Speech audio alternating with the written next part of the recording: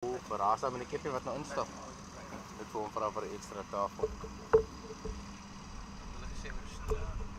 Ons gaan stoele kry wanneer hulle klaar is. Okay.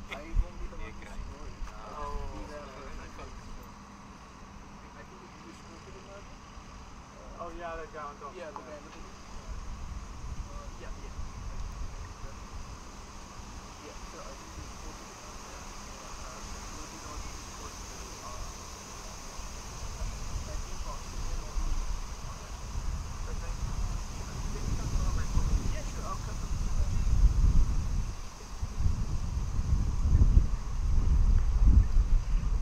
she's so uncomfortable.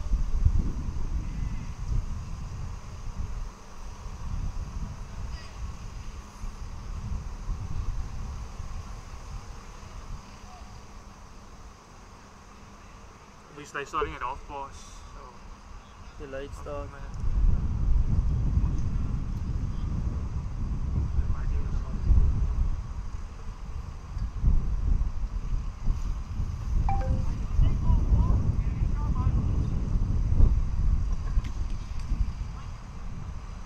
You need to plug this into your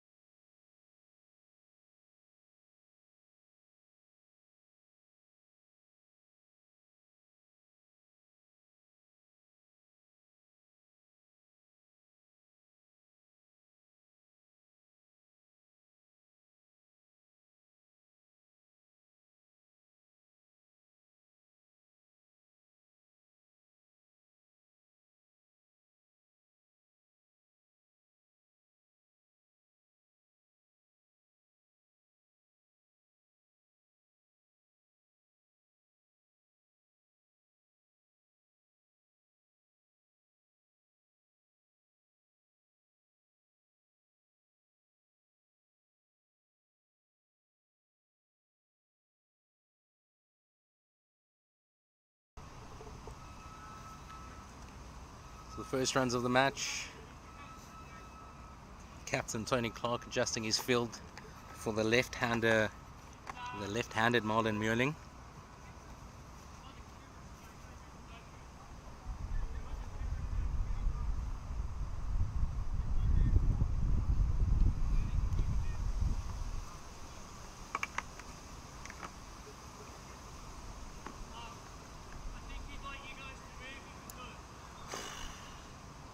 Not really possible.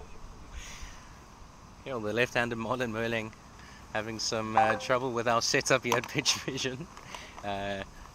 Saying we're in the line, so we're going to just move a couple centimeters to the right. Let's go. Oh, sorry, start looking over here.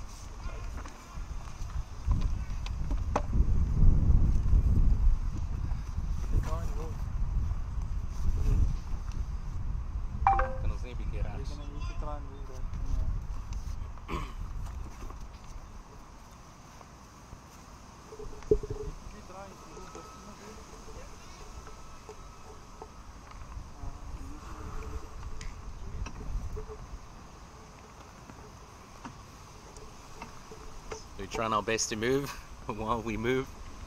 Oh, beautiful outswinging delivery from Brett James. Liking this man's pace. For an over 50-year-old, he's steaming in. It is day one of this 2-week-long competition. Let's see how that holds up. I found the link on YouTube already, but it's obviously it's just colored lines at the moment. Yeah, it should be working now. We all that.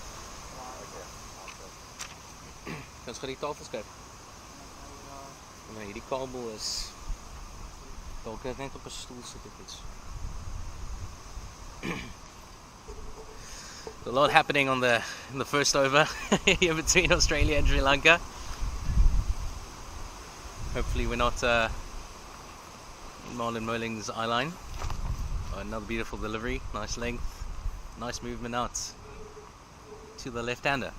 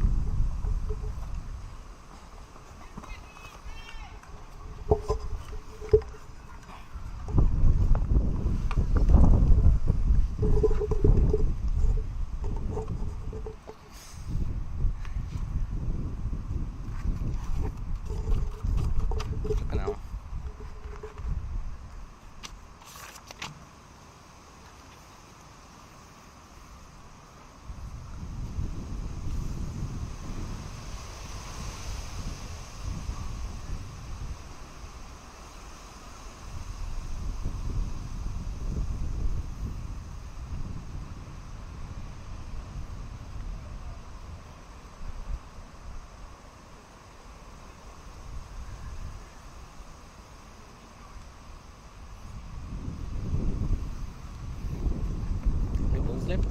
One more. Oh, they're halfway. Halfway through this opening over. Australia versus Sri Lanka. Day one of the Over 50 World Cup. Oh, another beautiful delivery. Angling it into the pads of Marlon Muirling. Well dealt with.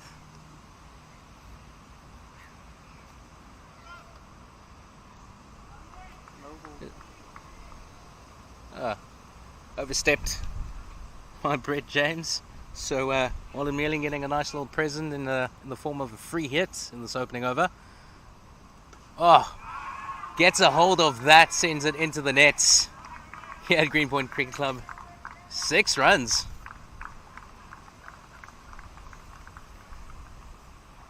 And that way too straight for the field this man has. He's got 2 slips, a gully, and a lot of coverage on the offside. Just the 2 fielders on the leg side. One at a really wide fine leg, and we've got mid on. Other than that, the leg side free real estate.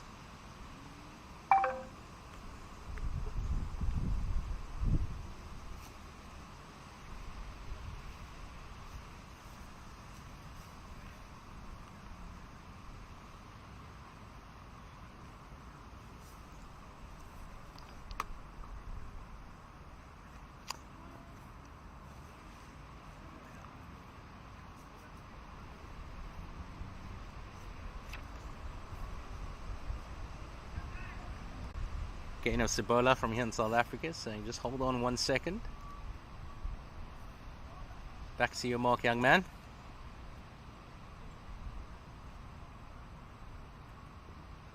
Oh, beautiful length, great movement. And Marlon Meerling survives.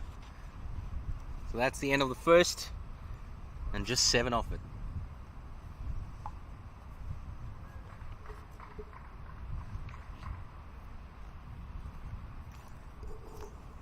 Good. My kracht hier. Ik wil kijken of ik net die mic speaker kan op-angle naar my toe.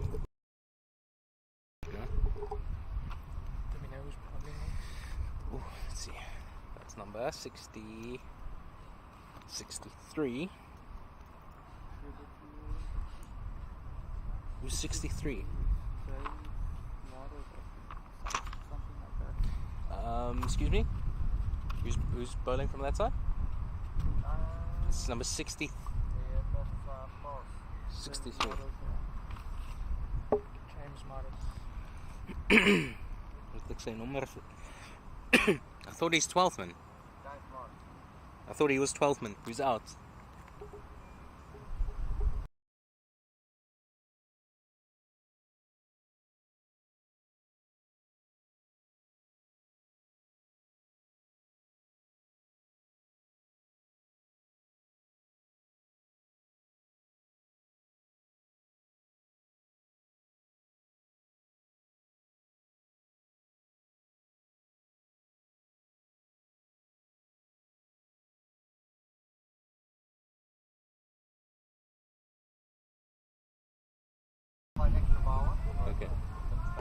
Okay, cool. From Brett James to James Morris.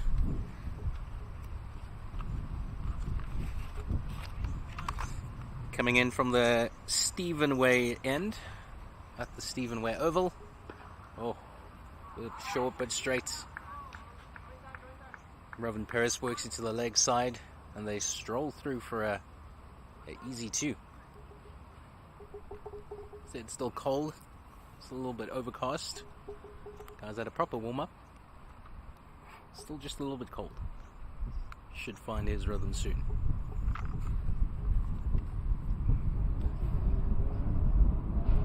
Steve Morris with a short run-up. Oh, getting down the leg side. Passionate appeal by about 3 of the Australians. And umpire Chris Johnson happy to say no.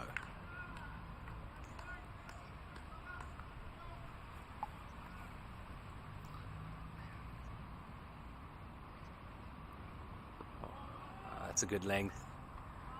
Just worked. Beautiful delivery. James Morris, good length. Again, getting some movement out away from the right-handed Revan Perez. A great start here from Australia, barring that no ball in the first over that led to the opening 6 of the tournament. Oh. Revan Perez looking really uncomfortable. James Morris, really short run up, but a tall man, and get some nice pace coming through. So that's the end of the second. 9 without the loss of the wicket.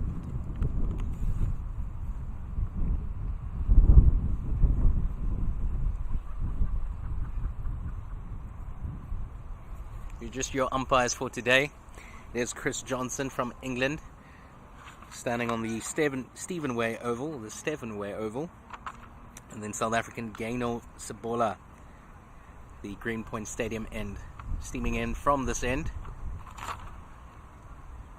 is Brett James. Who's bowling?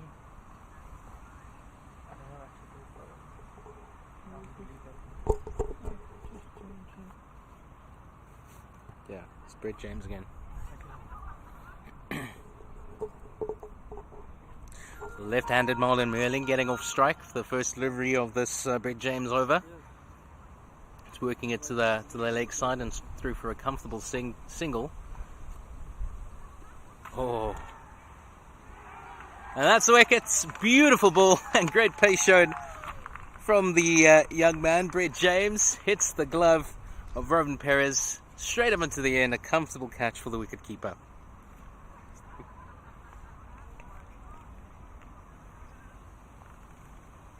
So that's the opening wicket of the tournament here at the Greenpoint, or in Greenpoint, the 7-way oval. And that's Sri Lanka 10 for 1 after the first ball of the third over. He's the wicketkeeper.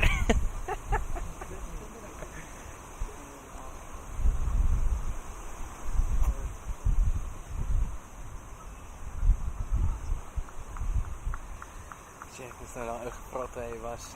Damn it.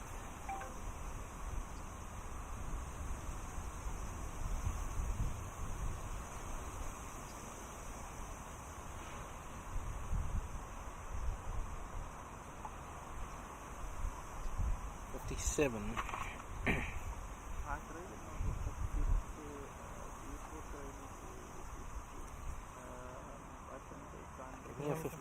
Get near 57 in here. Kan ook 59 wees, Richard Gabb. It's 57 Richard Gabb.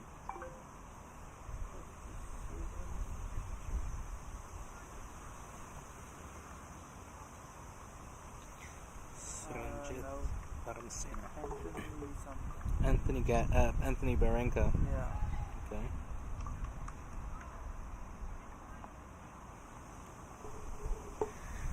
Great grab by wicketkeeper Anthony Baranka, showing some great movement to get over to that ball. It was a simple catch in the end, just picking it up off the gloves of Warren Perez. But that wicket brings in Suranjit Dharamsena. Still a right-left combination out in the middle, at the Stephen Way Oval in Greenpoint. The wind picking up, coming from the wind coming from the north western side, and Brett James fooling Dharamsena in that one. The man just comfortable to throw his pad at that.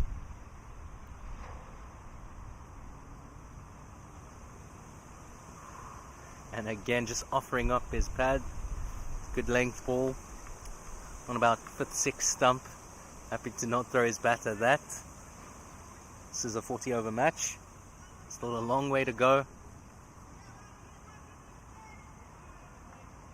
I had a look at the pitch earlier this morning. I'm really surprised how the ground held up. A wide signaled by umpire again as a bowler. Yeah, the pitch looking quite green, a little bit green.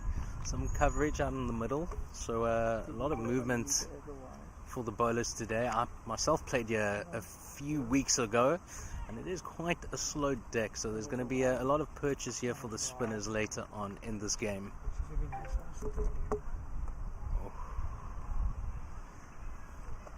Brett James lucky to get away from that with that one from this angle. It looked like it might have been a wide, but Gaynor Sebola happy to let that one go.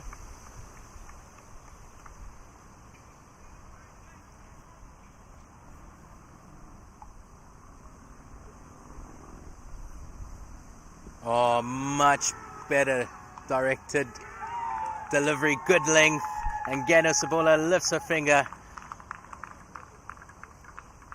Brett James gets his second.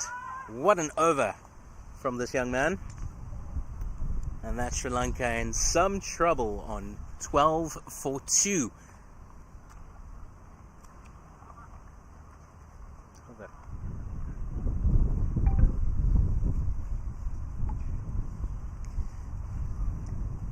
Both Australian opening bowlers getting a ton of help from the conditions here.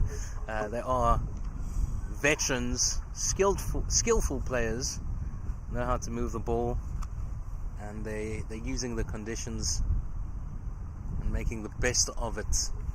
They've got Sri Lanka on the ropes here, and that's Sri Lanka 2 down just like that.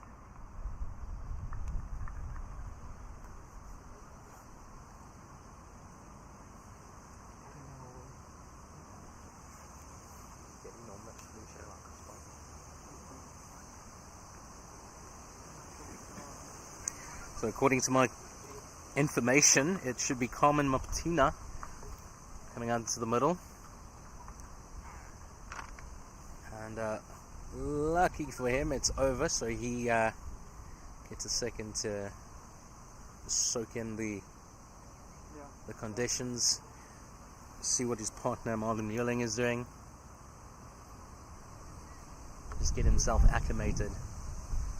There's James Morris, will be steaming in a short run up from the Stevenware end, apologies. And the tall figure of Morris finds a good length. Well fielded by the man at extra cover.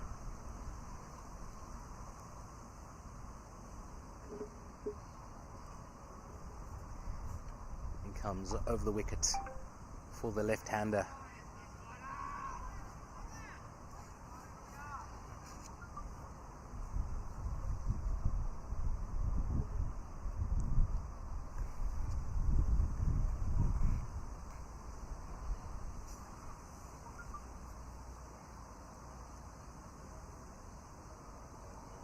Oh, drops it short.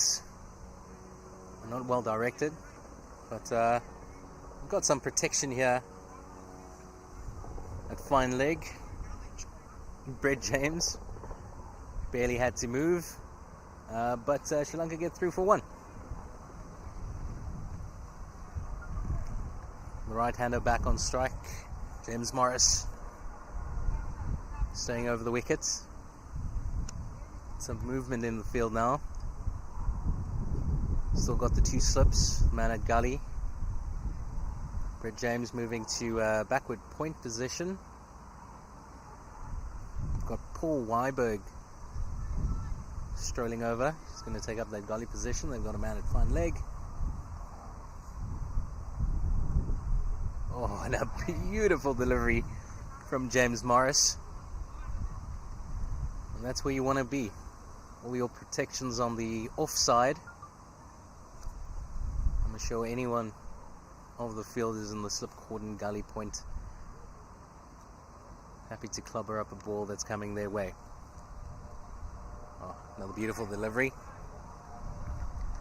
Putana lets that one go.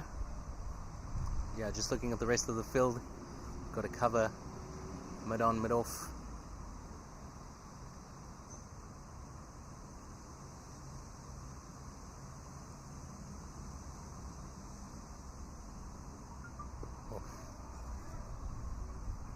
Another beautiful length, good direction. Oputana shows his respects, drops it short, is keen on a run. Partner says no, and that's the end of the fourth. 13 for 2.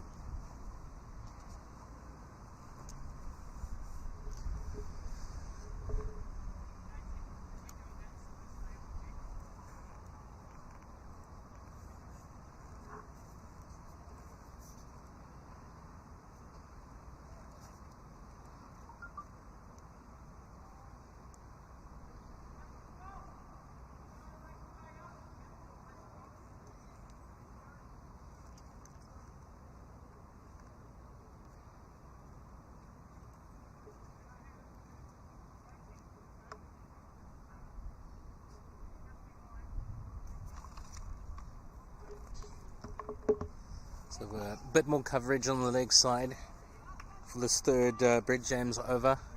He's got mid on. He's got a mid wicket, fine leg. Oh. And Marlon Muelling has an almighty swing of that one good length.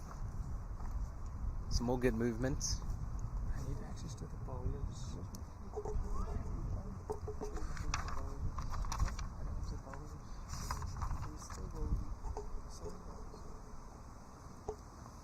James again. Really skillful bowling from the Australians in the opening 5 overs. Marlon Muelling happy to let that one go once again. We're finding some good rhythm.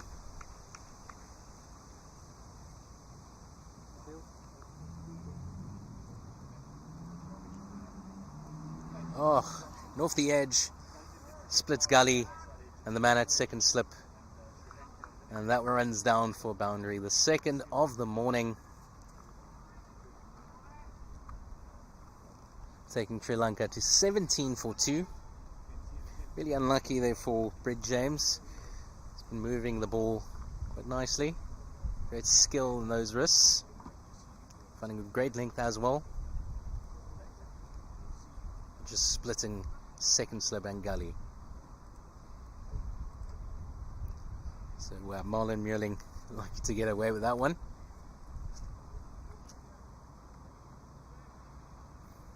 I guess we're all familiar with the class of Australia's fielding, be it over 50, under 50, under 13.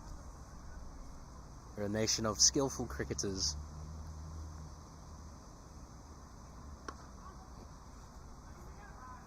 Thunders it into the pads.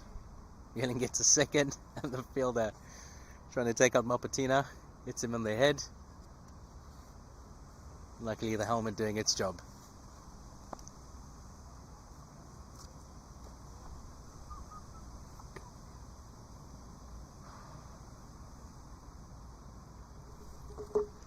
So umpire Gaino Sabola just checking on the batter.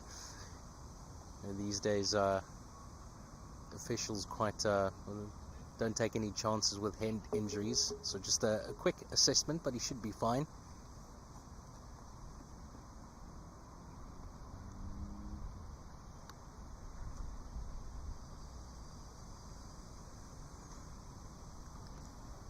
But he knows it's Monday. I think he knows he's in Cape Town, and the umpire happy to let the man bat on.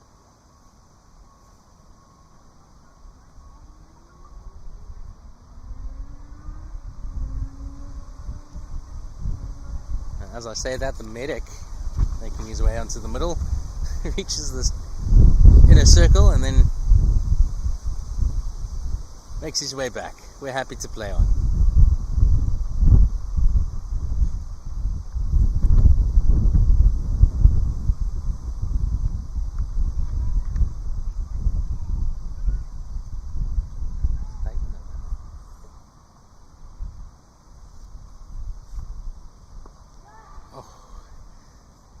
Nice full delivery from Brett James. Mapatina just scoops it short of the man at mid-wicket and get through for a single. So Graduate Box have it no bad.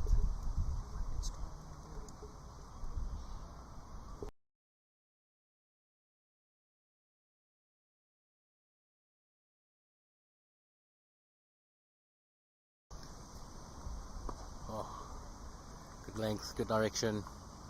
Muirling happy to defend. That's the end of the fifth. It's 19 for 2 for Sri Lanka. A decent start for Sri Lanka despite the 2 wickets going down.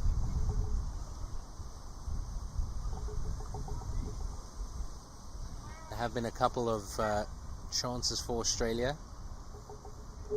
Ball just dropping short of the fielder on both occasions, but runs in cricket, in any which way they come, is golden. Go James Morris to resume his spell, and from the 7-way oval, short wide, and Karma Mapatina just works it onto the offside for and get through for an easy single.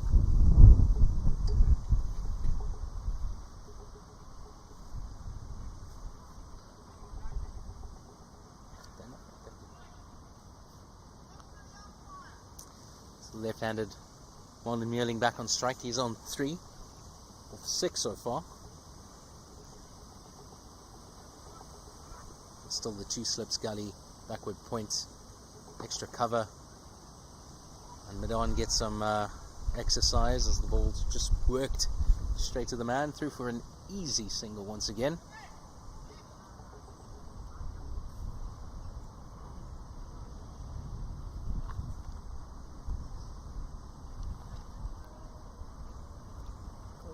Umpire Chris Johnson just having a word there with James Morris. is taking a few steps too many on the deck.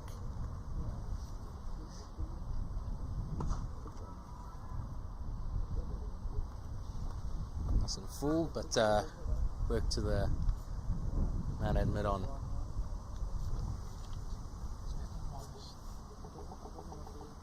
James Morris.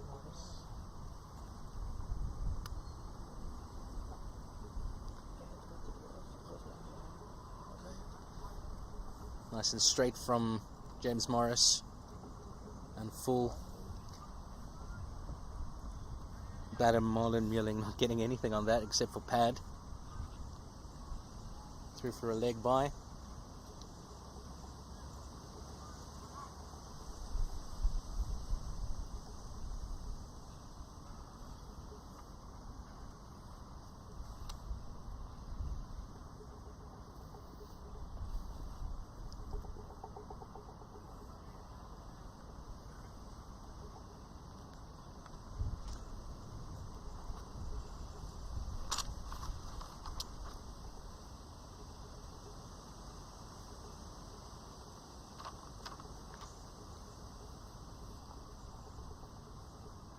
Two more balls to go in this James Morris over.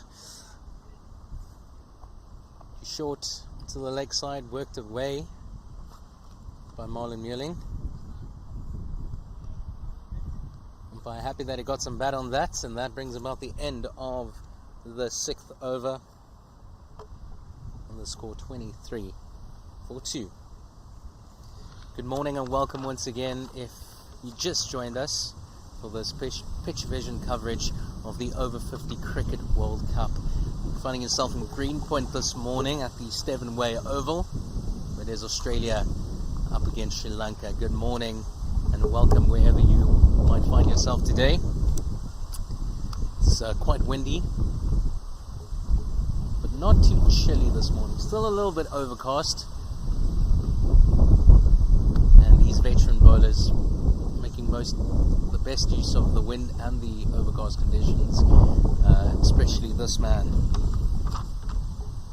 Brett James, getting quite a bit of movement through the air. Just outside movement at this stage of the game.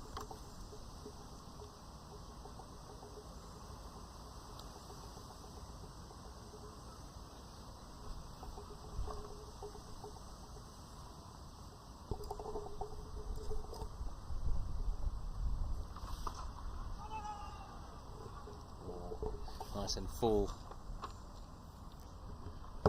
Marlon Muelling fancied a run, but that ball going straight to the man of mid-off.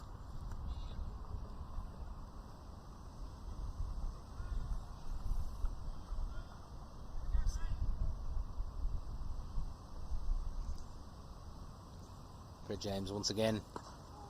Oof. Straight at the pads of Muelling.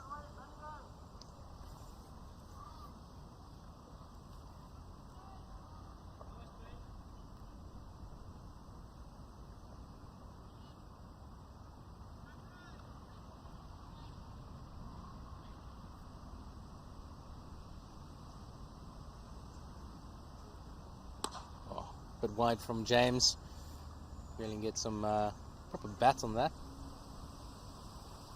It's straight to extra cover.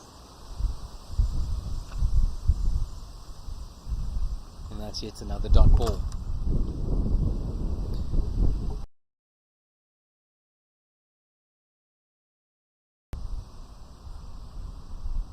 But James, good length, good direction.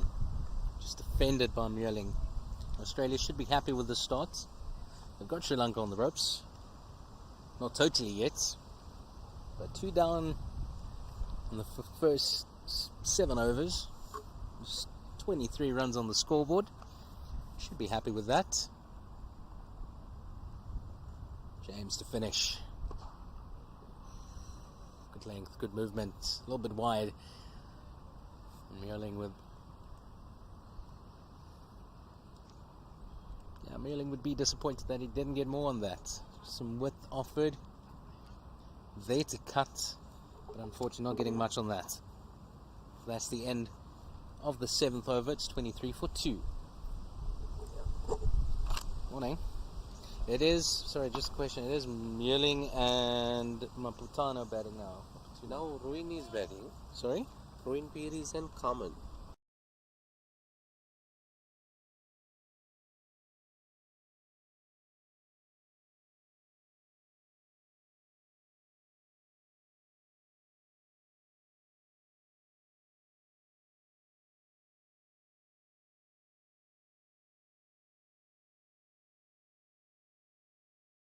Mewling lost his wickets first up this morning, so it's Robin Perez still out in the middle, the one opener. And he is in there with Common Maputona. And the Aussies bringing on their first spin bowler of the day. Like I mentioned, this is quite a slow deck, some grass coverage. There should be some movement.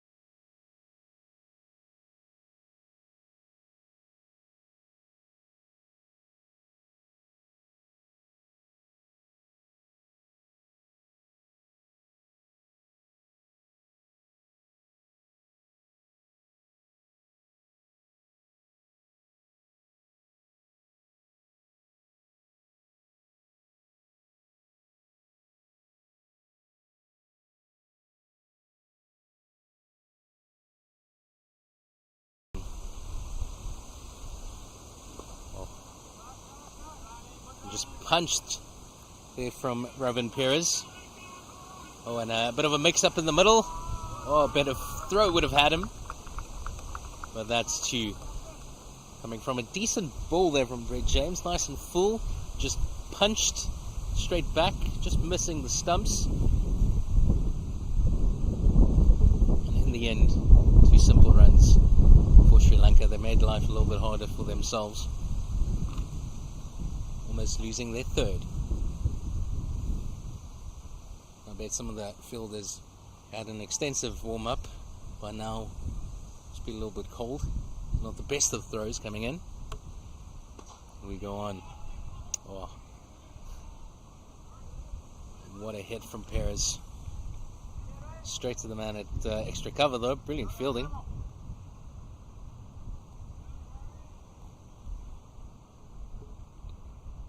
It's Ilham Jalf at extra cover.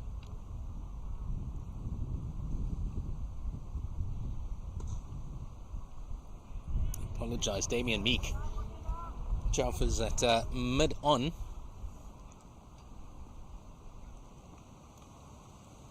And two more for the Sri Lanka score. Taking their total up to 35 for 2. And that's 9 overs played.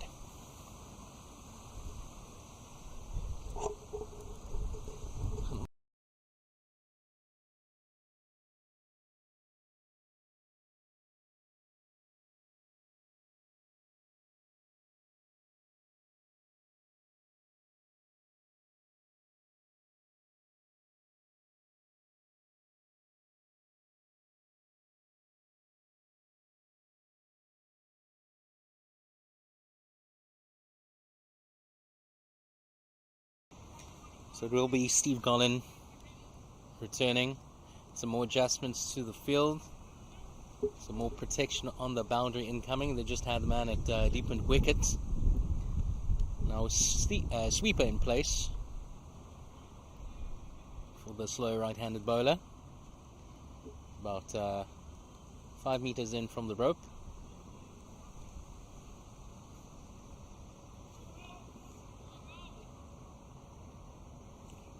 The tall figure of Gollan resuming. It's his second over. And Maputana beats the man at backward points. And 2 more simple runs.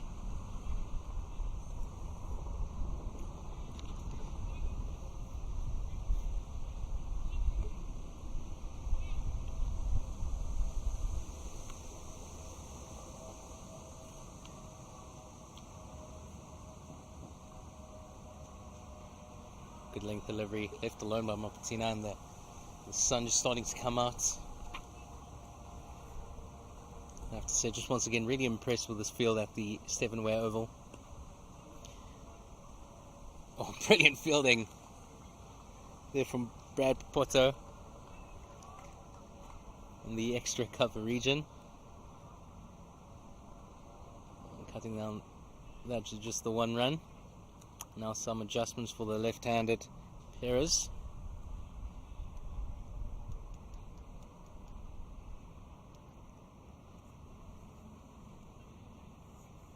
The man that was a sweeper staying at square leg.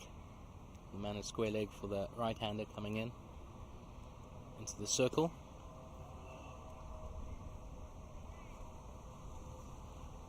Like I said, really impressed with this field. It's been raining through since Saturday. From Saturday through to this morning, and it drained quite nicely.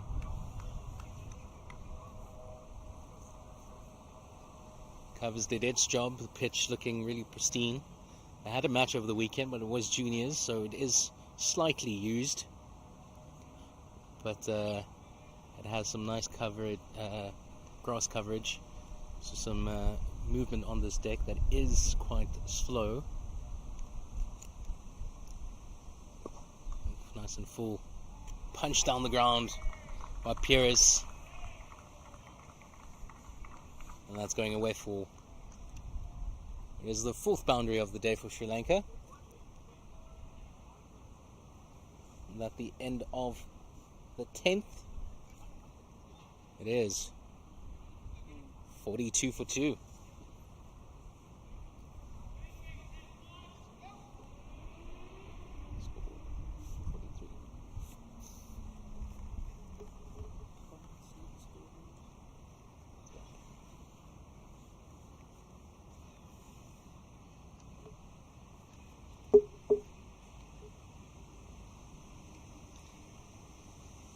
got Damien Mee coming onto the field.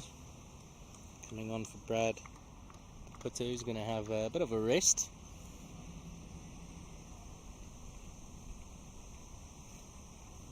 This is the first time this morning the sun's come out.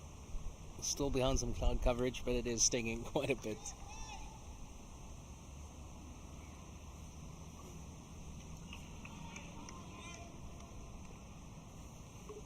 Brett James resuming.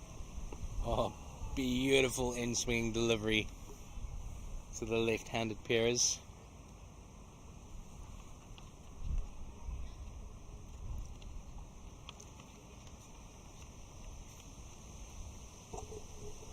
It's the pairers of Maputana. Apologies, Maputana. Facing the right-handed Maputana. Oh, that one pops up into the air. But just short of the man fielding at short extra cover.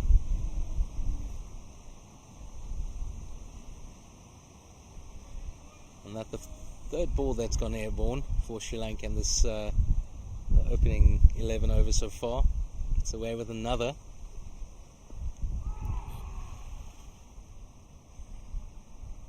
Nice and full. Not sure if he got anything on that. Great take there by the keeper. Nice and low.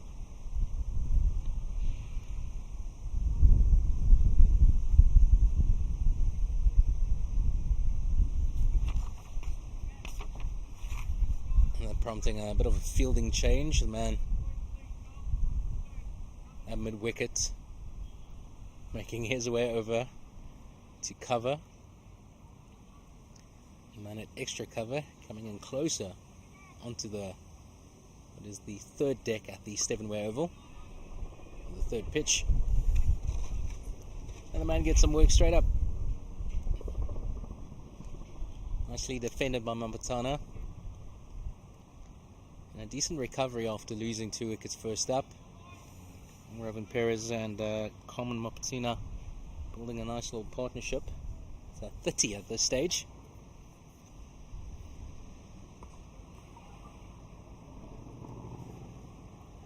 Again, good length, good movement from Brett James.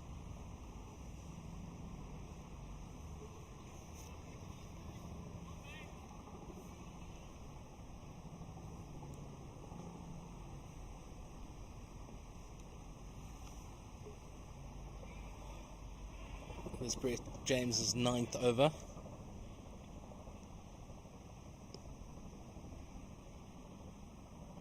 Oof. Off the bat, onto the pads. And at the end of the 11th, it's 42 for 2. Like I said, decent recovery from Sri Lanka. Nice partnership here between Perez and Maputana. And just more of this. That's all that's needed.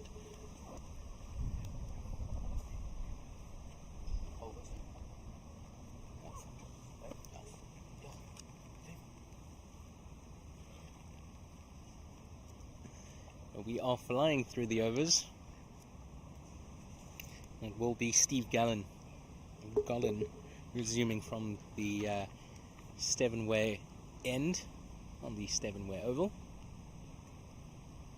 Oh, nice floated delivery. Work to the man at mid-on.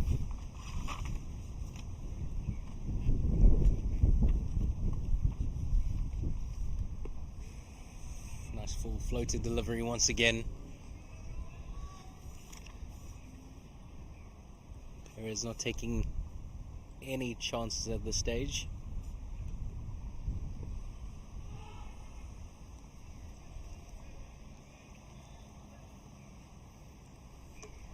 A nice comeback from Steve Gallen. 2 wayward opening overs. Now hitting his length and a bit of a mix-up out in the middle. Great fielding there, showing his football skills. Is Steve Gallen. This leads to a run out. Perez making his ground at the end. In the end. Gone blazing through this over. Nice discipline. This time off the edge of the bats, rolling to the man in the gully region.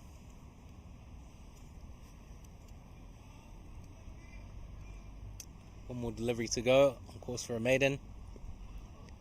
And what an over by Steve Garland. Score remains 42 for 2, and that is 12 overs played.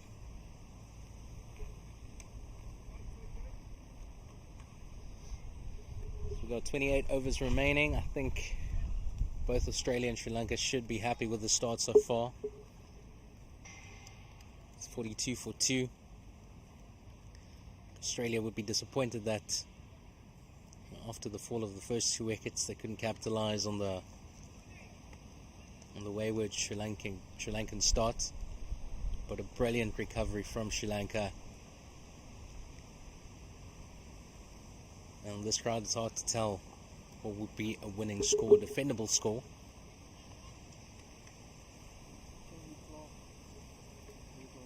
I haven't seen the Australians bat as of yet, which is logical because this is the first match of the World Cup.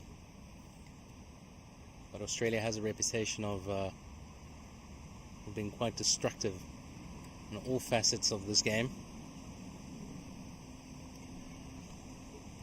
And it's great to have the veterans back onto the field. This is the first over-50 Cricket World Cup post-COVID. Amazing to welcome these skillful, talented cricketers to the mother city.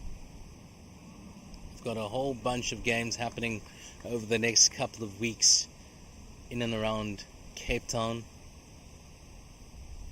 As I'm speaking, South Africa and India are fixed in battle at the Claremont Cricket Club. I'll get you an update from there soonest.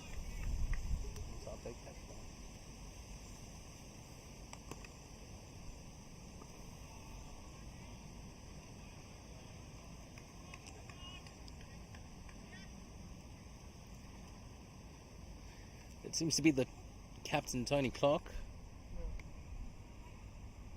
starting his spell from the Greenpoint Stadium end.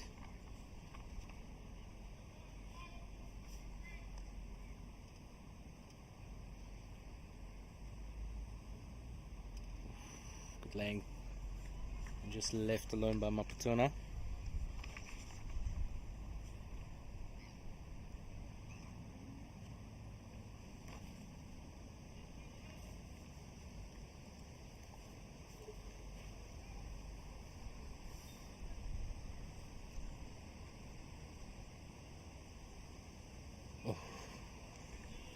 Get some good movements away from the right-handed Maputuna with the seam. Captain showing his class in his first over of his spell.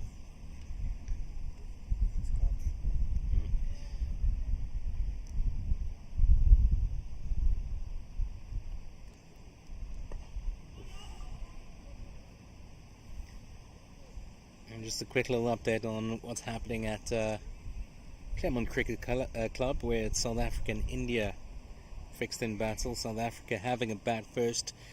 We already played 18 overs, and it is South Africa on 66 for 1. We had Greenpoint Cricket Club, the 7-way oval.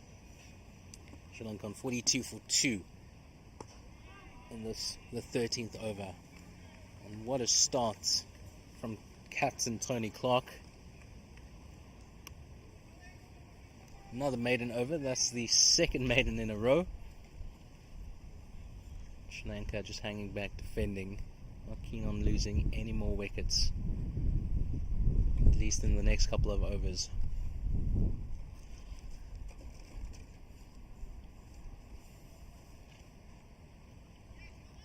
As they say, dots create pressure. 2 maiden overs, 2 consecutive maiden overs. Will the Sri Lanka batters be feeling the pressure? Will they start freeing their arms? And as I speak, some more protection coming on the leg side. We've got a man down in cow corner And Perez comes charging at Steve Garland. Did not get that where he intended. I think he was looking to clear the man in cow corner with that ball going to long offish position. Just stopping short of the boundary. Pressure starting to take its toll. And the opener, Robin Perez, looking to go.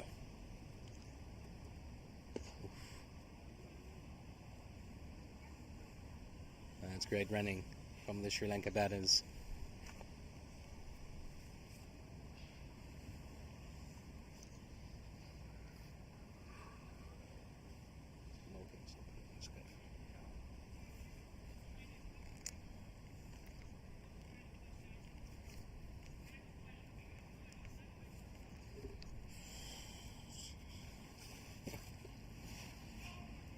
It is heating up at the Greenpoint Oval.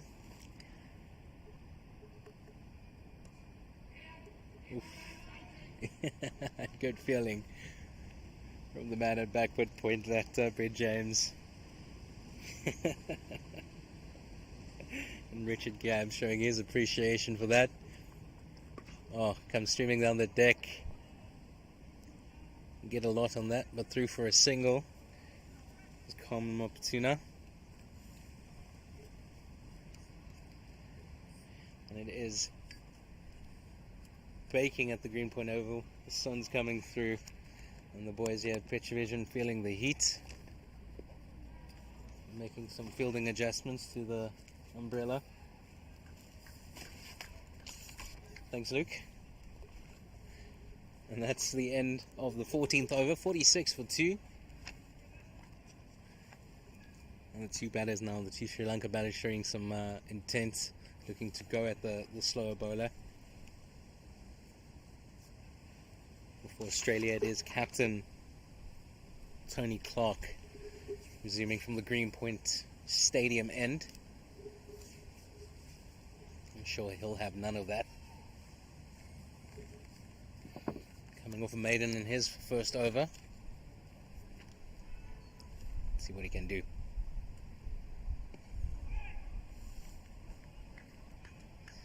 It's a good length ball, not showing the movement. Reverend Perez just blocking my view.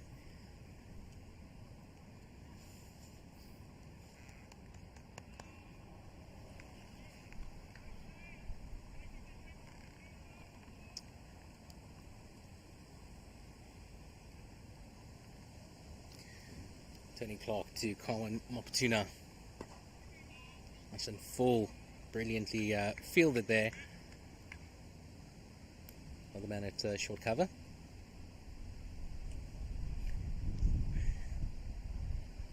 Nicely stopped, but the man looking quite disappointed in himself that he didn't grab a hold of that Richard Gabb.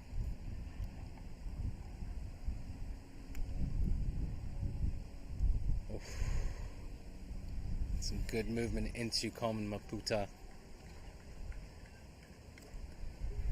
Still quite a bit of a breeze. Should assist in the movement through the air.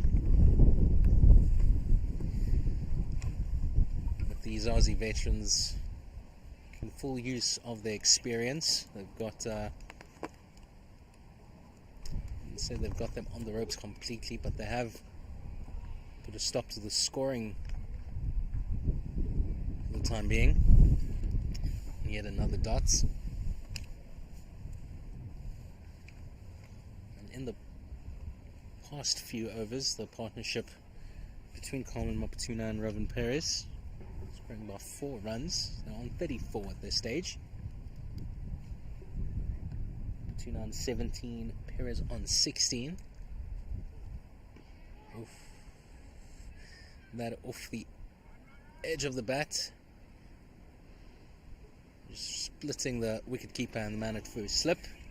I believe the keeper got something on it, but threw for a single.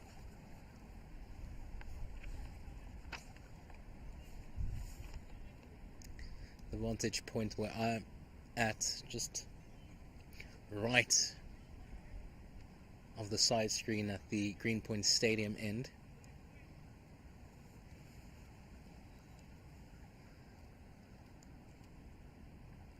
So tough to spot that one.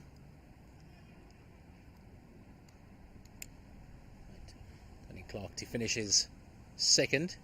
Well, he'll have another opportunity to head off the over. That a bit wide. Some work for the wicket keeper.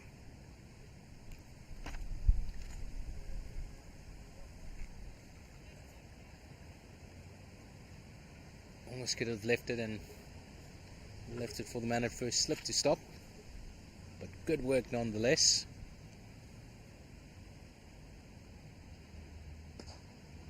Much better.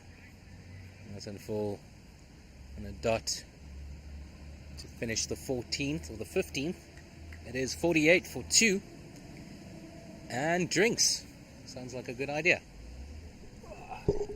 Eet ons drinks.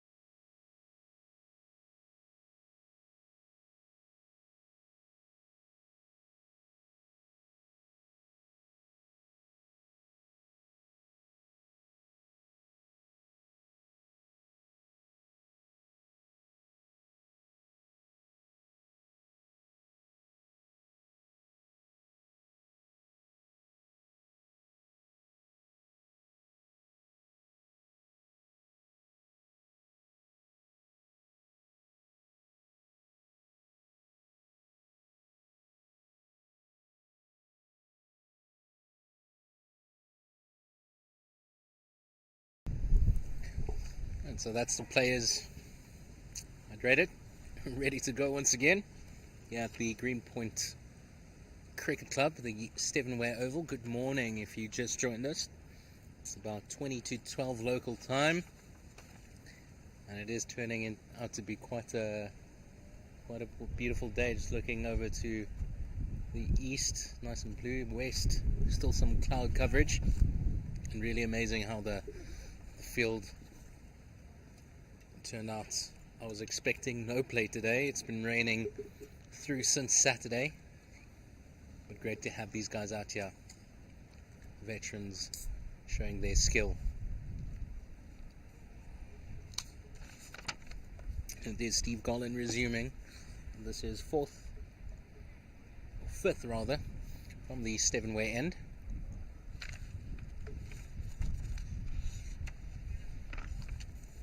And it's been quite a decent start for Gollan. He's conceded 18 rather. Going just over 4 and over, but that one maiden. So if he hits his areas, no runs up for grab, like that one. Straight to Brad Potu. Coming out short, fine leg. Oof, nice and straight. And full. Brilliantly stopped there. Richard Gabb. An extra cover. Oh. Perry's got some bat on that. Onto his leg. Lucky that didn't go onto his stumps. But Gollan just blazing through his over, hits the pad. Begs umpire Chris Johnson to lift the finger. But the Englishman just happy to shake his head.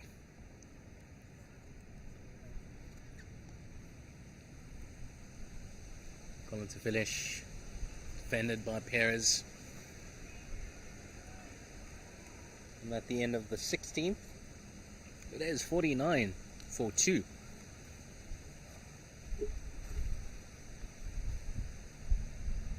Once again, good morning from the Pitch Vision team. We've got Brandon on the panning camera. Luke and Nabil assisting me to my right and to my left. Would you guys like to say good morning? They are both fine. Saying good morning on the inside.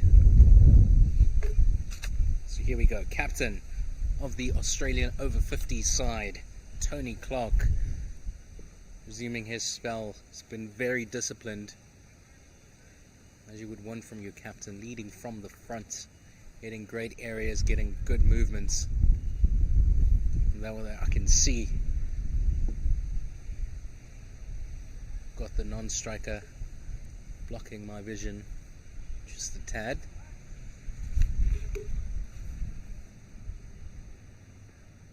Oof. And that worked past the man at first slip. 4 runs. That brings up the 50 for Sri Lanka. It's 53 for 2. Really fortunate runs. Couldn't spot if that was work that way actually, or if it came off the edge, but runs are runs.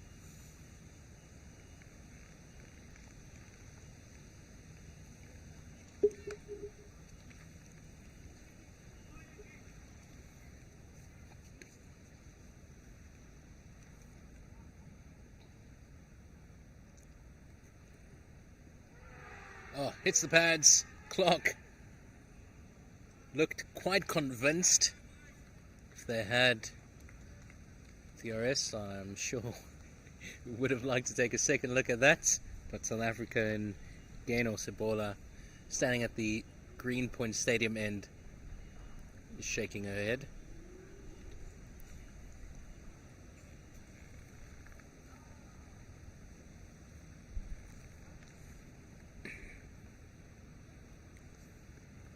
Clark to Coleman, Opportuna. Oh, throws his hands at that. Sounded nice off the bat, but very slow outfield. In the end, stopping about a meter short from the boundary, and the two Sri Lankan veterans just getting through for 2. Quite a nice shot. Airborne for a minute. Well played.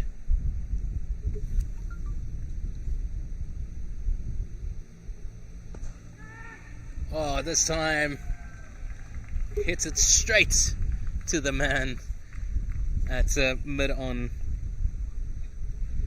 That Brad Bapoto, and the man takes quite a simple catch in the end. Captain Tony Clark gets the breakthrough, and that's Sri Lanka 55 for 3. Decent partnership by the two.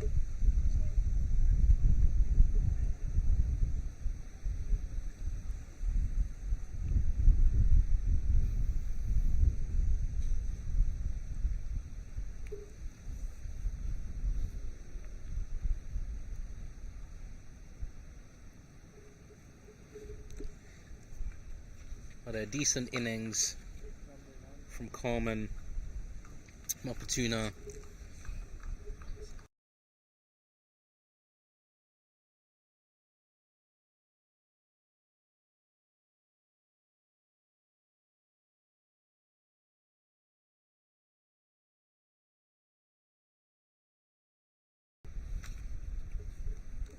So with that wicket,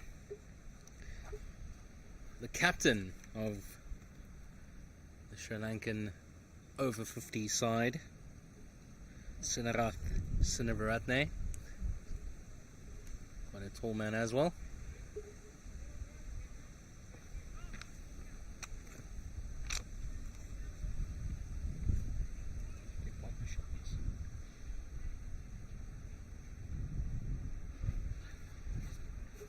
It's unfortunate for Sri Lanka. Partnership of 40 odd coming to an end. Brilliant job from Carmen Maputuna and Robin Perez. But the opener Perez still out there in the middle. And Sinivaratne just happy to let that one go through to the keeper. The end of the 17th. It's 55 for 3.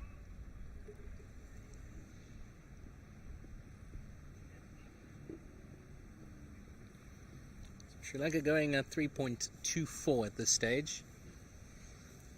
Hard to tell what a good score on this deck would be. What would be defendable.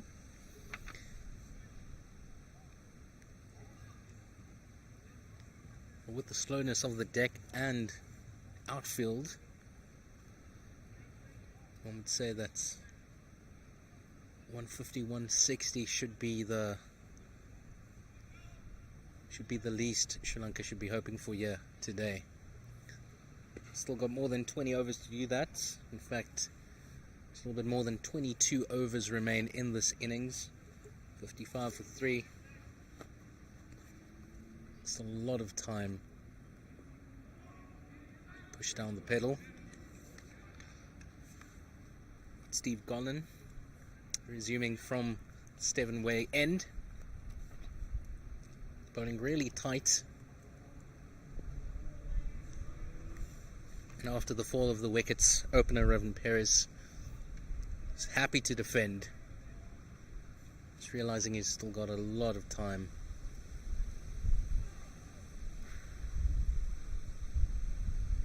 Tries to use his feet on that occasion, trying to work the ball to the leg side, spots a vacant area on the deep square leg area, and this time gets the sweep in,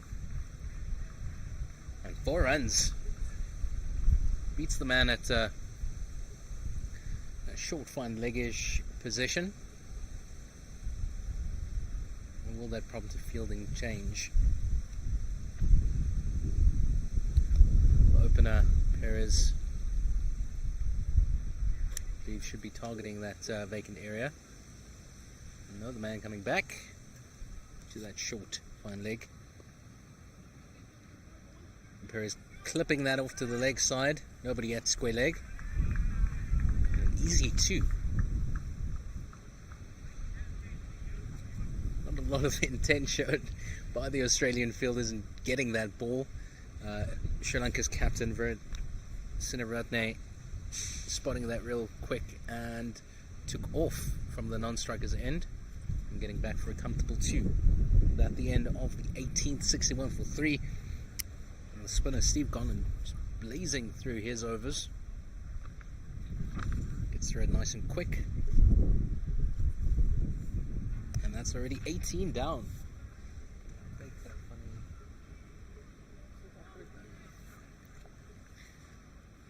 So while this game's happening in Greenpoint, right next to the DHL Stadium, where the Formula E happened just a few weeks ago, Sri Lanka and India engaged in battle at Claremont Cricket Club. We've got a whole bunch of matches going down, quite a few cricket clubs in and around Cape Town.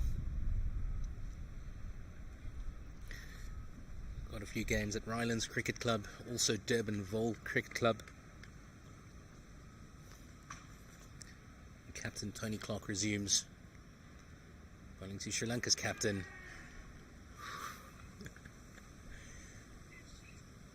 Some of the Australian fielders convinced he might have got something on that, but nothing. Great bowling here from the captain. Just a quick update from Claremont Cricket Club. It is South Africa batting first. They're on 98 for 1 after 24 overs. So a great start there from South Africa.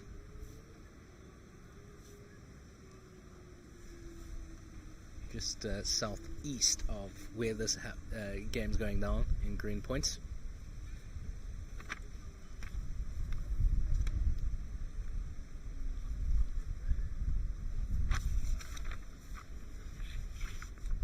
But Sri Lanka not scoring as freely as they'd like here.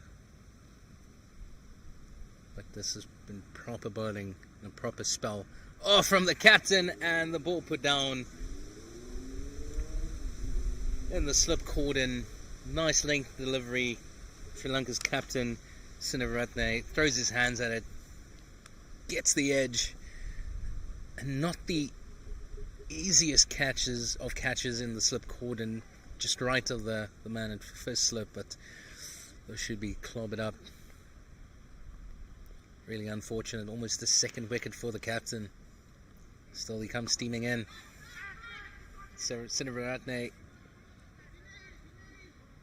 keen on taking him on now. Just clears the inner ring. Just over the fielder at mid-off.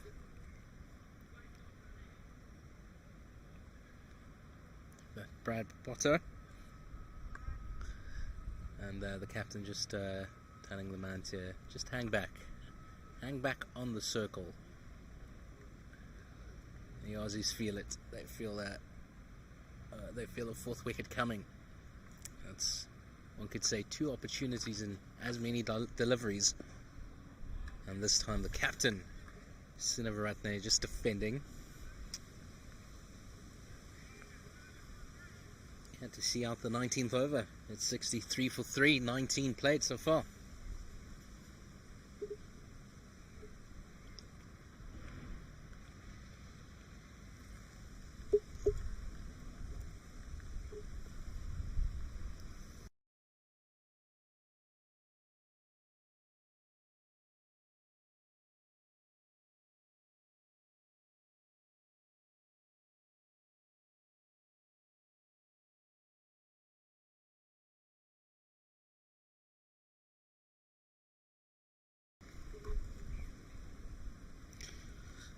So we got a bowling change coming from the Stevenway end on the Stevenway oval. It is James Morris coming back.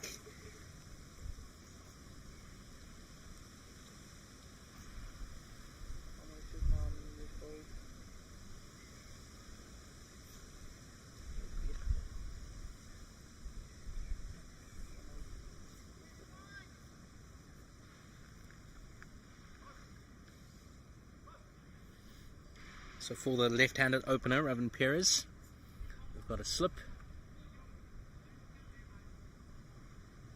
We've got a third man on the third man boundary. We've got a fielder coming in. It's either gully or second slip.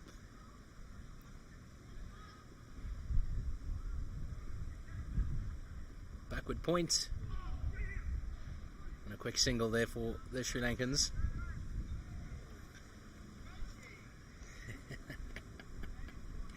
And an appreciation for fielder David Roach.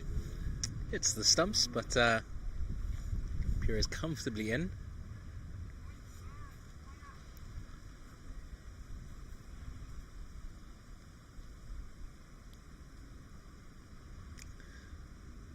So there's a first slip, gully, point. Man at extra cover. There's a man down at the long off boundary. Captain Tony Clark and mid on. So the man down at fine leg, and in the ring on the leg side, just the one guy at mid wicket. Oh, and the captain slashes at that. Just one.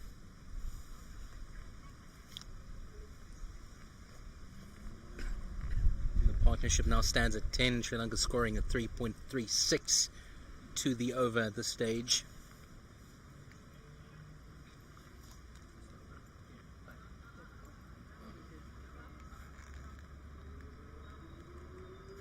Oof.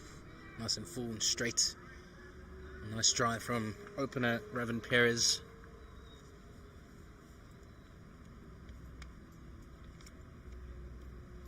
The man that was at mid-off going back to the long off boundary.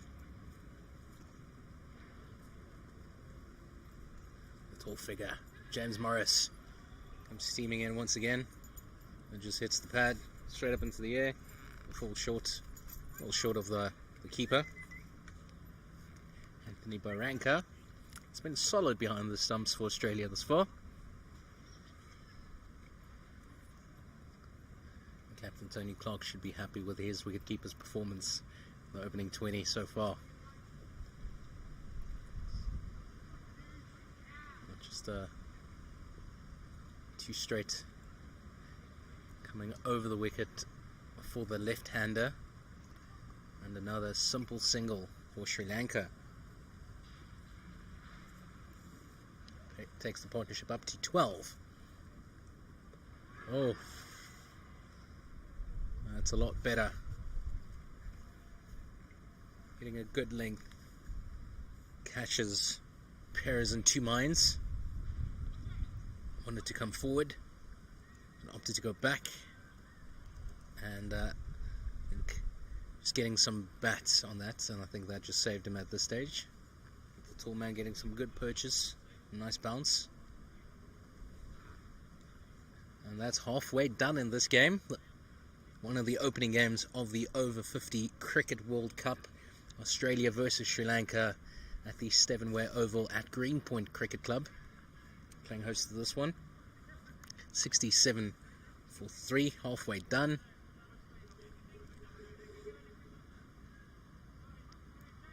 And I think Australia should be the happier of the two sides at this stage, but still quite a few overs to play. And I think Sri Lanka should be keen on freeing their arms from this point onward. But Australia not giving them much to go on, to work with, to latch onto. It's been disciplined from the Aussie vets.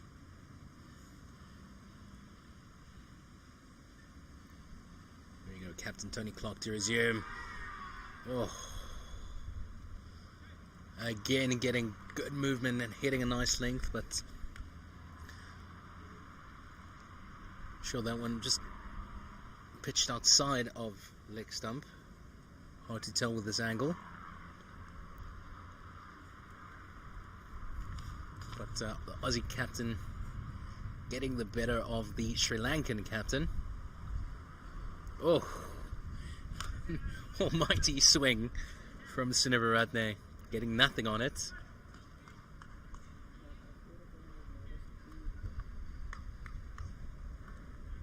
But the Sri Lankan captain keen on putting that one into beach road.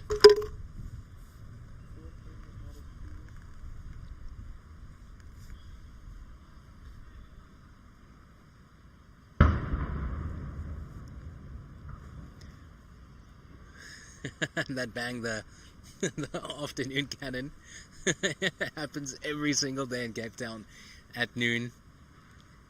I must admit I got a bit of a fright myself.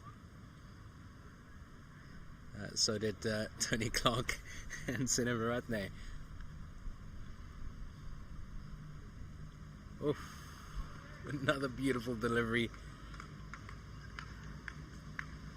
And it's been a proper spell, proper effort from the captain, Tony Clark, so far. It's halfway through his 5th over. He's only conceded 10 runs, bowled the 1 maiden, and got the 1 wicket. So 1 for 10 after 4.3, going at 2.23 to the over. Nice economy.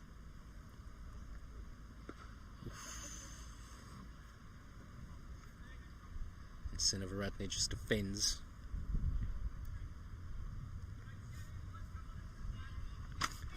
Sri Lanka keeping the run rate up just over the 3-run mark, 3.24 at this stage.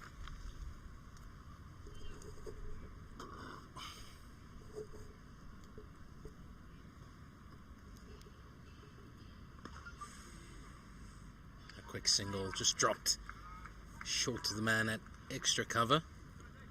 Good running. The pressure's on Sri Lanka here. They need a big player to make a big play.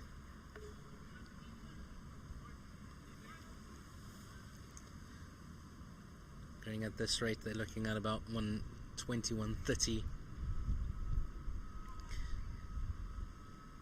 I think that's a score Australia should comfortably get. Oh, and a beautiful shot from Perez. It's in the slot. And Robin Perez has been there for quite some time. This is the 21st over. At the end of the 21st, plays a beautiful shot of the man at mid-off. And they're taking the score up to 72 for 3. And that's 21 overs done.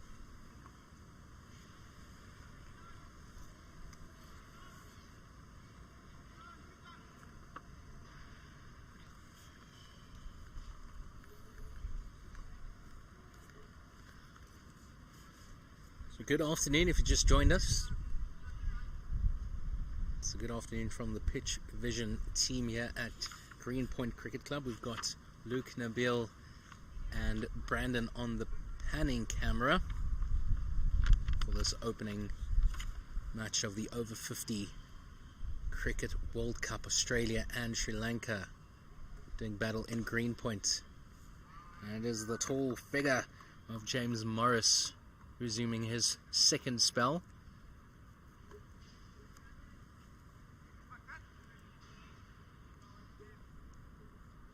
And in case you missed it, 3 wickets going down. With Marlon Mueling first up. Ball is popping up off his glove, and wicketkeeper Anthony Baranga taking a simple catch. Siranjit Dharamsena is trapped leg before wicket. And Carmen Maputuna, the 3rd and final wicket to fall at this stage. He hit the ball straight to the man at mid-on. So that's 3 down, 74 runs on the scoreboard, and I think Sri Lanka might be in a bit of trouble. They're not scoring as freely as they'd like. Starting to get the ball away, but finding the Aussie fielders.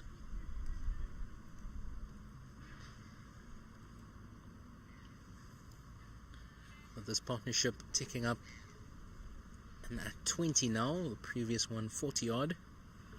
Between Carmen Maputuna and Robin Perez. Perez doing a decent job for his country.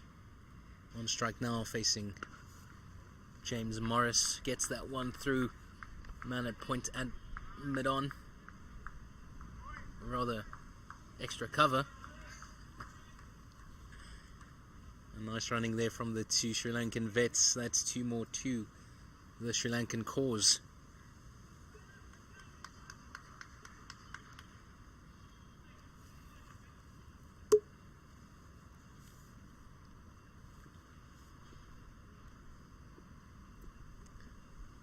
Oh, nice Yorker from the tall man.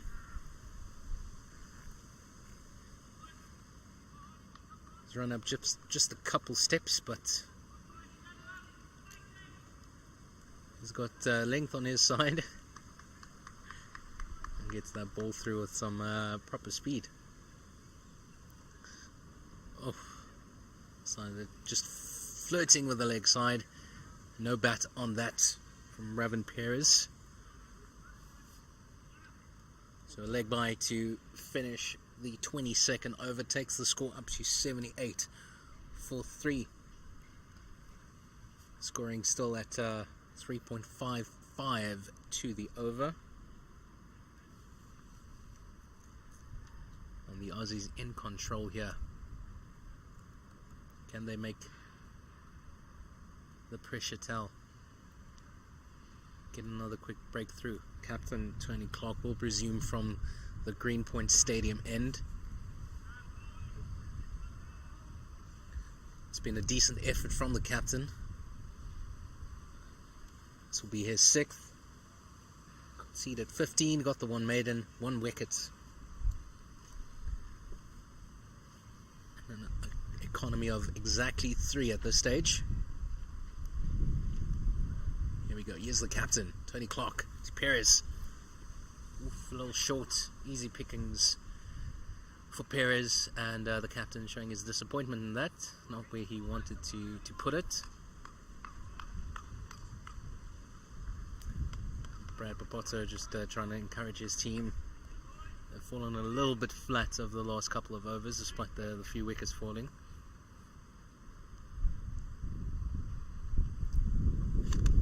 Captain to the captain. Sinivaratne just defends.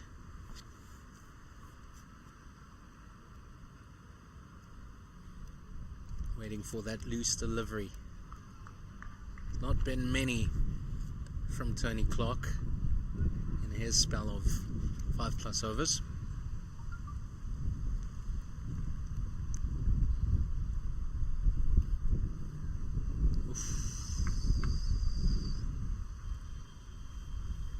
Clark repeats Sinivaratne's outside edge.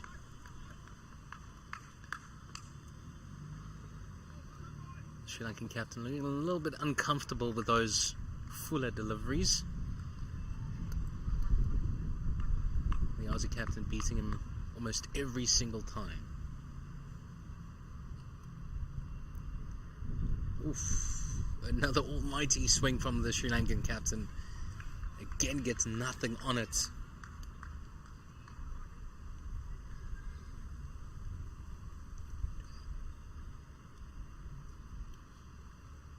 Two more balls to go in this, the 23rd over.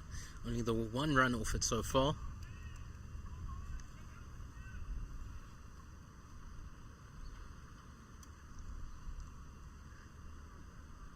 Slower delivery, full toss, and the captain of Sri Lanka does not miss out.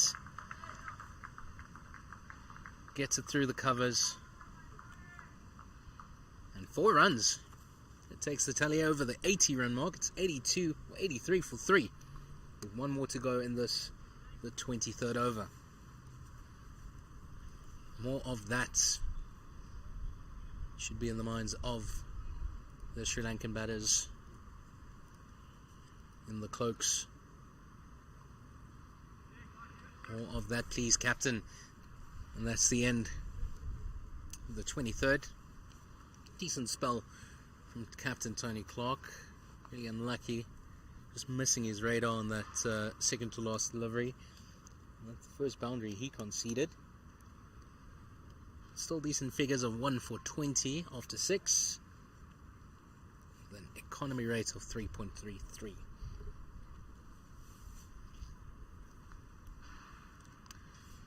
Sri Lanka just building on their run rates. It's been climbing, albeit slowly. It has gone up. Now 3.61 to the over. But boundaries are what Sri Lanka need. You should be eyeing 150, 160 plus here at the Stevenway Oval as James Morris resumes. Nice and full, but a little bit wide. Perez Gets it through the covers. Run for 2.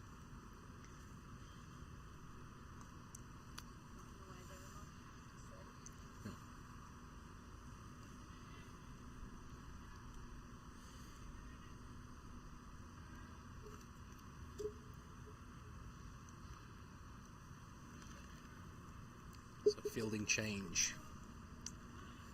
The man that was fielding at short front leg moves over to cover. The man at cover goes into a sweeper position. Oof, nice and straight. Perez gets some bat on it, rolls down to the man at third man. And the captain, Sinivaratne, on strike once again.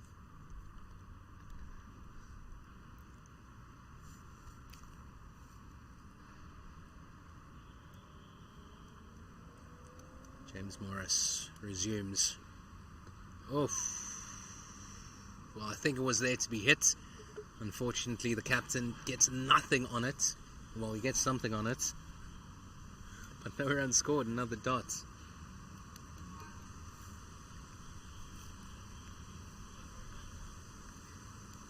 Pressure on Sri Lanka. They need to get and they need to keep the scoreboard ticking.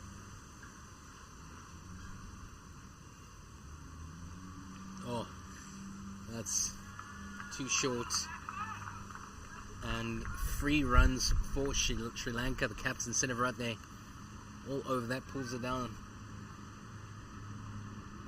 to the square leg boundary. 4 runs. And that's 90 up for Sri Lanka, 90 for 3. 2 more balls to go in this, the 24th over.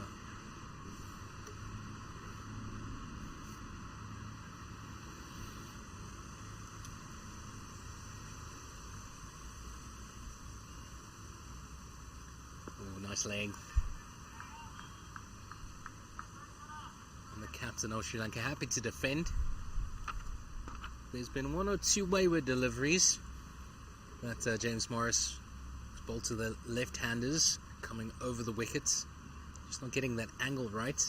But when he does, it's been hard to play. This time the captain goes after a foolish delivery and just drops short of the fielder and long off.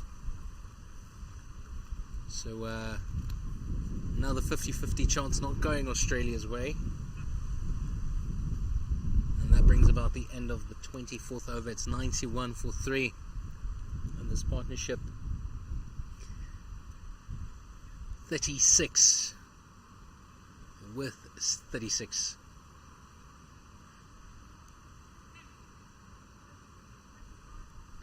Robin Perez has been there for quite some time. So he's only faced 49 deliveries. He is on 35. The captain, Sinivaratne, he's on 17 of 27 deliveries. So Perez happy to let his partner do work.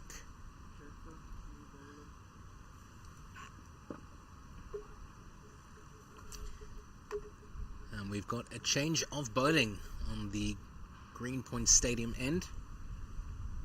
It's Ilham Jaffer, number 61 on his back.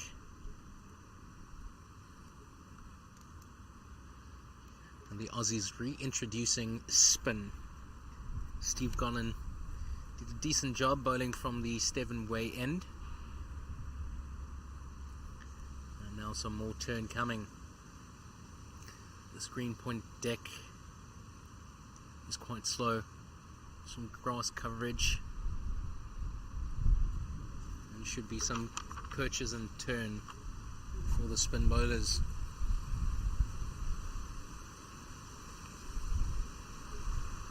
I myself played here just a few weeks ago. And it was a day for the spinners. Then Hilly took all the wickets. Let's see what Jaffa can do. His first ball of his spell. Oof. captain quick on that. Gets it down to deep mid-wicket boundary, and some brilliant fielding from James Morris on the boundary there. And now long on coming into mid-on position for Perez. Oh, that's some sharp turn. Moving back into the right-handed Perez. Some encouraging signs for Jaffa. And just his second delivery. Oof, good laying. Not much Perez can do with that. He just defends.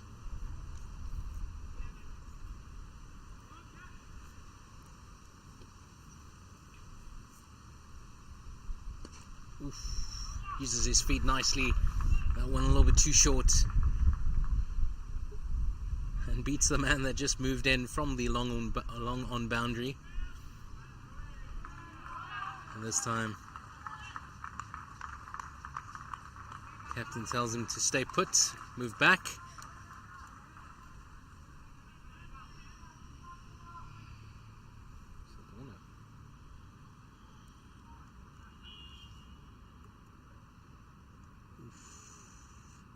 Oh, an unfortunate first. Jaffa lucky to get away with that short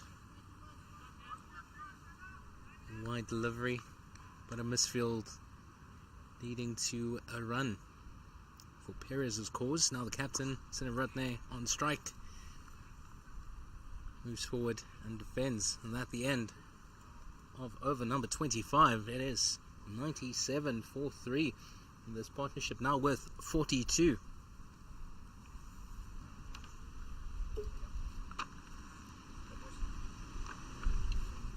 Morning.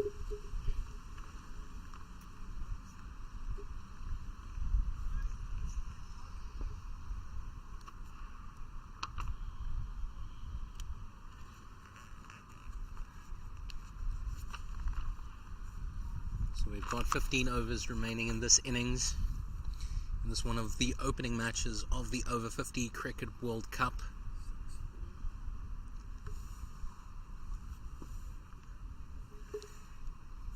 Australia should be happy with where they find themselves in this match, as Brad Potto start his spell from the Stevenway end. Aussies introducing some more spin.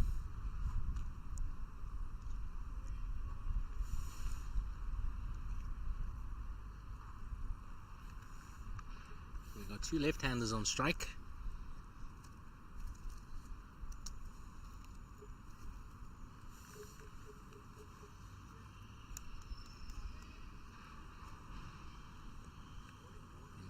The Aussies just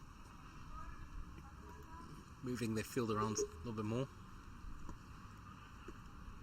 before Potter starts his spell. His right hand coming around the wicket for the left-hander, Gavin Perez. He's been there from the start. Finds himself on 40 or 53 deliveries. Ooh, nice floated, nice and full. Sharp work from the fielder. An extra cover.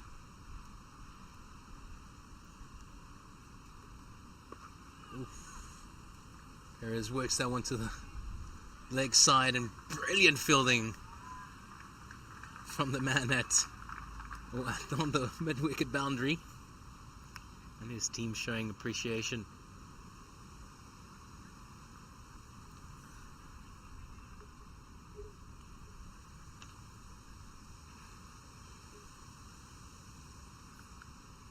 The captain and Popota just contemplating their moves, shifting around the field once again.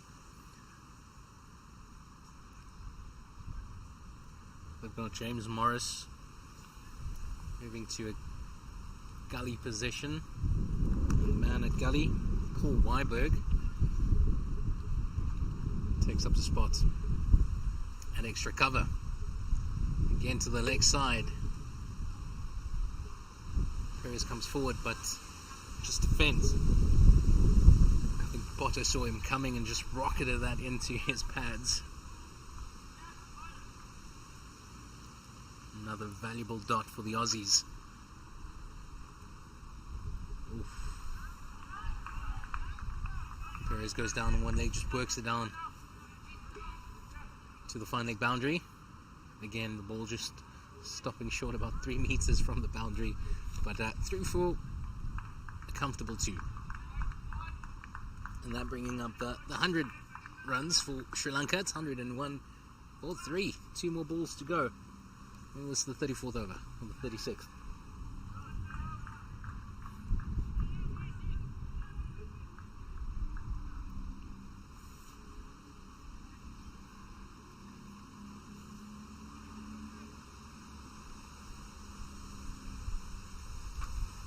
Not the greatest of start for Brad Potter, man with the number 64 on his back.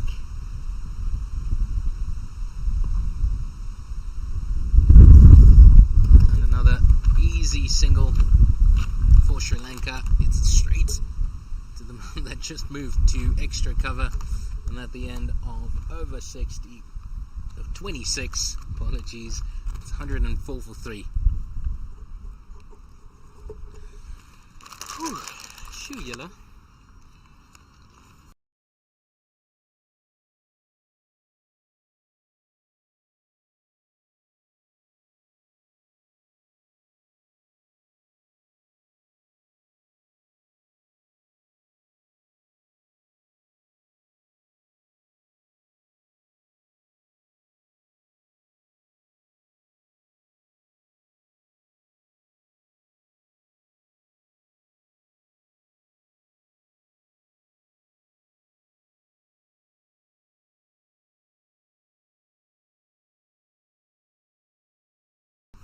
We got Ilham Jaffer returning.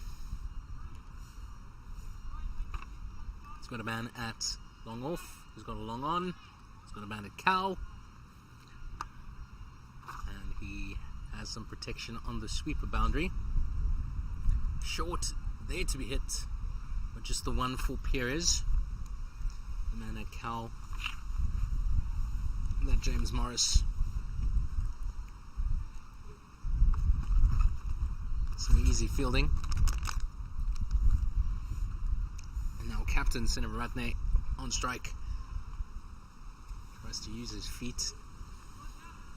But some extra pace from Ilham Jaffer.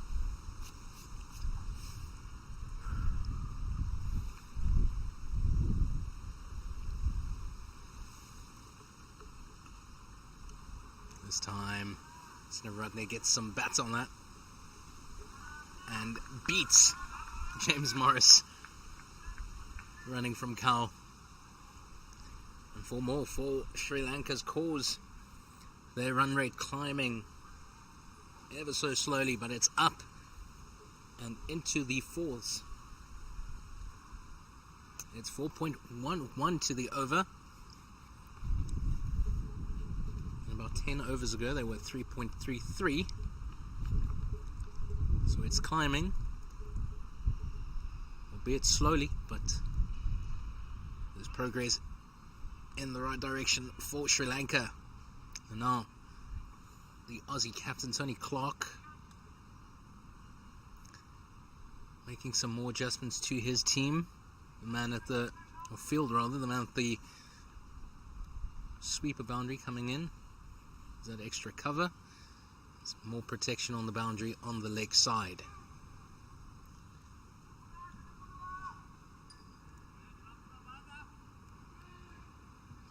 This time not a great ball down the leg side. And that's 3 wides for Sri Lanka.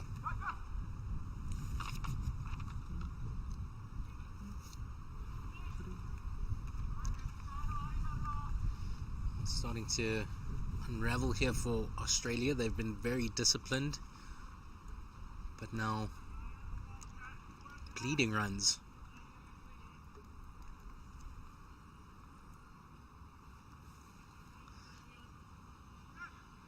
Tell you who's not disappointed, that's the two Sri Lanka batters out in the middle now.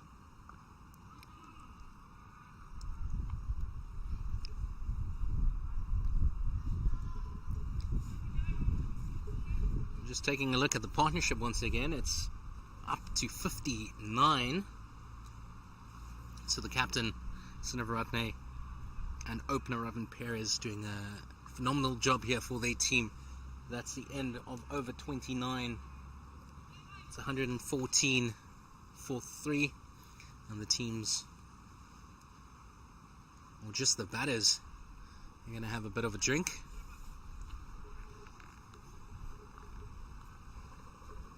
Weather's day started cool, windy, and potentially a little bit rainy. It's now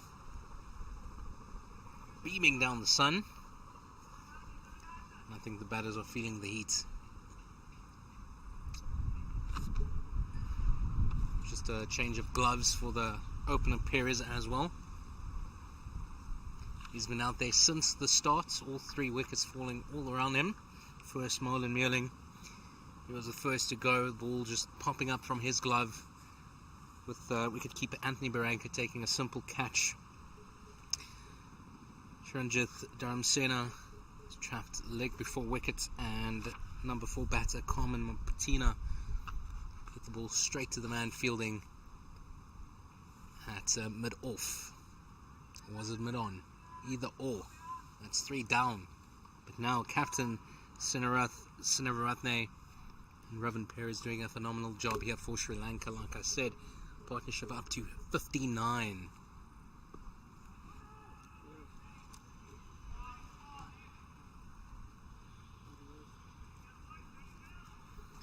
As Brad Porto resumes his spell. Had an expensive first over. This is second. Can he get Australia back onto the front foot? This one again down the leg side. Perez gets some bat on it. Some work for Jaffa, but 2 easy runs for Sri Lanka in the end.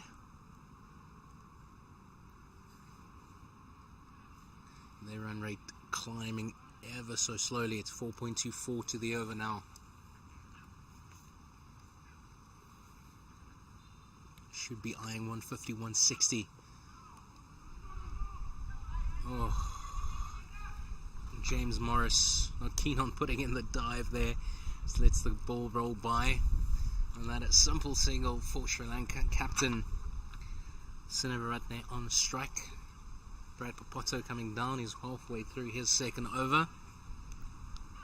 And it's been 2 wayward overs. Nice floated delivery. And another valuable dot for Australia. Can he keep this up? Can he finish this over without conceding too many? Another brilliantly directed ball. Good length as well. And Sri Lanka's captain just defends.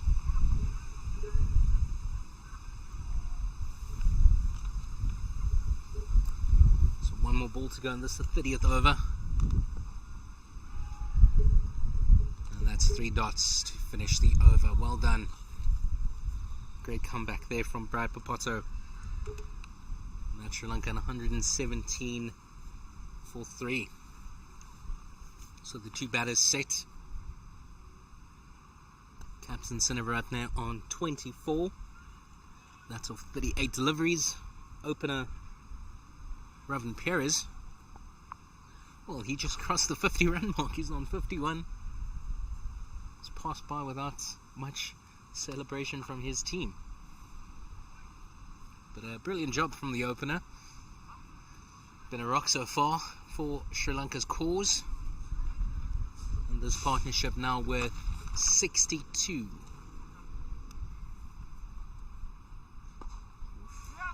That's a good start from Elam Jaffa.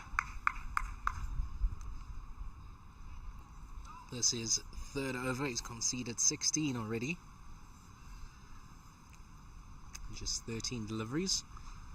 Oh, and there to be cut. Brilliant shot from Perez. And that's going to roll all the way to the rope. That's 4 more runs for Sri Lanka.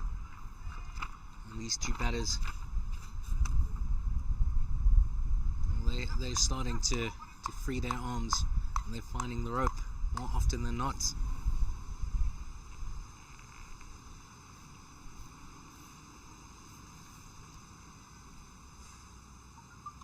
Oh, good footwork from Perez, but straight to the man. Fielding at the mid-wicket boundary. Not much work for James Morris. Just get that tall body down to the ball.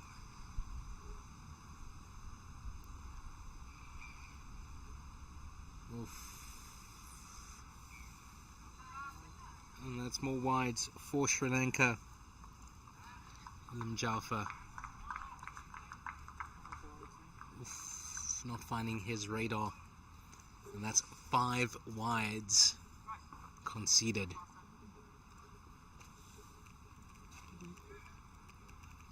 So where Australia started the innings with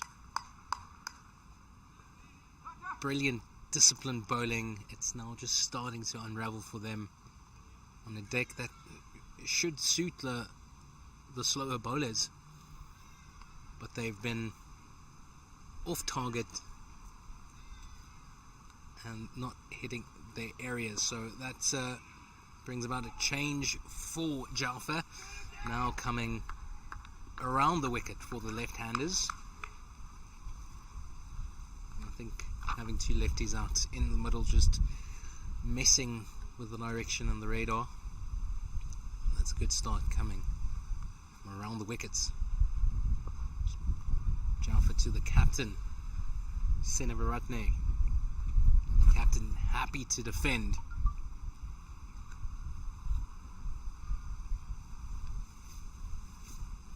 He's up into the mid-20s. He's up to 24 after 40 deliveries.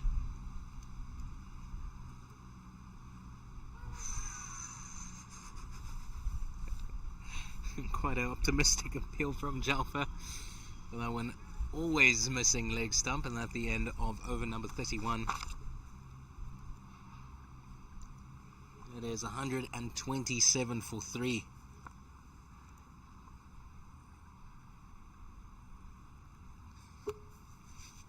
Sri Lanka turning this one around. They've had quite a slow start,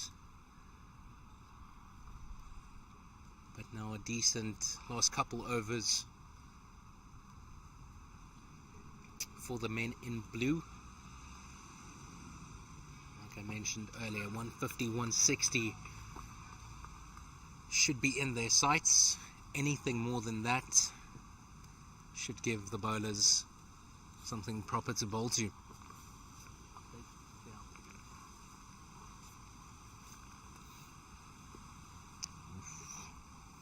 And there's Brad Papato resuming his spell.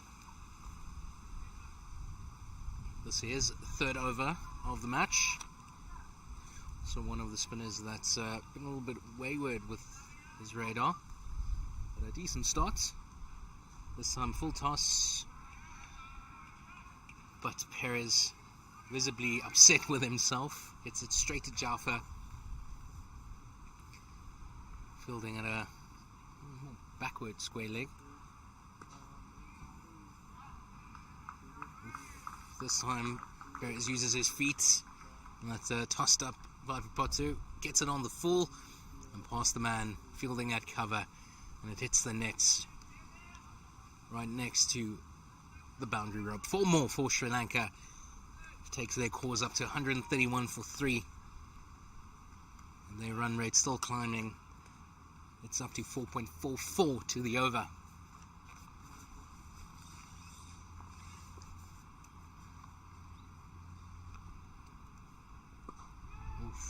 Decent footwork from Perez. Ball airborne for quite some time, but again fall short of the man fielding at long off. So just through for a comfortable single. And now the captain, Sinivaratne, back on strike. What can he do? That's a bit wide. Easily worked onto the offside. Gives some work to the man fielding a point.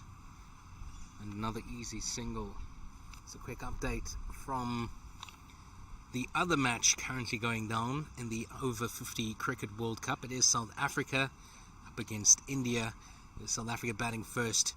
They're on 148 for 4. Beautifully played there by Perez. Just chips it over Papatu, the bowler, and through for another single. So it's 149 for 4 over at Claremont Cricket Club, where there's South Africa and India facing off. 34 and a half overs played, and as I speak, Team South Africa crossing the 150 run mark. Over here at Greenpoint Cricket Club, the Stevenware Oval, the team's gonna have a bit of a drink. That's 30 overs played, 134 for 3. Is alles nog good?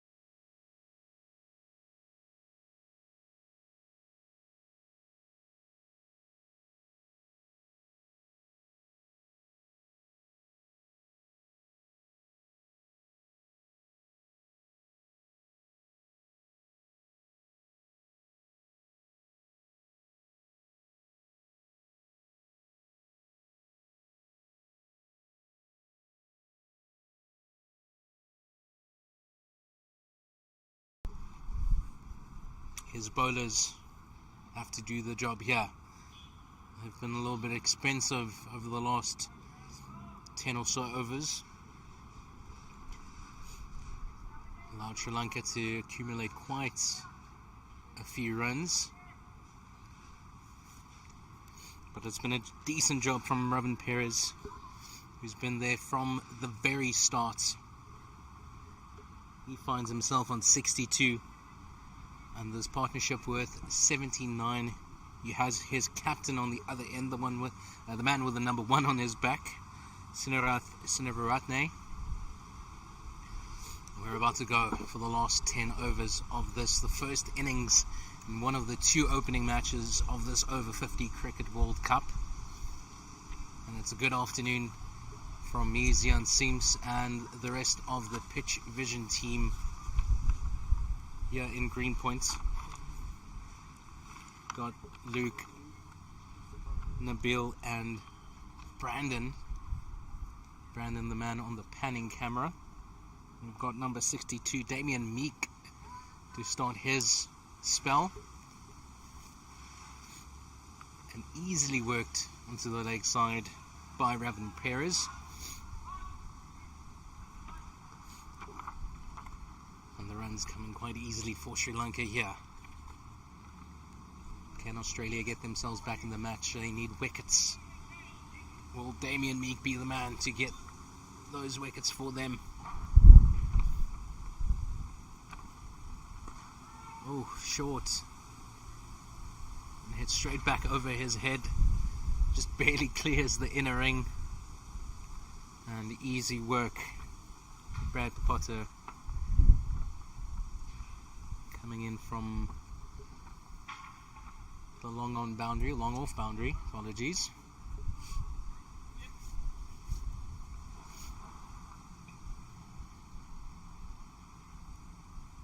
Damien Meek to resume.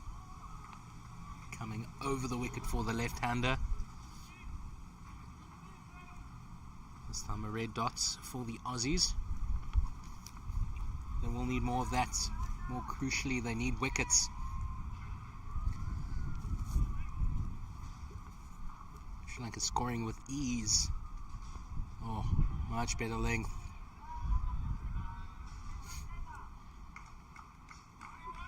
They get through for a comfortable single.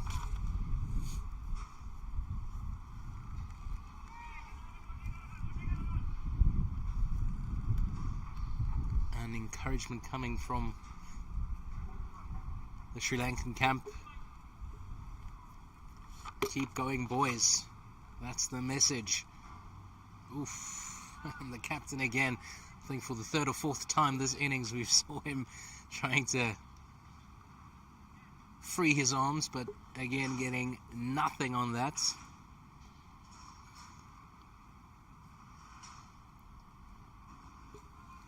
And that's a decent start from Damien Meek. Comes steaming in once again. Lovely seeing these vets run in. Nice work from Captain Sinevaratne. And the 2 Sri Lankan batters just keeping that the runs ticking, and the runs flowing. It's up to 138 for 3 now. This partnership worth 83. And the run rate 4.45 to the over. It's good afternoon from us here in Cape Town. The Over-50 Cricket World Cup being decided here in the mother city. We've got quite a few games happening over the next couple of weeks. And the cricket clubs in and around Cape Town getting an opportunity to showcase their beautiful grounds and fields. It's a league I play in competitively, and it's amazing the facilities we have in Cape Town. And the views, of course. We've got Brad Papato resuming from the Stephen Way end, coming in steaming from the ocean, the ocean side. And from that end you get a Beautiful view of Signal Hill and a bit of Table Mountain. Of course, this camera pointing the opposite direction. I hope you get some views of the beach, the ocean. And this is a nice tight start from Papato. It's been a bit expensive. Really conceded 17 in this midway through the fourth. That an opportunity for Australia to get a breakthrough. A bit of a lapse in communication there from the two Sri Lankan batters. They get away with it.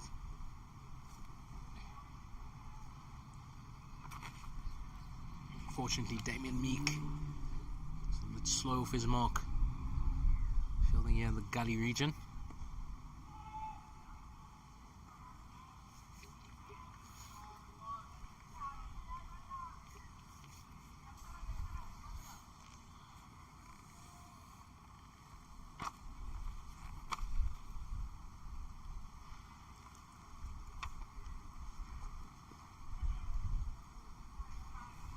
Another easy single for Sri Lanka. That takes their total up to 140. It really has been a top job from these two batters. Revan Perez there from the very start. He's joined in the middle by his captain, Sinivaratne. And Perez finding a gap between cover and the man fielding at gully, and that ball just crawling to the boundary, and 4 more for Sri Lanka. These are valuable runs, and Sri Lanka on course to set a proper total. Ooh. The captain Sinivaratne feeling it out there.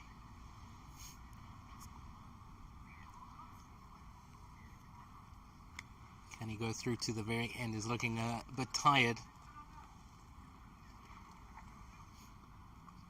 Standing with his hands on his knees, just taking a bit of a breather. The sun is beaming down. It's mostly overcast, but it is quite hot here in Greenpoint.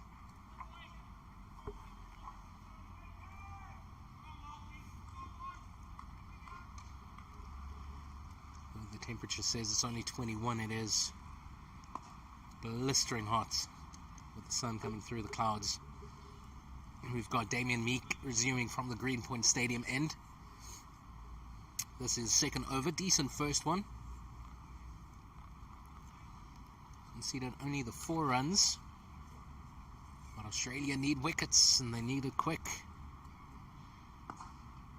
Oh, decent shot there from the captain, Sinivaratne. Some work for Papato to do here at the long off boundary. Not a lot of work. Just a bit of a stroll over to the ball. But Sri Lanka through for another single. Just keep on ticking for them. Oof. Another opportunity for Australia. Perez keen on keeping the scoreboard ticking, but his captain saying no to that one. Almost caught short of his ground.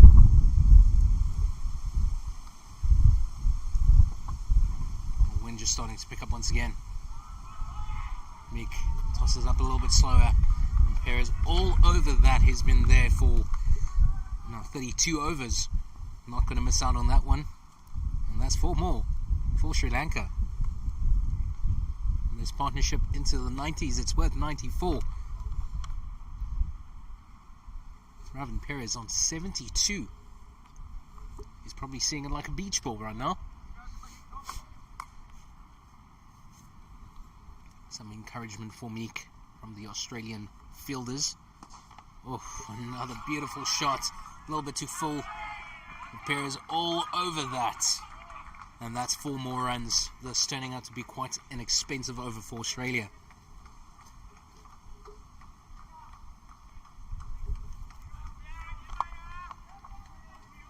Already 9 off it. That prompts the Australian captain, Tony Clark, to adjust his field once again. Some more protection on the boundary. And another well-worked Shot there from Perez, works it onto the leg side, and they're through for 2 more.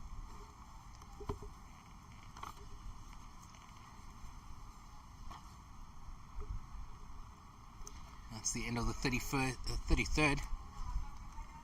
11 runs off that over. Very expensive. And that takes Sri Lanka's cause up to 155. They're on 155-3. And this partnership, exactly 100 runs. I'm not sure the Sri Lankan team realizes this. They've been quite quiet, passing most of the milestones.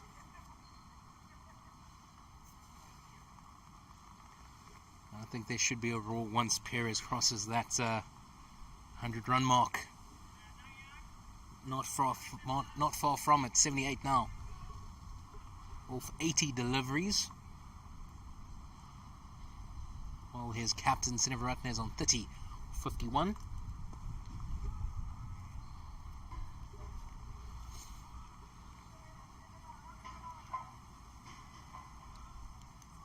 If I'm not mistaken, that's Steve Gallen resuming his spell from the Stephenway end.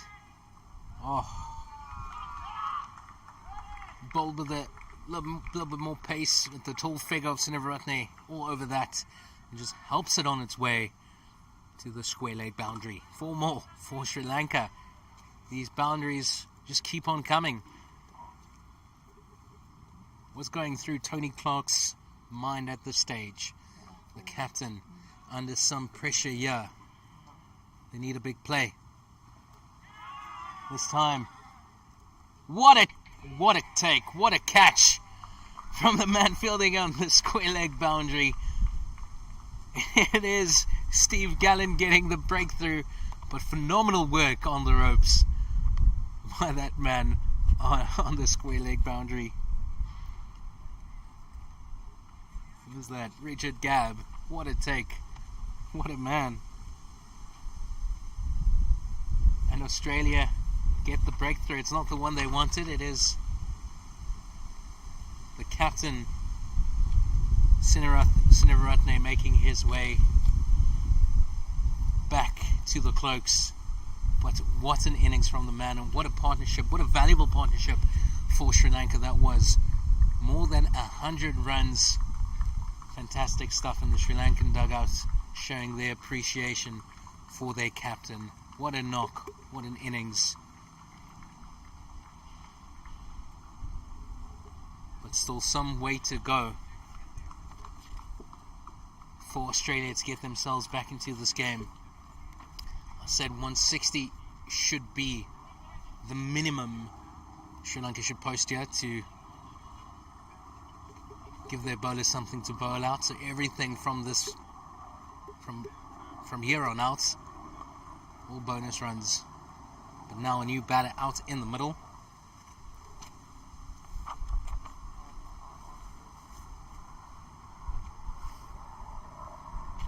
According to my notes, it should be Maiden.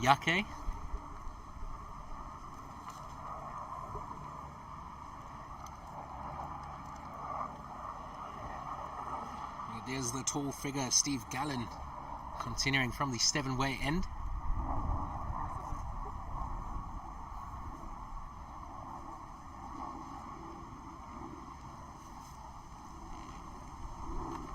And now more of a job waiting on Revan Perez, the non-striker's end.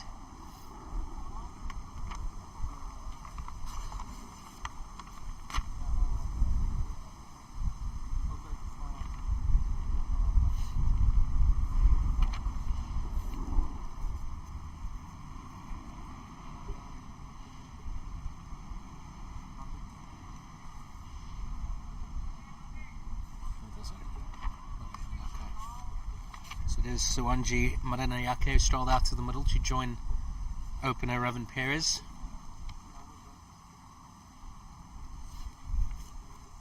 And now just 6 overs remaining.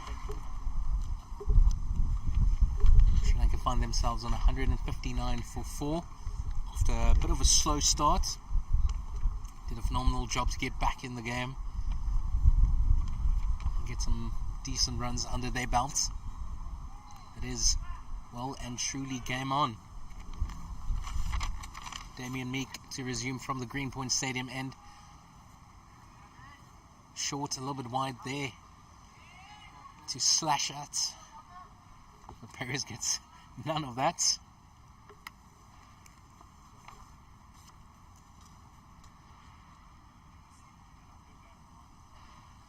Damien Meek just telling Brad Papato, fielding at long off, just come in a little bit straighter.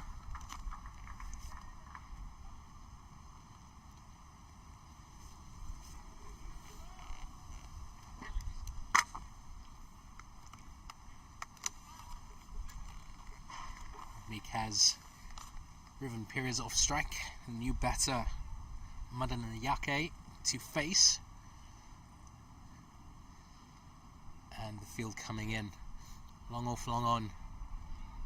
Back into the circle. Man on the sweeper boundary. Told to come into the ring. So only 2 fielders out on the boundary now. Got a fine leg and a third man. Everybody else inside the circle. Great fielding. Add extra cover by David Roach. Great agility shown by the young man.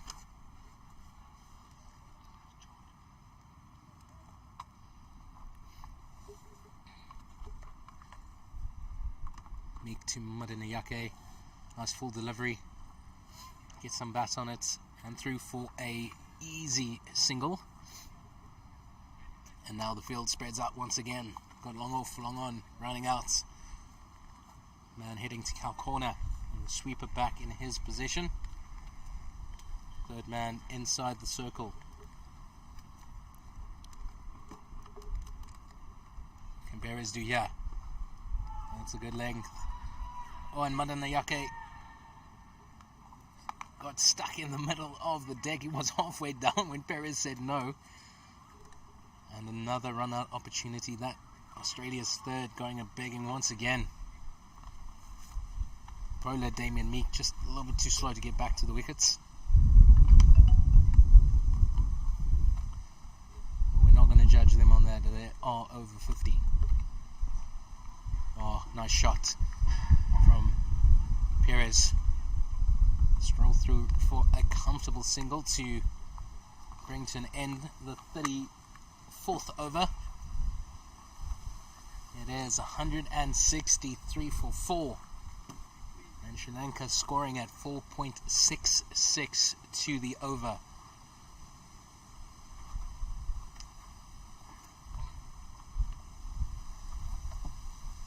Apologies, it was the end of the 35th over.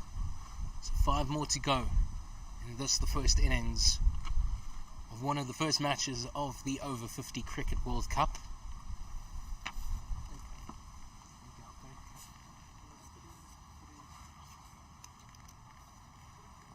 Trying to get you an update from the other match currently going down. That one at Claremont Cricket Club, where it is host South Africa taking on India.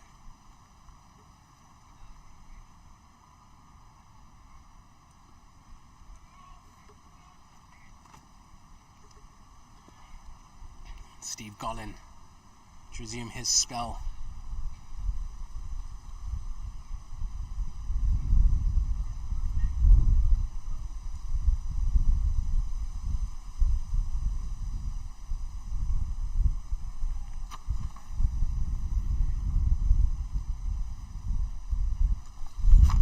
Australia just letting go of the grip they had on this match in the opening 20 odd overs of this game. They had Sri Lanka pinned back and in some trouble, but these Sri Lankan vets showing their skill and their class, clawing themselves back in a proper position here. Oh, Perez comes streaming down, storming at Steve Gollan, but just a single in the end. As they say, decent shot for one.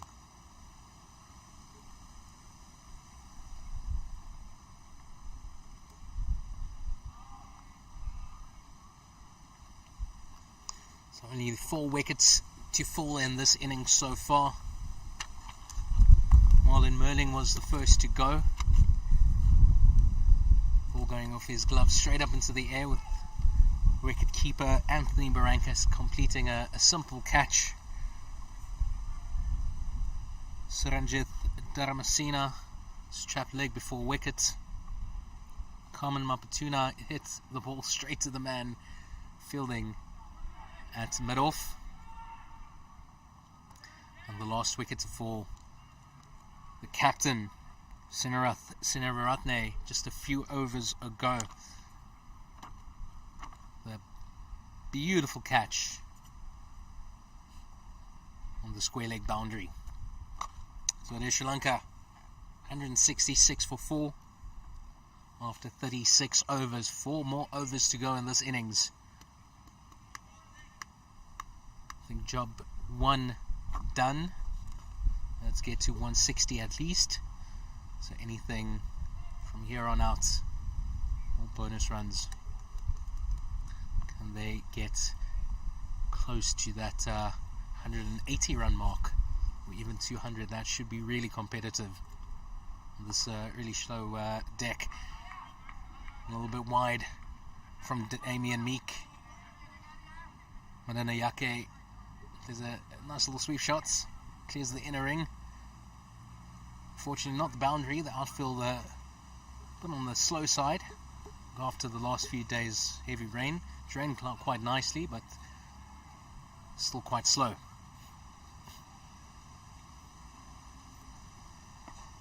Ooh. Oh, brilliant fielding from David Roach at extra cover. Gets that old body down and stops more than a couple runs there. Well done, young man. Mananayake looks to scoop Damien Meek. So the ball goes straight up into the air. Again, full safe. There's some fortune with the Sri Lanka batters today. There's a couple of balls that went the aerial route, but just falling short of the fielders. That's only the 4th or 5th one this innings so far. And that 2 more run to Sri Lanka's cause.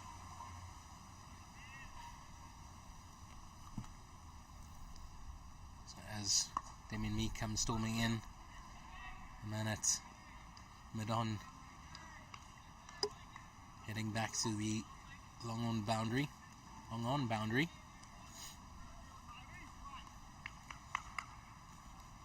The Australians getting quite a bit chatty. That's a superb fielding effort from David Roach, sparking something within the Aussie side. Started the innings quite chatty, fell flat a bit, but now with the finish line in sight, at least for this innings, they've started bantering once again. So Tony Clark adjusting his field once again. The man fielding at straight square leg boundary, coming inside the circle.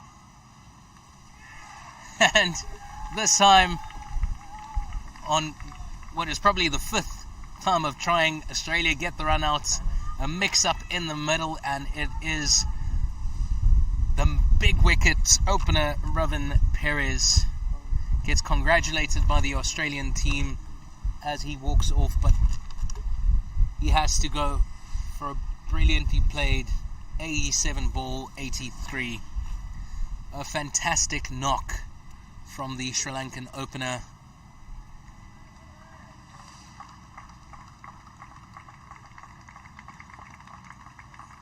And gets a nice ovation as he makes his way off back into the cloakroom. That's a brilliant knock. And a knock that could potentially be a match-winning one. 87 balls faced, 83 runs contributed to Sri Lanka's cause. And unfortunately a mix-up in the middle. There's been a couple mix-ups, but this time Australia cash in and get the danger man. It's 169 for 5 with just a couple overs to go.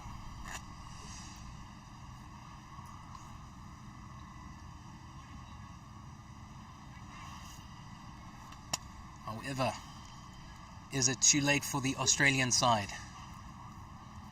The damage might already be done. We had looked like Sri Lanka weren't going to come close to 140 or 150. They found themselves on 169. But still, that's runs on the board. Australians have to deal with it.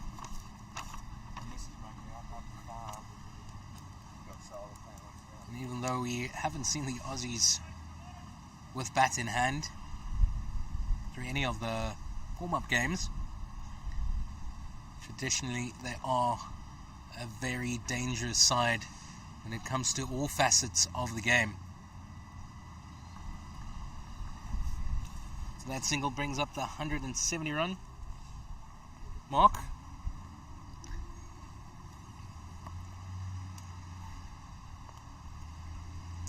My mistake, they've already crossed the 170 run mark. They're on 171 for 5.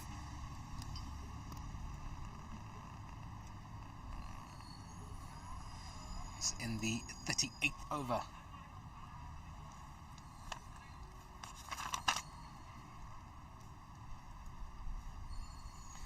So 2 fresh batters out in the middle, Maiden with Rajapakse. What can they do in this latter stage of their innings? Well, they're keeping the scoreboard ticking. That's great running. Even though the ball went straight to the man fielding at a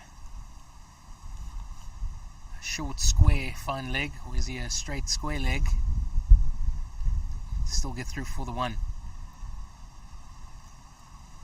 Now we've got a right left handed combination out in the middle. Oh, nicely played by Rajapakse, but some protection for the Aussies out mid wickets boundary region. It's just the 1. That brings the left handed Maiden back on strike.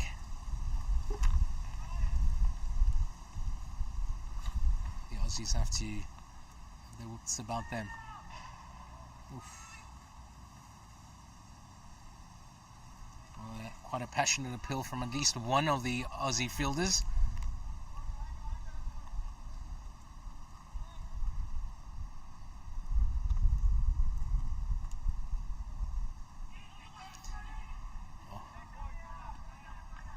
Maiden attempting the sweep once again, getting some bat on it this time. Straight to Jal for fielding at backward square leg.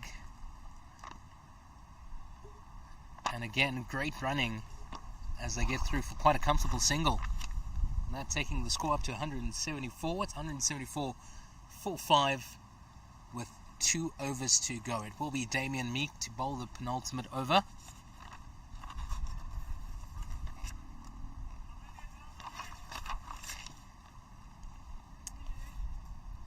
Despite 2 quick wickets for Australia, Sri Lanka keeps the scoreboard ticking. The run rate at 4.58 to the over.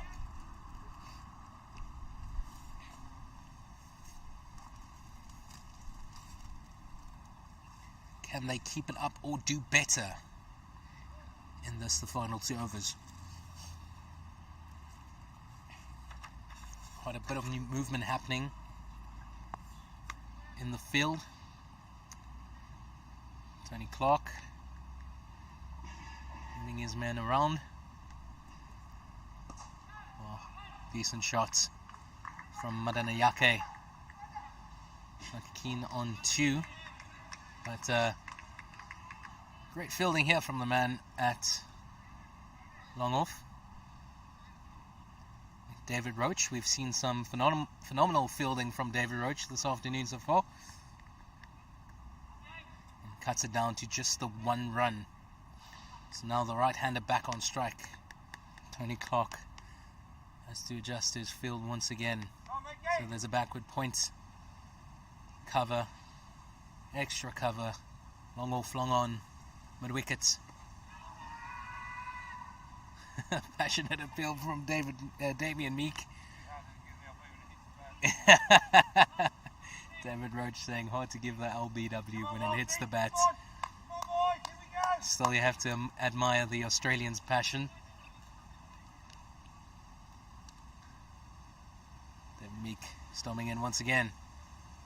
Oh, wide signalled by Gaynor Cebola. It's been quite tight from the Australian batters through the middle part of the innings.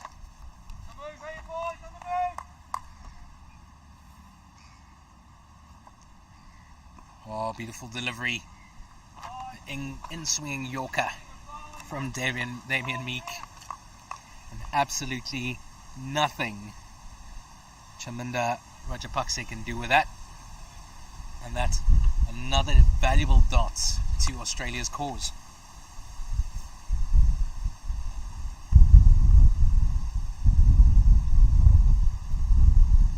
The wind once again just starting to pick up here.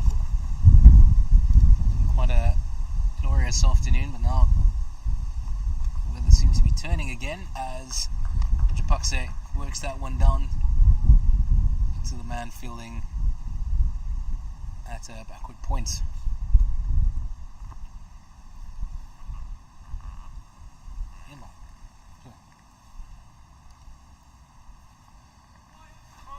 Two more balls to go in this penultimate over.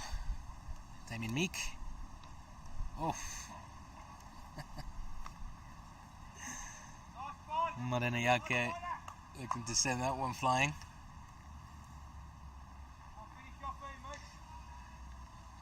Gets just enough bat on it to get through for the single.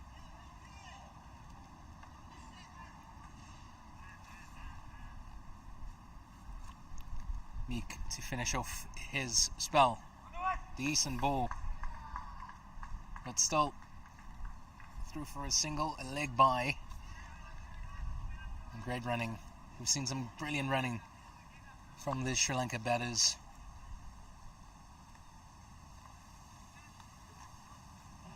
And Sri Lanka now flirting with that 180 run target. They're on 179 for 5. One more over to go. And quite a decent spell of 5 overs from Damien Meek. It's been a bit expensive. An economy of 5.6 to the over. And figures of none for 28.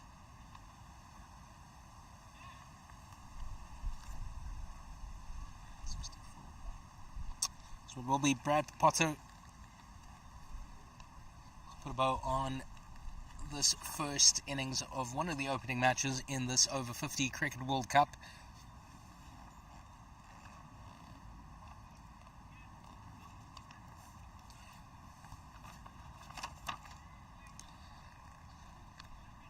Tony Clark making sure he has everything right there with his field. He's got his soldiers where he wants them. Two men on the leg side boundary. Nicely tossed up delivery and beautifully worked by Rajapakse. Past Jafer. Fielding in the gully region on the circle. Just beats him and allows them to get through for 2.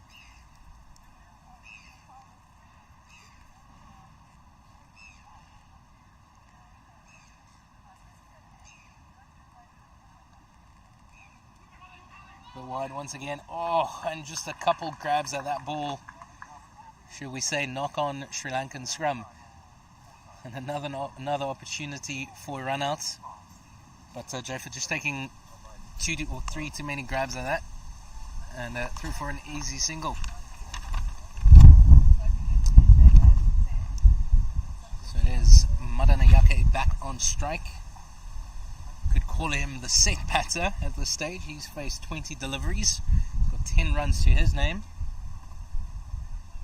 What can he do with these final 4 deliveries? Will he go after Brad Poto.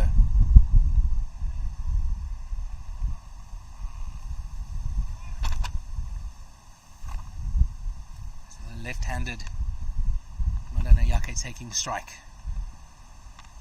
Oh, beautiful floated delivery. And I don't know how gets it past the man fielding in this gully region. And that's one more to Sri Lanka's cause.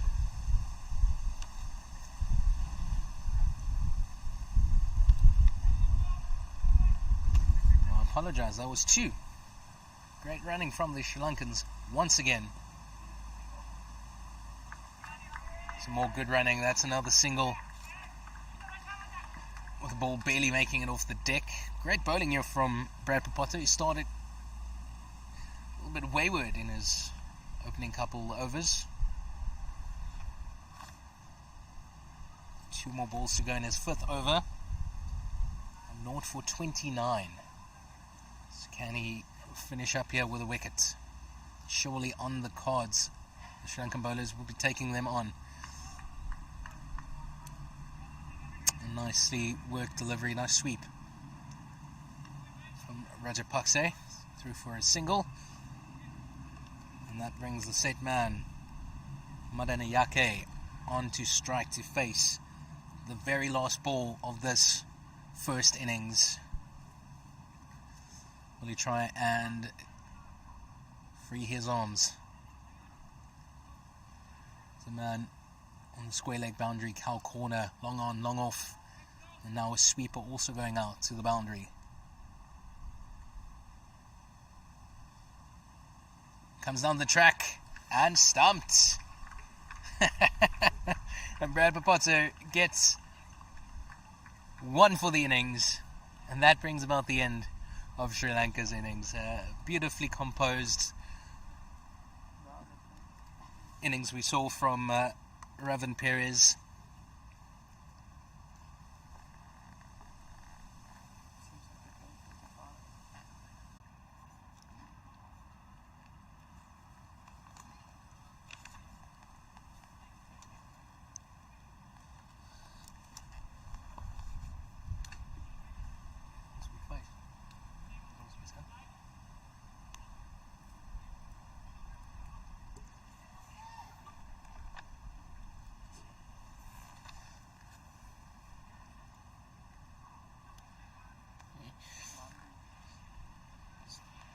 So we have David Meek resuming from the Greenpoint Stadium end.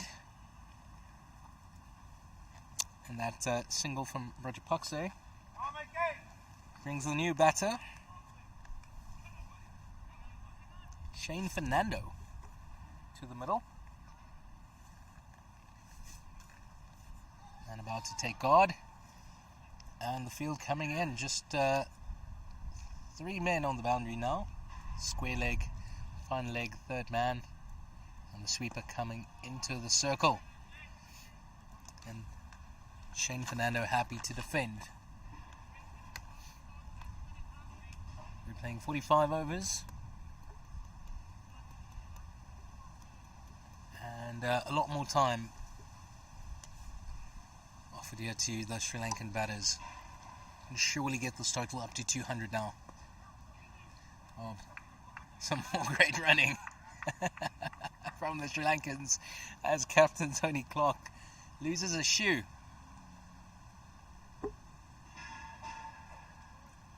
This goes to show these guys might be over 50, but still have the agility to run out of their shoes.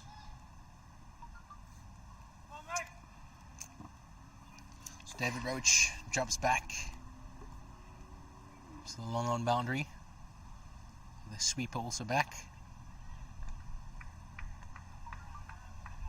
As Madanayake just works that one to the fielder, running at point, hitting it straight to the fielders, but still getting through for a single. So it's been phenomenal running from the Sri Lankans.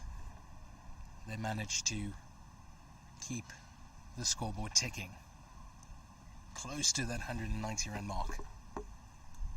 Oh, just some movement there for David Meek, moving away from the right-handed batter. just beating the outside edge. Anthony Barranca, wicketkeeper, not happy with himself that that one didn't go to hand, but nevertheless it's still a dot.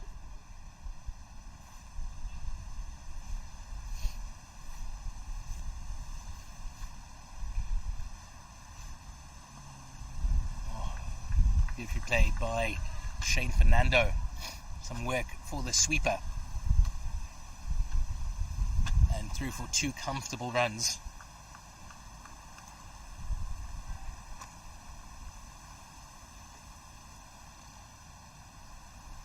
That's the end of the 41st. 191 for 6. Damien Meek. Figures of 0 for 33 after 6 overs.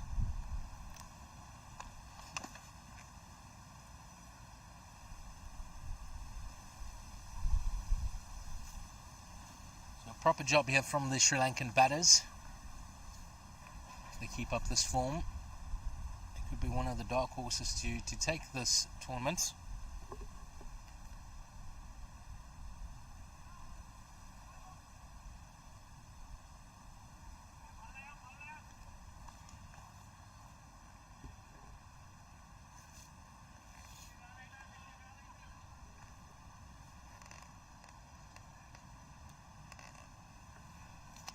We've got Brad Potto to resume from the Stevenway end.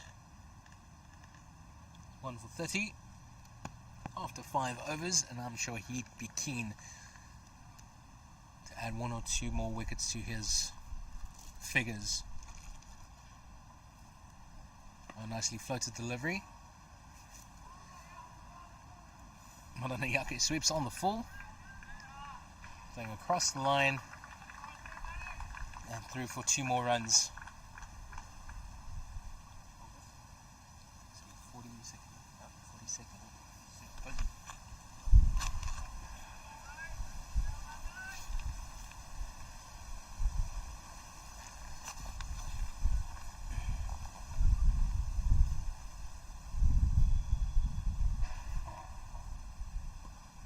Oh, another beautifully floated delivery. Gives the man at long off some work to do. And that's just 1 more to the Sri Lankan cause. So for Shane Fernando, they have the sweeper going up. They told him, nope, come back into the circle please. So 2 men on the leg side boundary. Got square leg. And the man in cow corner just told to take 3, 4, 5 more steps inward, but nicely finessed by De Silva to the man fielding in the gully region, running extremely hard and losing his footing as he crosses the crease.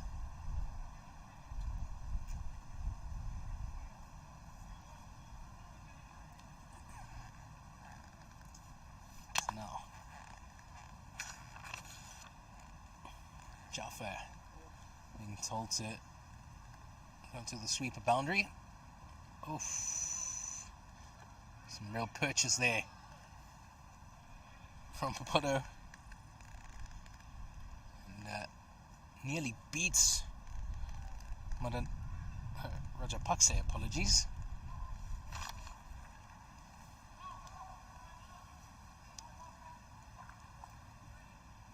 Now the man at the square leg boundary being told to take a few steps in as well.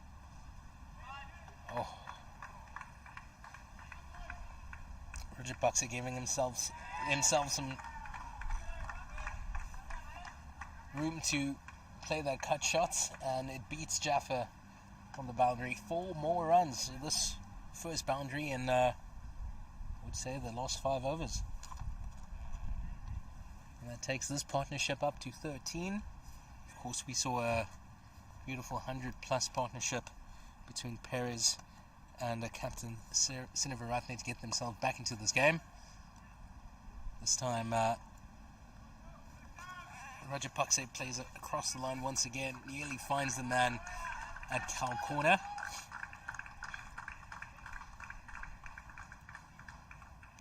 just 2 more in the end, and that the end of the 42nd. And Sri Lanka have reached the 200 run mark. It's 200 for 6.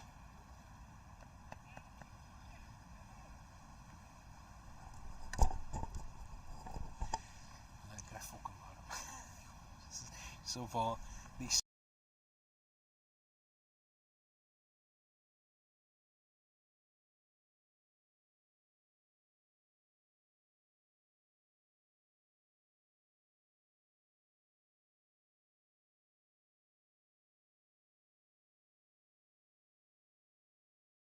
to go here at Greenpoint Cricket Club, the Stevenway Oval. Good afternoon if you just joined us. Sri Lanka batting themselves into quite a powerful position. They started really slow, and where at one stage it looked like they weren't even going to hit the 130 run mark, they have hit 200. It's 200 for 6. And they have Australia scrambling. Tony Clark, the captain, moving around his field.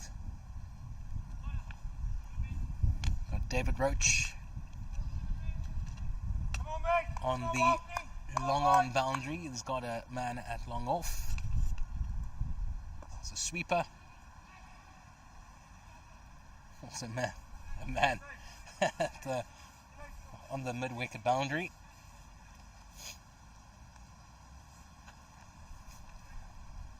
As well as a guy at the wider wide and leg boundary region. So it is Damien Meek to resume. He's been getting a little bit of movement.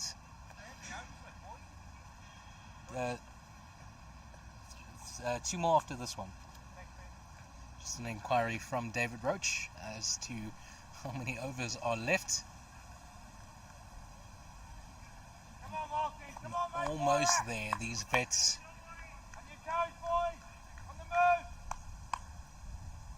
Showing they still have what it takes to get through a day of cricket. And what a shot there from Rajapakse. Just finessed past the man of backward points. And that one rolls on to the boundary. It seems like the sun that's been beating down through the course of the afternoon dried things up quite a bit, and the outfield have sped up tremendously. It's also a bit downhill on that side, so that also helping. Now Meek, again, nice length, but wide there for Rajapakse to latch onto, but not getting much on that this time. Through for just 1.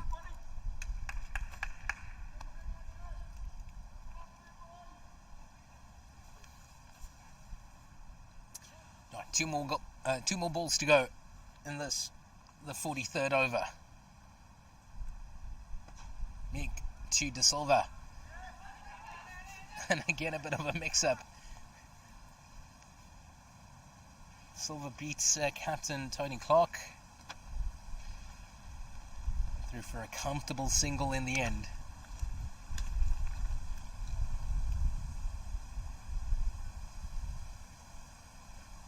Oh, what a ball. And wide. Signalled by South African umpire Gaynor Sibola.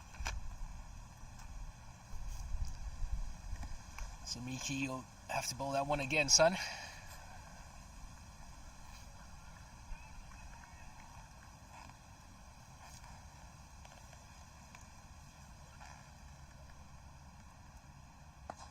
Oh, what a shot from Rajapakse. A little bit full, given some room, and he clears his arms. Beautiful shot for 4 more runs. So that's the end of 43rd over. Sri Lanka on 211 for 6. Top job here from the Sri Lankan batters. Really impressed with how conditioned these over 50 cricketers are. The sun's been beating down at times. So real respect going to these cricketers, these vets, showcasing their skill over the next couple of weeks in the mother city. Still a long tournament. This is just the opening match for these guys, so I'm sure tubs and tubs of deep heat and ice baths in these cricketers' future. Does not sound nice, does it? If you've just joined us, it's a good afternoon from the Pitch Vision team. My name's Ian Sims. Got Luke, Nabil and Brandon beside me. Brandon on the panning camera, and the rest of the boys responsible for this stream you're currently enjoying and the score.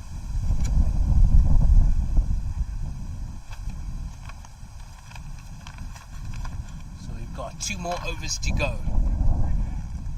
Brad Potto resumes from the Stevenway end. A decent start, nice floated delivery. Silva comes out of his crease, got some bat on that. A brilliant fielding from the man on the long on boundary. Top stuff. And his team shows their appreciation.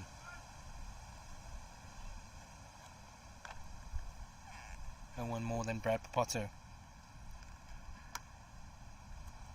Oh, another floated delivery, an opportunity, but just dropped short from the man at long off.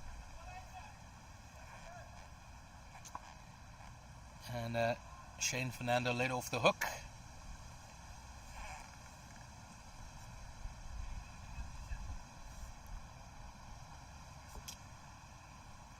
Otto to Rajapakse. Beats the man at short extra cover. Did not sound nice off the bat, but runs are runs. Although it's just the one. And that brings Shane Fernando back on strike.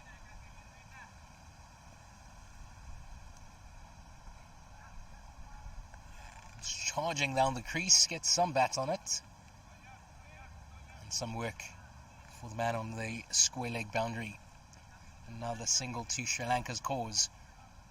All these singles, valuable runs. And this 216 on the board now, an extremely competitive score.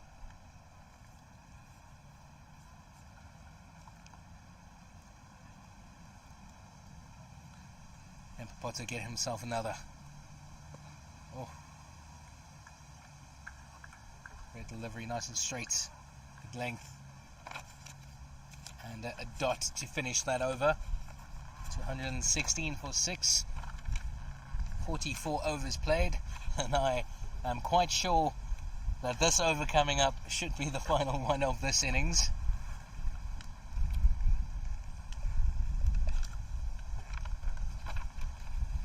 And Luke, please correct me if I'm wrong.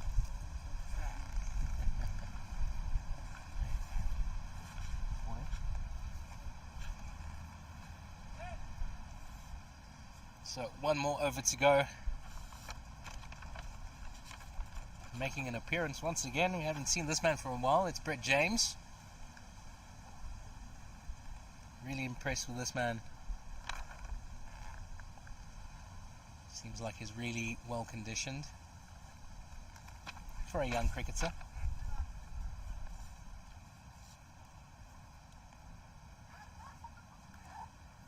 He in part responsible for the great start Australia had. After he was taken off, Sri Lanka getting themselves into a fantastic position on 216 for 6 now. And James and Captain Tony Clark just taking an extra moment to be sure of their field placements.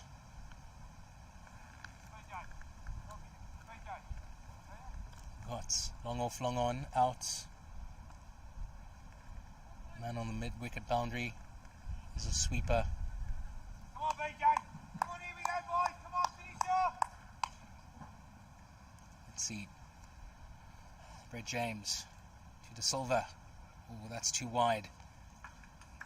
And Gaino Sabola agrees and says, have yourself another delivery.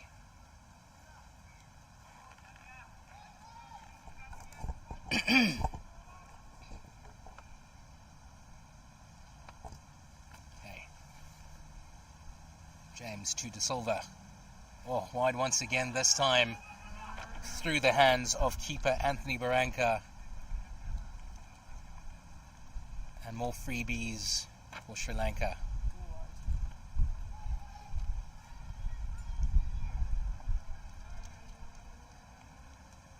So that's already 3 runs from this over, and still 6 more to go. Deliveries, that is. Good length. Oh, unfortunate drop from David Roach. Potter does his best but can't save the boundary. Quite unfortunate. It was a tough catch. Roach moving to his left. Roger Puxa didn't get everything he wanted off that, but that's 4 runs to Sri Lanka's cause. He would be happy with that. Nice and short. It's wide.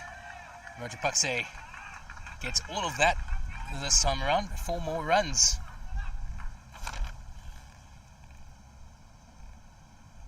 That'll take Sri Lanka up to 227 for 6.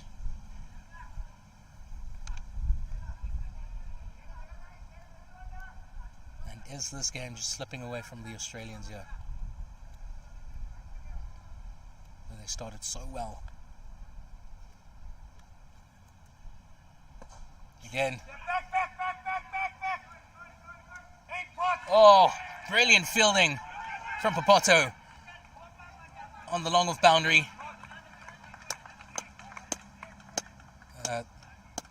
We've got the Sri Lankan dugout appealing for 6. That was brilliantly done from Papato from my angle. Just right from the fielder. I think he got the ball back in time. Seems like he hurt himself in the process. But fantastic work from the Australian fielder. And again, De Silva this time throwing his hands at it. And the ball falling in no man's land.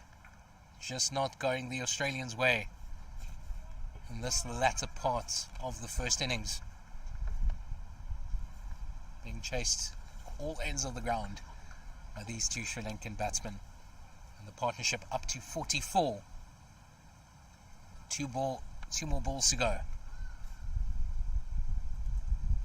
Full. This time the ball straight up into the air. Captain Tony Clark under it. Makes no mistake into the breadbasket. Fantastic catch. And Brett James gets his 2nd of the afternoon.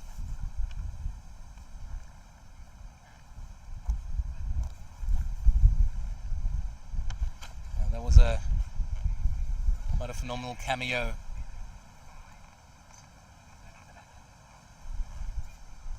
from Shane Fernando.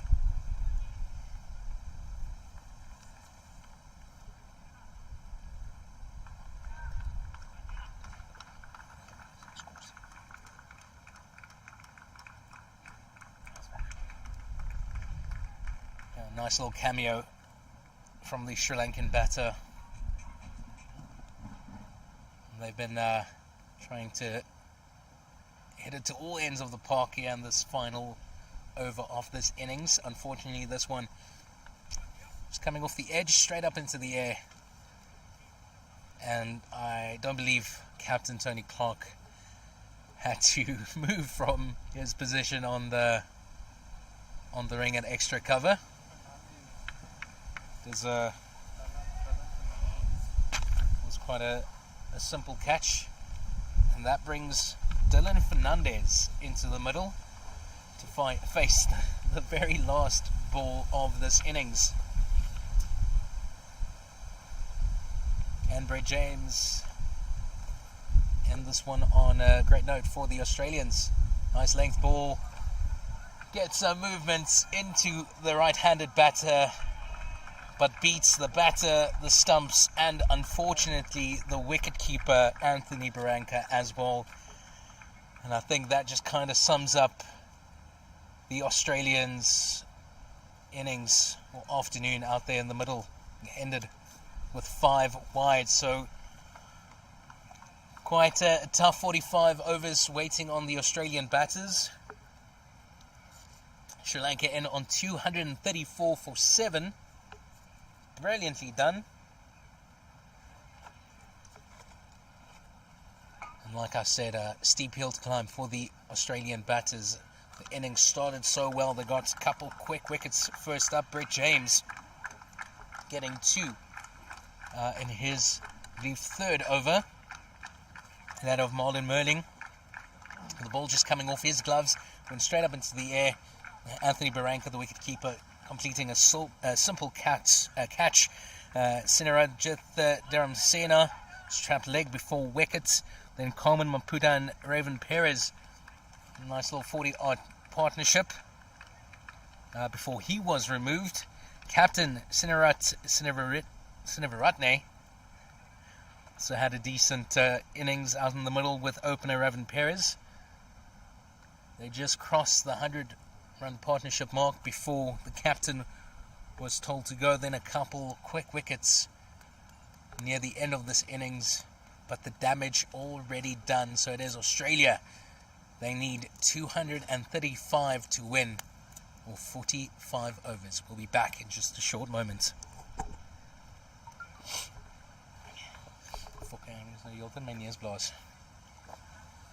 Okay, hello. Is daar iets? Is daar, ek wou nou net vra, is daar lunch vir ons by kaarte?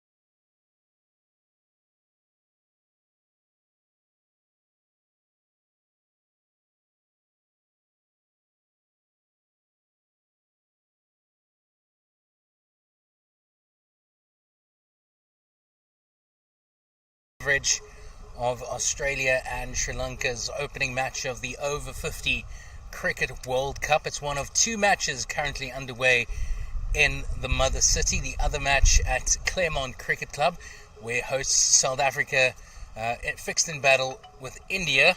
South Africa had a bat first over there. They got to 209 for 9. The situation here at Greenpoint Cricket Club at the Stevenway Oval, Sri Lanka got a mammoth 234 for 7. And Australia, one big task to get the win over here. They started really well, had Sri Lanka on the ropes, but some fine batting from Ravin Perez and captain Sinevaratne got them back into the game. So Australia need 235 runs for victory. Out in the middle, we've got David Roach taking strike first up. He's out there with Steve Mace. Your umpires for this afternoon, still South African Gaynor Sibola and Englishman Chris Johnson. The day started quite a bit overcast. It was cool, quite a bit of a wind blowing. It died down a little, now that wind back, but the sun's still out and it is blazing down on the cricketers. I myself think I might have a little bit of sunburn, but the guys are already out in the middle to go. So it's going to be an exciting next 45 minutes. Is this mountain just too high for Australia to climb?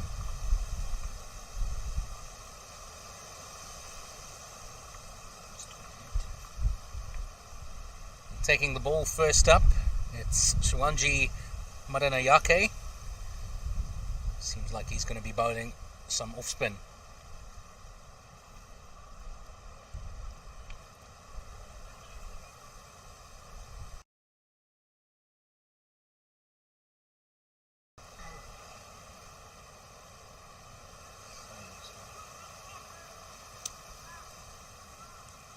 David Roach taking strike first up.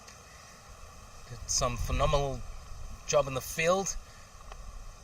Threw his body at most of the balls. Unfortunately had a drop catch here on the rope, on the long on boundary. But other than that, stellar performance from the Australians. These veterans showing that they are conditioned well. First ball gives Gaynor Sibola some stop. Madanayake angling it in to the right-handed Roach. Hits his pad. Bit of an appeal. But Gaynor Sibola just gives a shake of their head. Oh, again. This time the finger goes up. The ball just skidding on and hits the pads of David Roach. And he has to take the long walk back to the Australian dugout. Not the best of starts here for the Aussies. It's 1 for 1.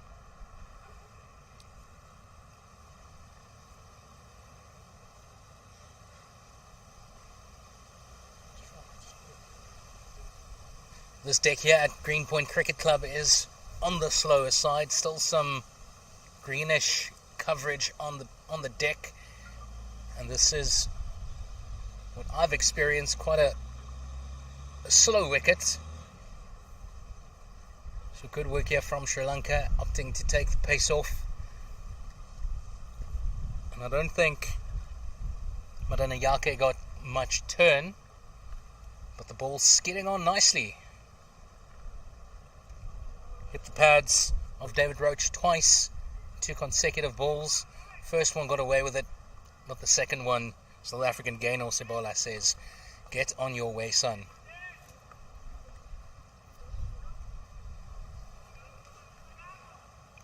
So we got Paul Wybird coming out. Didn't think he'll be out there already. Number 66 on his back. Can he stabilize the ship? It's a long way to go, a lot of runs to get. 235 is the target. So here we go, Madanayake. Just the third ball of this innings.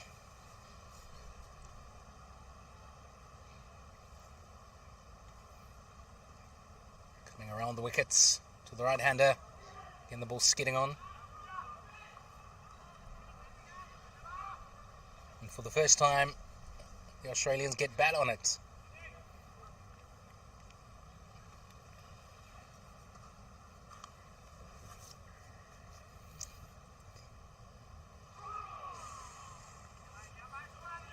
really tough to see from the angle I'm sitting at. The non-striker, Steve Mace, is blocking my view a tad.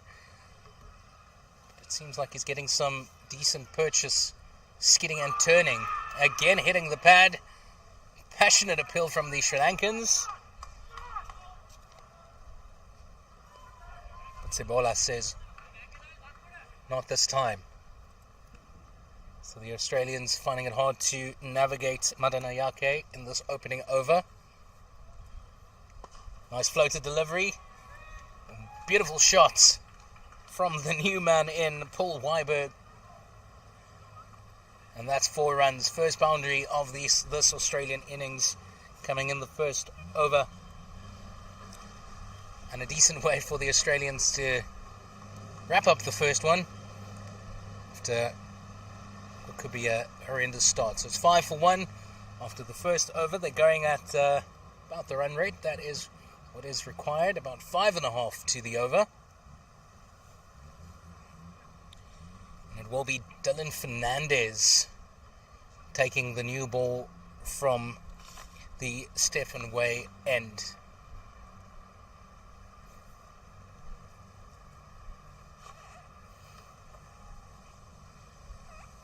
Steve Mace about to take guard, face his first delivery of this innings. And Australia need basically what Sri Lanka had, and that's one of the openers sticking around for a majority of the innings, getting that runs, keeping the scoreboard ticking. Sri Lanka had Ravin Perez, who played a phenomenal innings. Got to 83 of 85 before he was unfortunately run out. Bit of a miscommunication in the middle. But here comes Fernandez to Mace. Oh, brilliant out movement away from the left-hander. Good movement off the seam, and that's one thing I've been enjoying today, is watching these veterans, these skillful cricketers with tons of experience under their belts, out here doing their thing for their country. It is the Over-50 Cricket World Cup. Australia versus Sri Lanka at Greenpoint Cricket Club. This is the Stephen Way Oval. And this time, some late movement, just pushing it a little bit too wide. Englishman Chris Johnson umpiring from the Stephen Way end, getting some exercise this time. But movement like that should be a little bit scary. Oof. And once again, Chris Johnson signals wide. Fernandez getting some movement there through the air.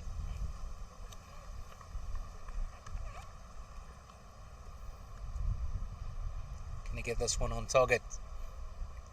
Or this one pushes it down the leg side.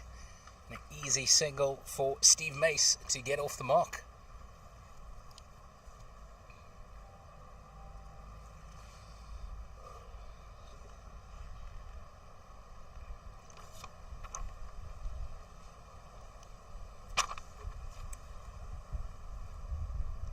So Paul Weiberg taking strike. Should we ask for middle stump? See what he can do. Finish the previous over off quite brilliantly, and some more movement off the seam. Again, moving away from the right-hander.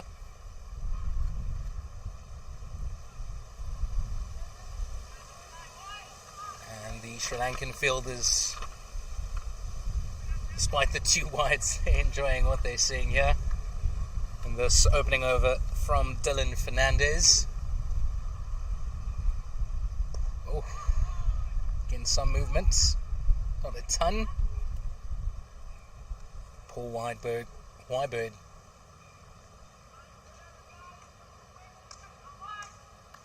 There's a nice defensive stroke. It's quite a angled run-up Dylan Fernandez here has. And this comes from a mid-on position.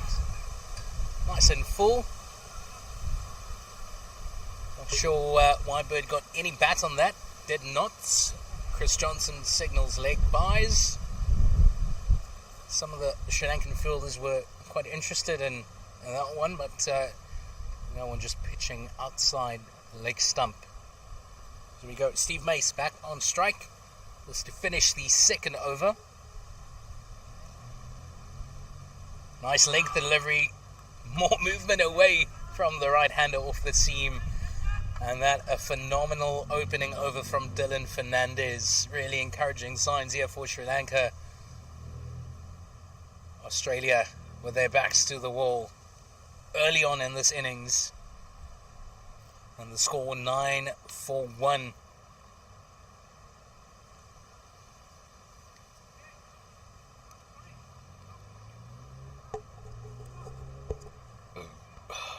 Flipping hell.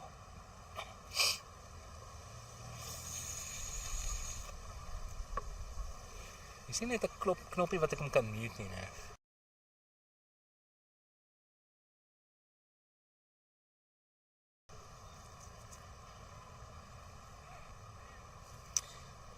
So it's Sawanje Madanayake coming from the Greenpoint Stadium end.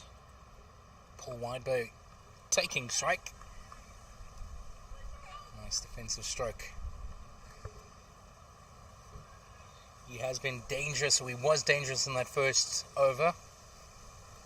Ball skidding on nicely.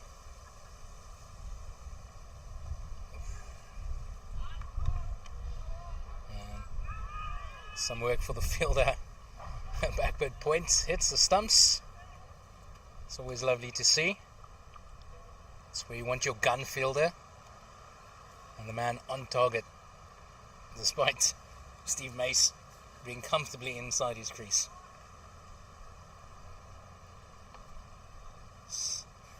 All fuel the Sri Lanka attack.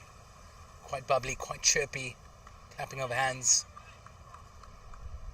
Encouragement. Love to see it. Ooh.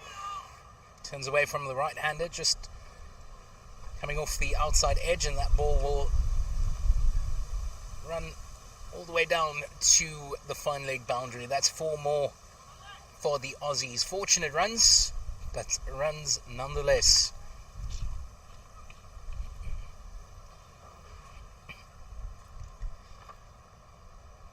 So the Sri Lankan fielders scattered all around the ground. So a slip, man at backward point. Cover, man at mid-off, mid-on. A shortish mid-wicket. And a short fine leg. Oof, hits the pads once again. Madanayake hitting those pads once again. It's been more of the pads than the bats in the spell. Madanayake. Nice and full. And some confusion in the middle, leading to a wayward throw from the captain, Sinevaratne.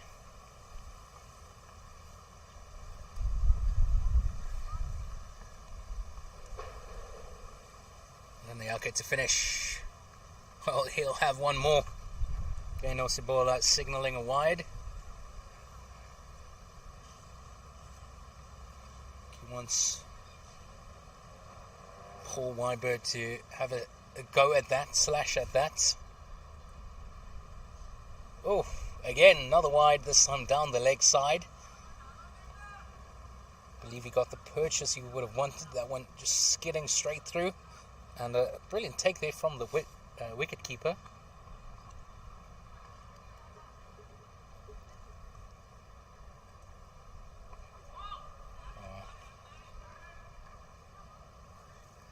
respect shown to Maiden by Paul Weinberg just to finish the over. And that's 9 for 1 or 15 for 1 after 3.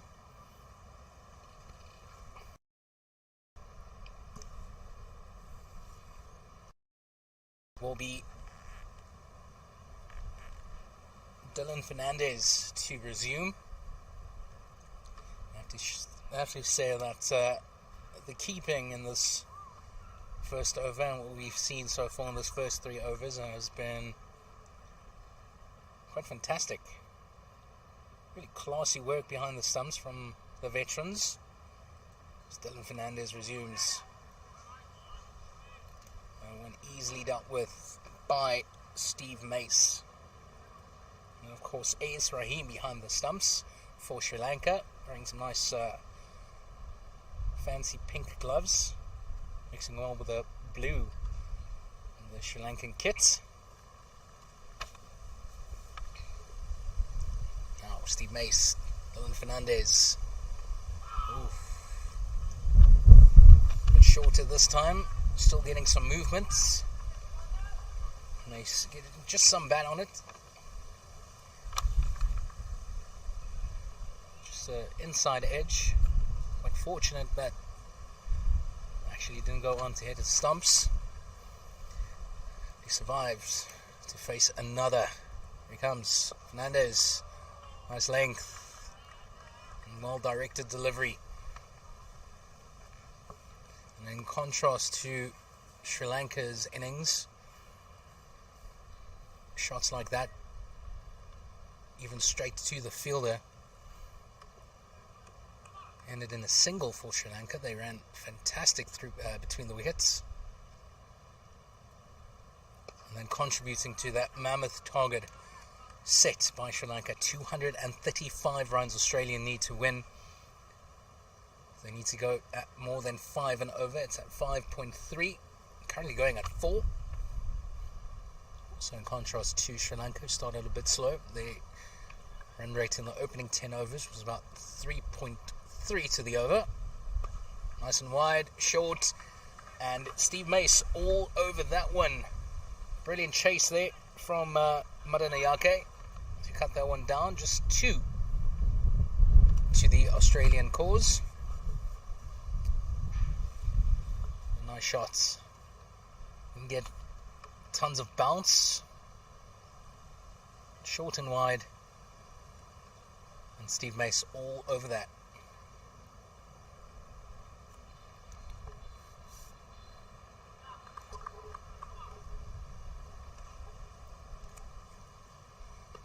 Again, another great length delivery, great running from the Australian veterans.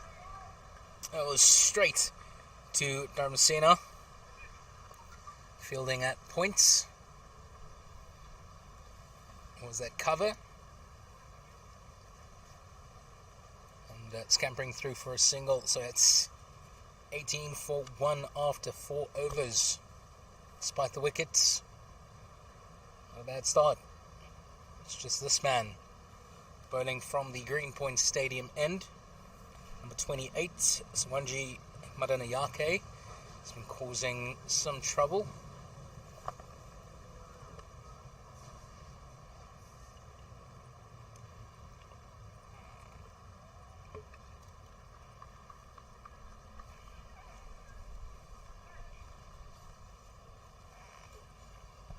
Can Australia get through his spell without him inflicting too much damage? Just a nice little run through from the young bowler.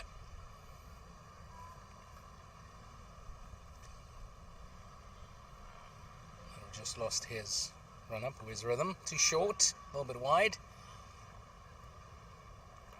Easily dealt with by Paul Weinberg. Apologies, Steve Mace. But didn't get enough bat on it for a run. Oh, that one's skidding through once again off the thigh of Steve Mace. And that's going to run down to the fine leg boundary. I apologise. Gaynor Sabola disagrees with me. She believes Believes he did get some bat on it, so that's 4 runs to Steve Mace.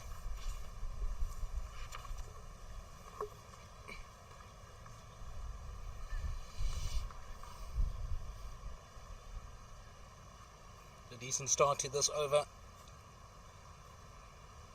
Not at all convincing, but the runs they are flowing. Oh, some confusion. Luckily, Steve Mace makes his ground.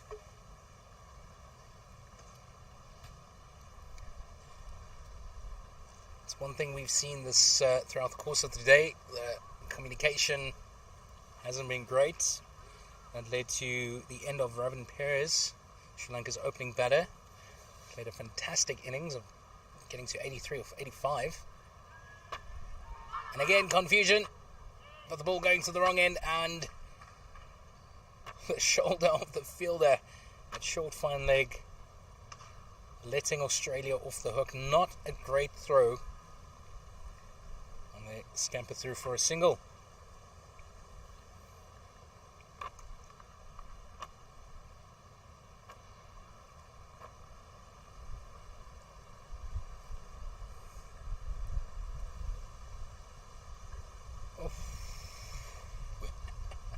Maiden just beats the outside edge of Steve Mace, and a slip fielder doing a great job to stop that, diving to his left to save more than a couple runs. Oh, off the edge of Steve Mace and just chips it over the head of that fielder at first slip. The tall figure of the opening batter, Ravin Perez. So that's the end of over number 5. It's 24 for 1. And Australia keeping with the run rate, going at 4.8. They need 5.28. And despite just being about a run short, that's still great work from the Australians in the first couple of overs. They need to set a proper foundation. There's a lot of runs to get.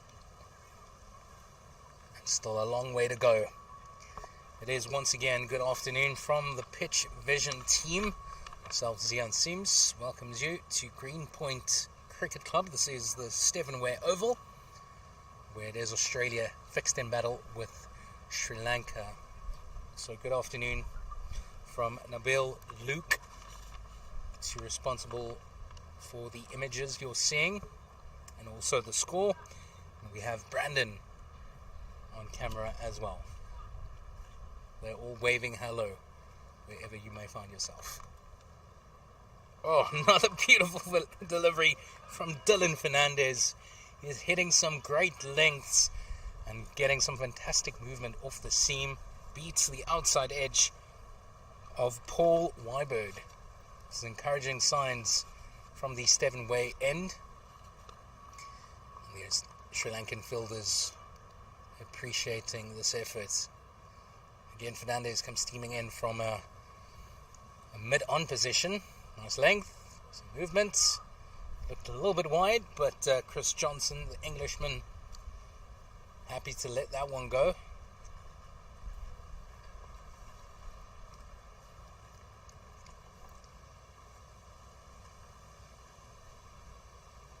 Fernandez has 2 slips, a gully, backward points, cover, and a wide mid-off. Too short, a little bit too wide. Not a ton of movement, easily dealt with by Paul Wybird, and they scroll through for a single.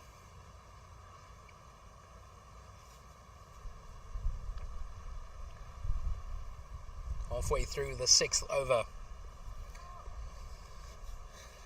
Can Sri Lanka capitalise on their top start? Again, too short, a little bit too wide.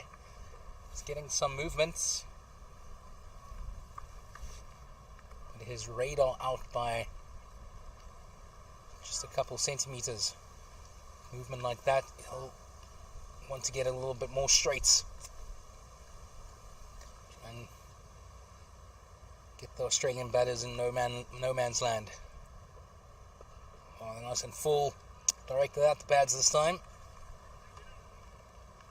But that did not trouble Steve Mace at all.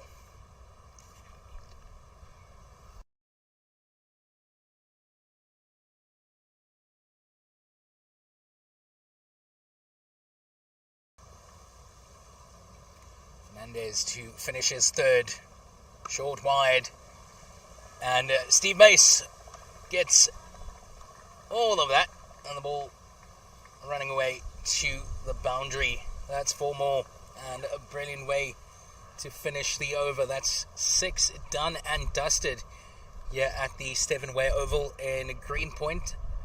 Australia on 29 for 1.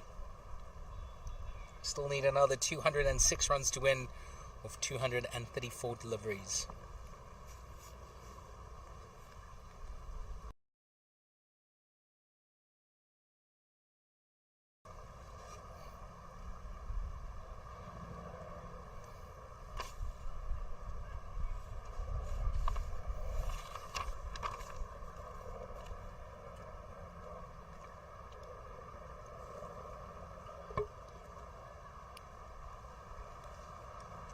So while we wait for Maiden to resume his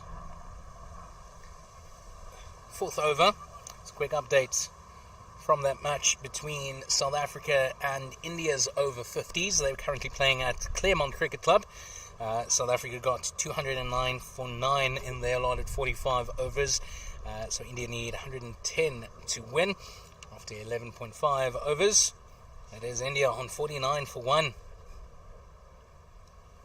Looks like it's going to be an exciting game. This one shaping up to be a thriller as well. A fantastic opening day of the Over-50 Cricket World Cup with 2 exciting matches. One at Claremont Cricket Club, the other one here, Greenpoint Cricket Club. And it's been a top spell from Sawanji Madanayake so far. It's really been troubling the bowlers. Figures on 1 for 17, and this is 4th over. And floating it through quite nicely. Every so often gets some turn, but most of the time just skidding through.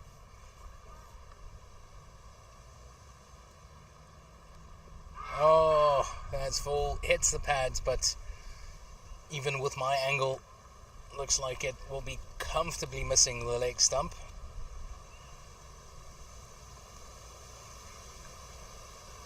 But a passionate appeal from the Sri Lankans nonetheless. Oh, Grimson turns. A little bit short. Nice steep bounce. Just coming off the outside edge, inside edge rather, of Paul Wybird. Lucky once again that it missed his stumps. He survives. And again, shapes up to face Madanayake. Again, another passionate appeal from the bowler. But it's hard for the umpire to give it out when it comes off the bat.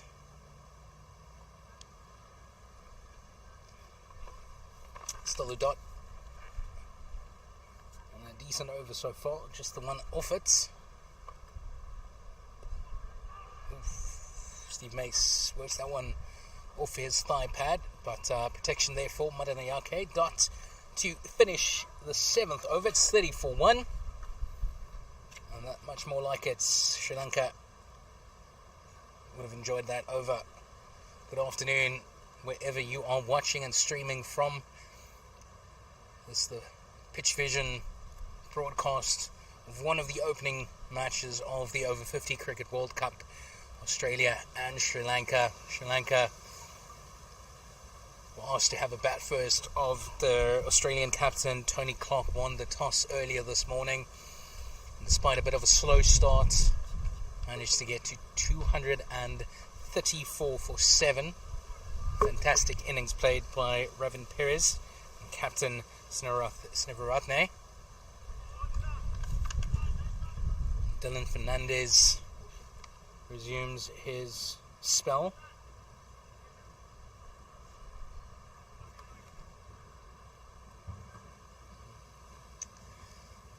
That from the Stephen Way end. Again comes angling in from a mid-on-ish position. Nice and wide. Finishes up quite close to the stumps. Nice little cover driver from Paul Wybird, but straight to the man. Fielding in that cover position. Gets another dot. And pressure mounting for the Australians. Run rates 5.42. They're going at 4.19 to the over.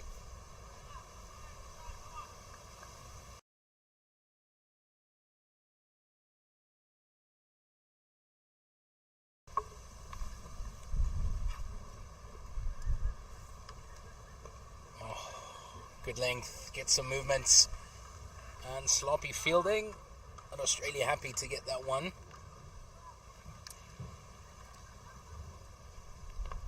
I think Chatminda Rajapakse fielding at point might have just put up a little bit too early. Keep his eyes on the ball, the potential run out, and we'll just gliding past the man. Nice length delivery, nice and straight. And Steve Mace defends once again.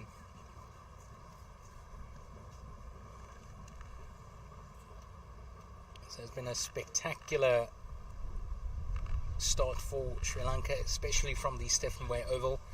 Dylan Francis Fernandez has been keeping it nice and tight. Nice and full this time.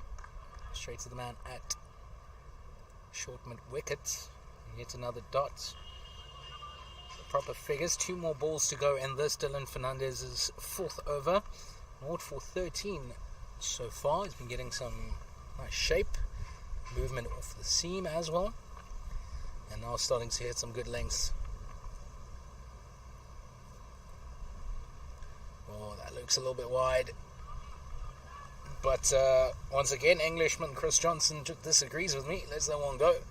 And at the end of the 8th over, it is 31 for 1.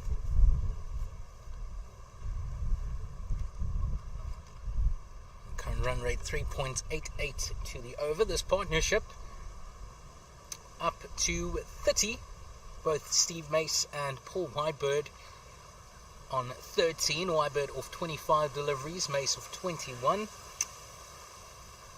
Both finding the boundary twice so far.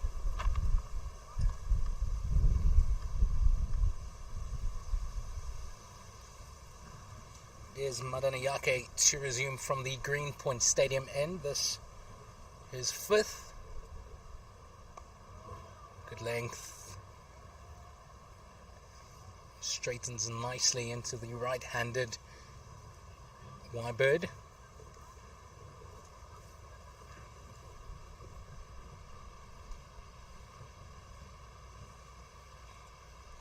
Nice floated delivery, full and off the edge of the Australian batter, over the head of the keeper. Some work for the man at short fine leg. And Australia scamper through for a single.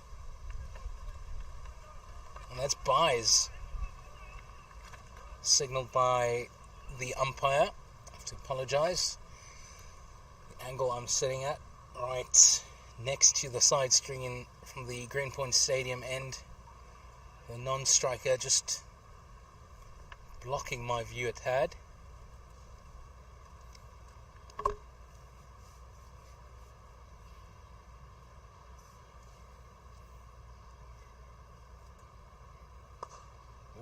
Good foot movement from Steve Mace. Gets to the pitch of the delivery. Mace was under the impression that ball was going to go all the way. It just slowed down. Stopped about a metre short from the boundary. And the Australians in the dugout shouting at the batters to run hard. And that's 2. Nice and short. Mace has an almighty go at that, but didn't get much on it. Straight to captain Suniraratne fielding at Mid on. No run.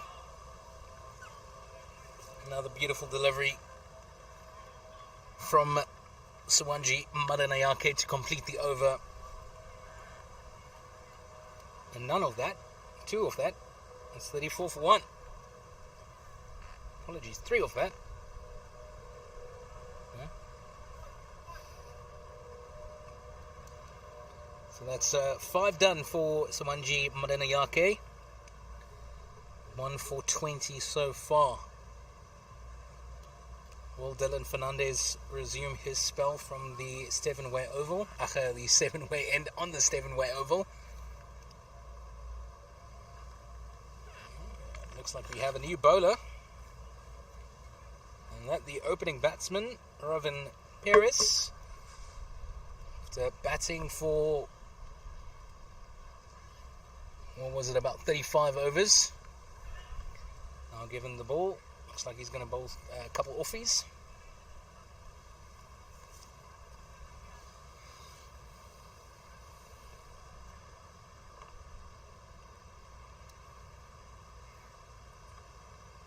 The left-hander coming over, or rather around the wickets for the right-handed Paul Wybird. Oh, great turn.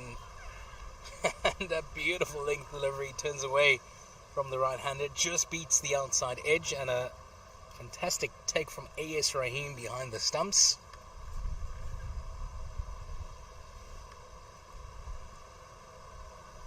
Well, again, sharp movement away.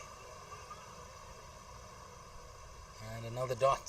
Fantastic cricketer, Mr. Robin Perez. All-rounder.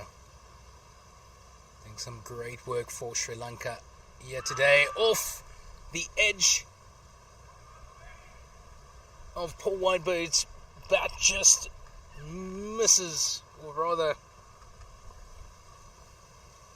finds its way, the ball just finds its way through A.S. Rahim's gloves and drops just short of Captain Senavaratne at first slip. So Whitebird gets let off the hook. This is a great start to Robin Perez's spell. Causing some real trouble here for the Australians. Oh, that's time. 2 full. And Paul Whitebird does not miss out.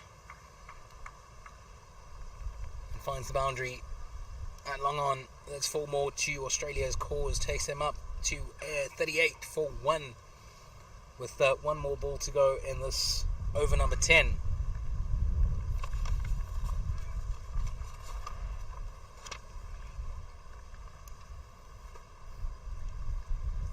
Australia need more of that. Current run rate more than 5 and over. This time nice and full from Perez. And that brings the end to the 10th over, 38 for 1. Paul Wybird on 17 of 33. Steve Mace on 15 of 25. Still quite a way to go. They need 197 still to win, does Australia, with 210 deliveries. And the required rate just more than 5.5 to the over. It's at 5.63. Currently going at 3.8.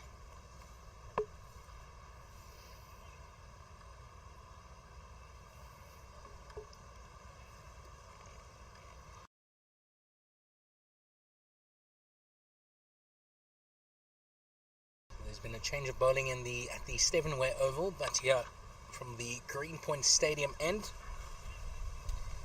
Captain Senavaratne sticking with Madanayake. This will be over number 6 for the man. He's on 1 for 20 so far, going at exactly 4 to the over.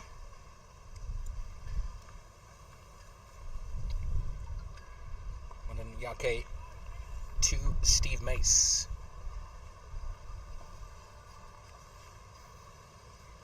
And the Australian defends. Field is scattered all around the ground. First slip, backward point, cover, short extra cover, mid on, mid off.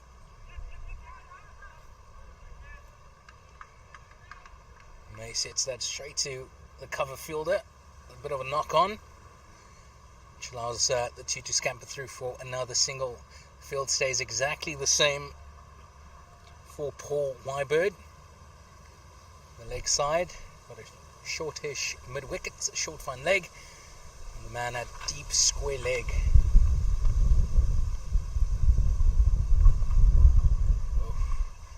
Maiden angling it into the pads once again. Nicely kept out by Steve Mace, or rather Paul Wyberg. Nice floated delivery, good length. Gives the man at short extra cover some work to do. And get through for quite an easy single in the end.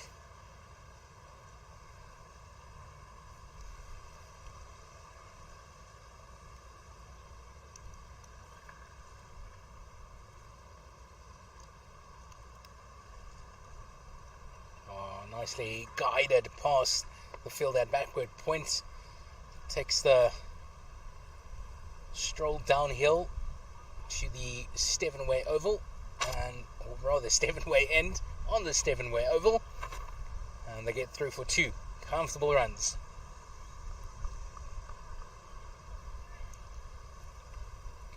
Madanayake to end his 6th. Going to Steve Mace. Uses his feet, tries to free his arms. That one going to the cover region.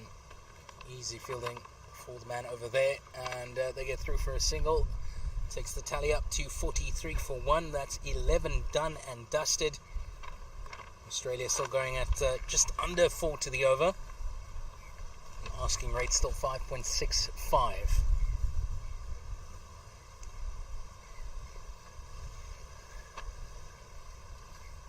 Feeling that this one will be swinging back and forth. Sri Lanka were favourites, and now Australia swinging the match back in their favour. This partnership currently with 42 between Paul Wyberg and Steve Mace. Can they keep this going? Sri Lanka need wickets.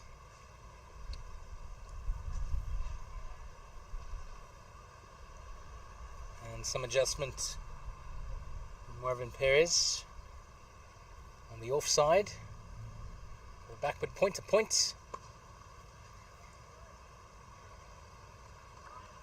And a misfield from the bowler allows the two batters to get through for quite a comfortable single. There's a backward point. Man on the sweeper boundary. Man at extra cover. Fielder at long off, coming into the circle.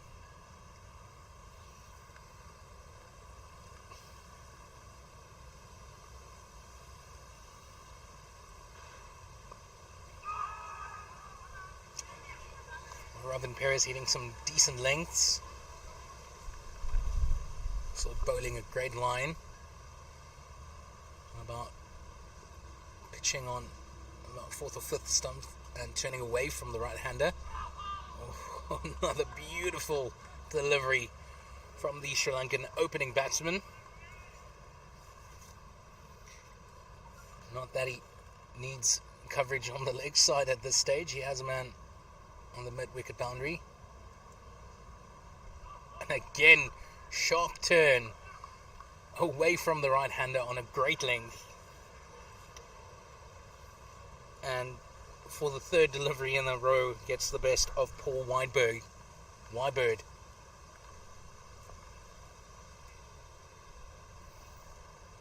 Oh, some extra pace on that from Robin Perez. Easily dealt with by Wyberg. Now to finish the 12th. It's Robin Perez. A little bit too short. easy pickings for Whiteberg. Gives the fielder on the sweeper boundary some work to do. And the two batters scamper through for a comfortable single. That brings it into the 12th. It's 45 for 1. Whiteberg on 19 or 40. Steve Mace on 20 or 30. This partnership with 44 runs. So what's going through Sri Lankan captain Sinavaratne's mind at this stage? Where will those wickets come from? And just like that, a bowling change coming from the Greenpoint Stadium end. Sawanji Madanayake told to take a little bit of a break. Ravi Pereira given the newish pink ball. A ball 12 overs old at this stage. Let's see what this veteran can do. I've been loving the seam bowling from the veterans today so far. The Australians first up, making full use of the windy overcast conditions. Got the ball to move quite a bit and to nip quite a bit. And now it's quite clear. Blue skies all round. Some clouds here and there.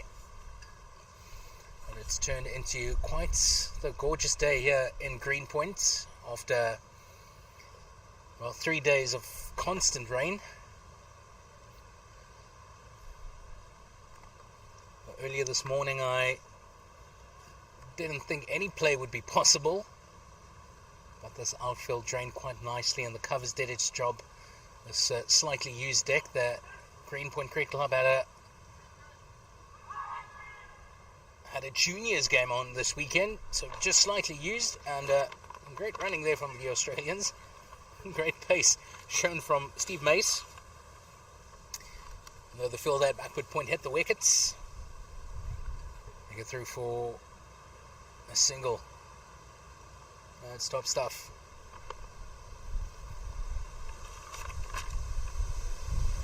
Now the wind has been picking up.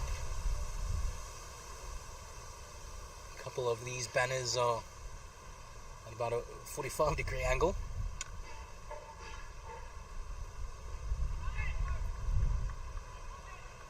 I bet you can see it on the feed as well. Pants, especially from the umpire, fluttering all about. So let's see if Pereira can get some movement through the air. A little bit too short, a little bit too wide. Great fielding from the man at cover.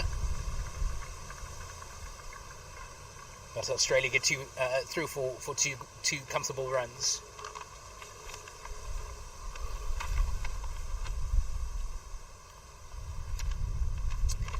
Two Aussies edging ever closer to a 50-run mark. Team on 48, this partnership with 47. If you missed it a little bit earlier, David Roach was trapped leg before wickets by Sawanji Madanayake. Coming from the Greenpoint Stadium end, the ball skidding on in that first over. And after Steve Mace got off the mark for the very first ball, second ball hit Roach's pads, not out. Third ball hit his pads once again. Umpire Gaino Sibola liked that one a lot and lifted up her finger. So the Aussies from 1 for 1 now on 49 for 1. So a great fight back here for Whiteberg, Steve Mace. Putting the pressure back on Sri Lanka.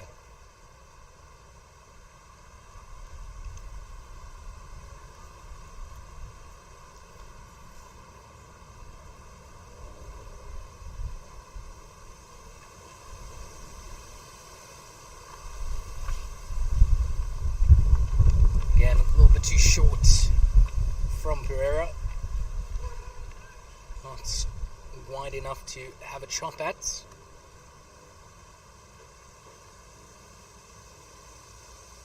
So a dot but Ravi Pereira has been struggling through this over, although only conceding 4 at this stage. We go last ball of the 13th over. Pereira to Whiteberg. Good length of delivery. Seemed like it shaped into the right-hander. Whiteberg just defending. So that's the end of the 13th over. 49 for 1 it is. And the required rate is climbing ever so slightly. It's up to 5.81 to the over. With Australia going at 3.77. Still 186 runs required from 192 deliveries. They've got 9 wickets in hand.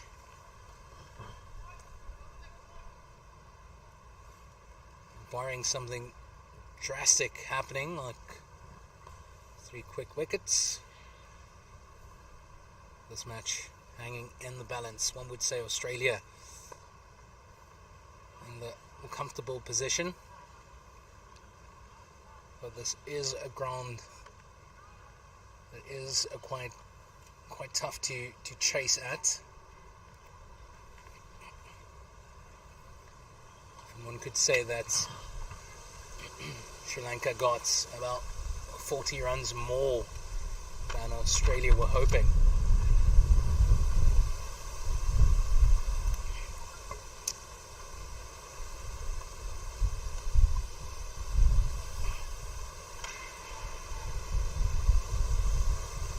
This has been a top start to Robin Perez's spell, and this is 3rd over. 0 for 6 is figure so far. Midway through his 3rd. A little bit wide, not getting a ton of bounce. And I think Steve Mace missed out there.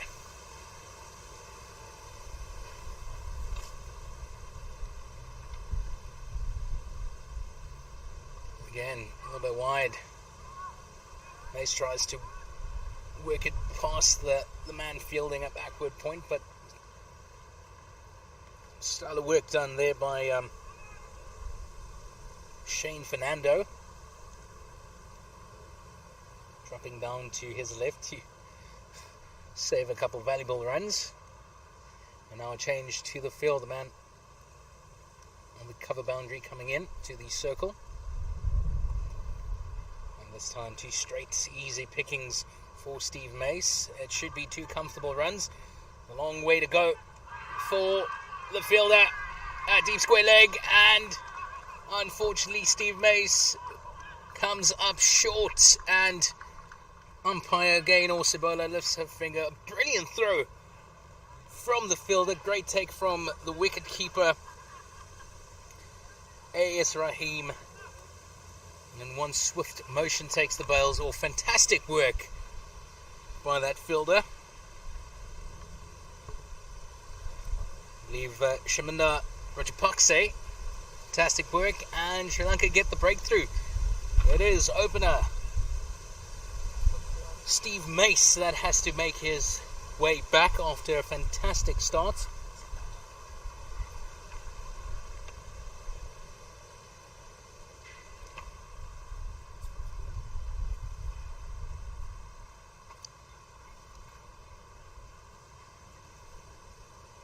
Unfortunately, that partnership ends on 49, but the completed single brings up the 50 for Australia.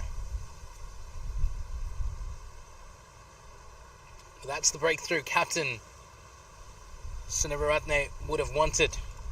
The wicket he would have wanted. It's both Australian openers back in the dugouts.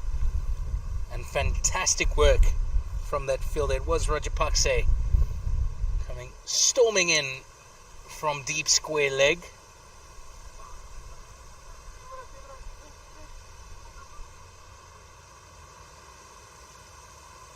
To about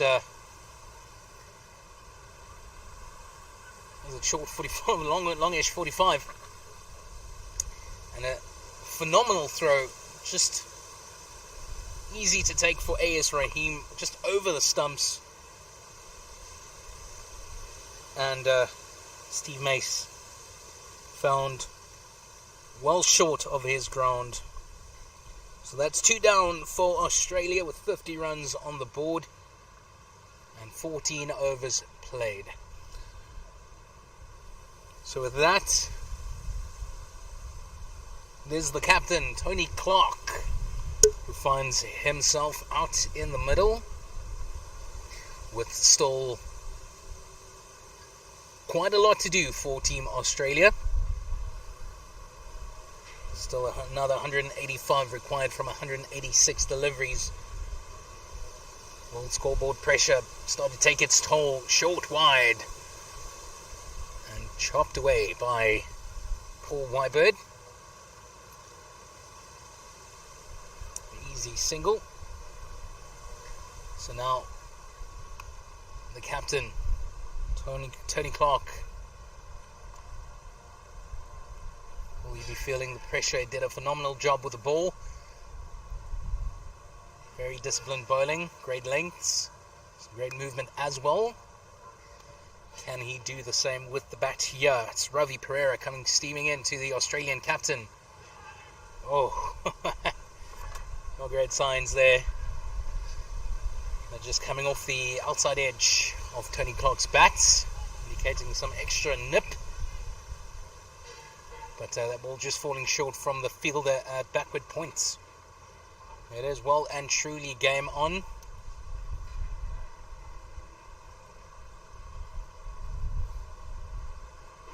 As Ravi Pereira comes steaming in once again.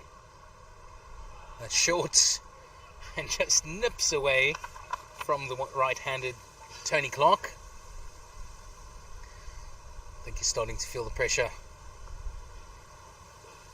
I think the Sri Lankan fielders will be reminding him of the job that's required here.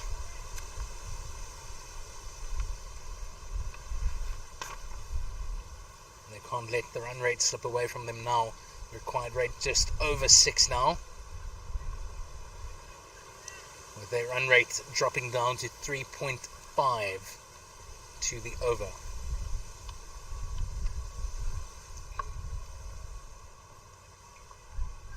The forward captain, Tony Clark. It's the first slip, backward points, cover, mid-off, man on the cover boundary. Also a man on third man boundary. Short fine leg in place, a deep square leg, and a mid-on, of course.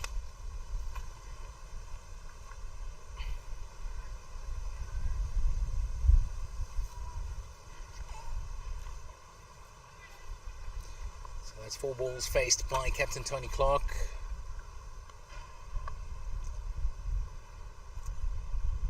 Still trying to get in the zone. Trying to get momentum back on his side. Allows that one to go through. And that's 15 overs played. 51 for 2. As both teams will enjoy something to drink.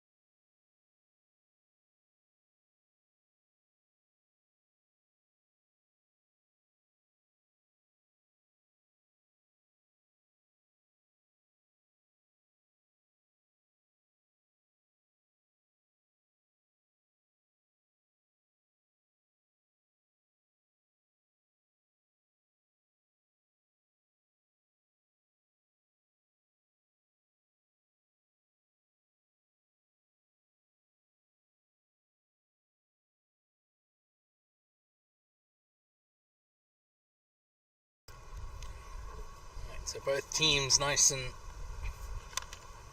full of, that was probably Oros.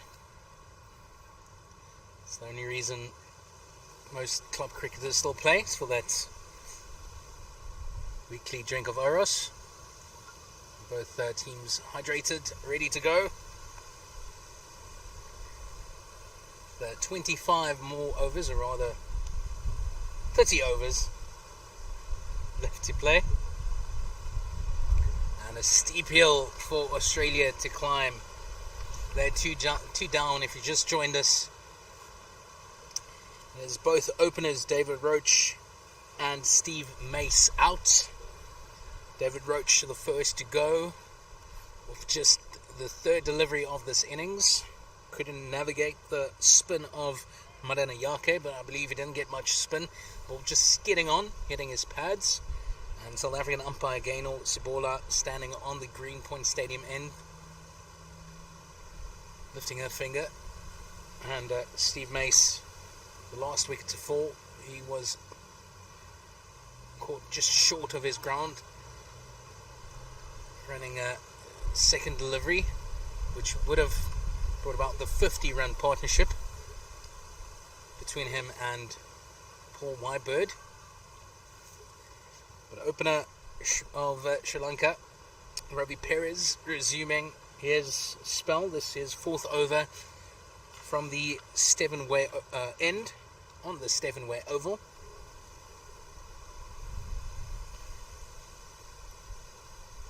And it's been a proper spell from Ravi Perez thus far.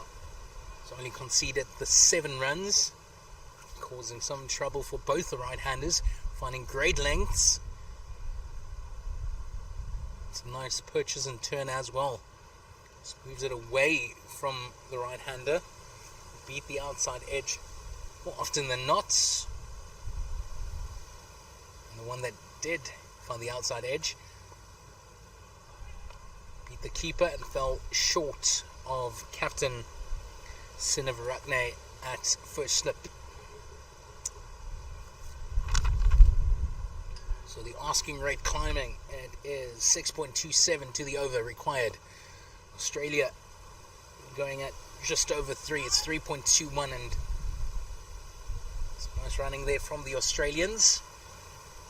Ball going straight to the fielder at mid-off. That's Daminda De Silva now making his way to the long-off boundary. So there's a long-off, long-on. On the mid-wicket boundary, also a sweeper out, and another disciplined over comes to an end. 0 for 8 after 4 Ravi Perez's figures. That's some proper bowling.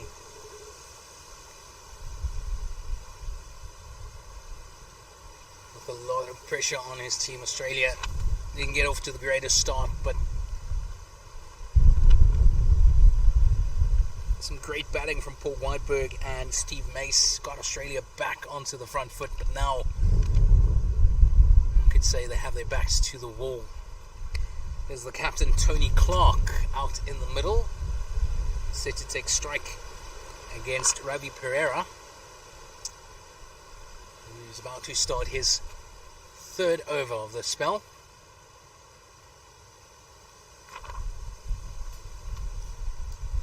Pereira comes streaming in. Clark says, "I'm not ready yet. Give me one more second." And here we go. Ravi Perera to Tony Clark. A little bit too short. Clark takes a step to his right, works it onto the leg side, and 2 comfortable runs for Australia. Precious runs.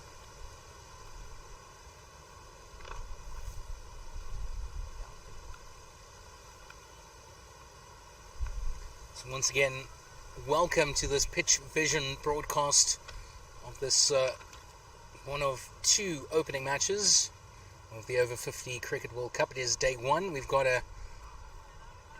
quite a few games over the next couple of weeks at a few Cape Town-based cricket clubs. And while Sri Lanka and Australia fighting out here at Greenpoint Cricket Club, we've got the hosts South Africa and India fixed in battle at Claremont Cricket Club.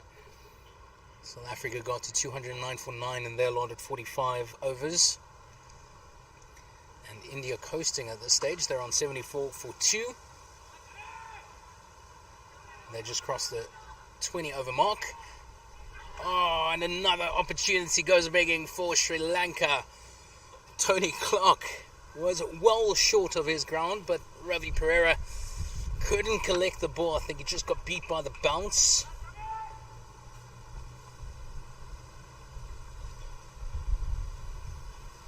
Ground around the pitch area just lifted a tad, so as the bowlers come running in, it is a bit of an incline they have to navigate, but unfortunately a massive opportunity goes a begging for Sri Lanka. Could have seen the back of captain Tony Clark, who hasn't looked comfortable at all. Nicely played by Paul Whiteberg, straight to the man at mid-off. But they managed to scamper through for quite an easy single in the end. Shane Fernando failing to get his hands around that one, so it is a knock-on. Australia's scrum. If I have to use rugby terms, if you don't get that reference.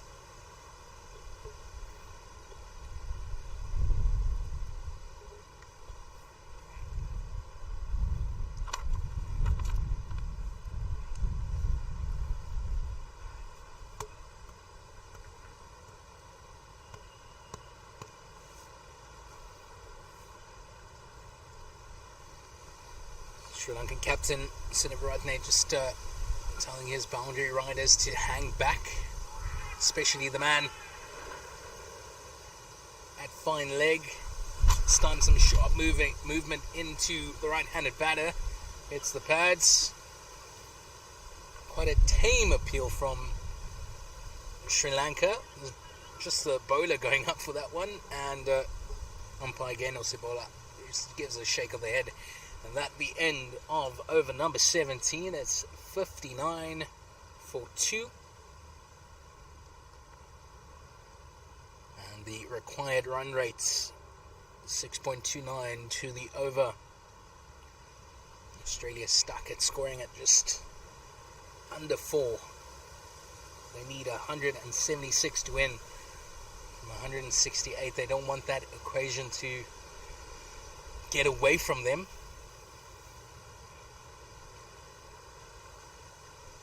Captain Tony Clark just still looking for momentum. He's been having a bit of a struggle, hasn't been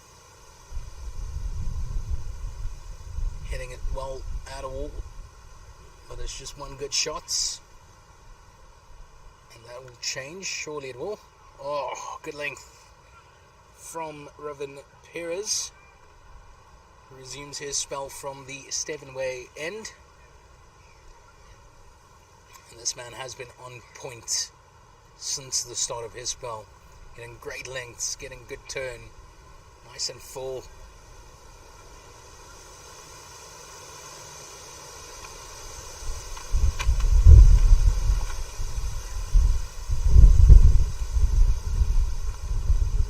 It has been a while since Australia's last boundary.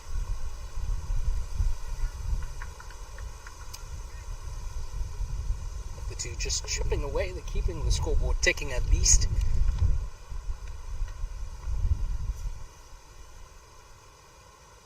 And these over-50s look they're conditioned nicely. They up for all the runs that have been on offer.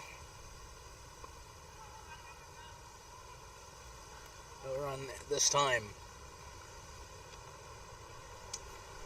2 more balls to go in this, the 18th over. Ravin Perez to Paul Wybird. Let's try that again. 2 more balls to go in this, the 18th over. Ravi Perez to Paul Wybird. Nice length. A little too wide. I believe there might have been a run on the cards, but Tony Clark says, no thank you. Stay put.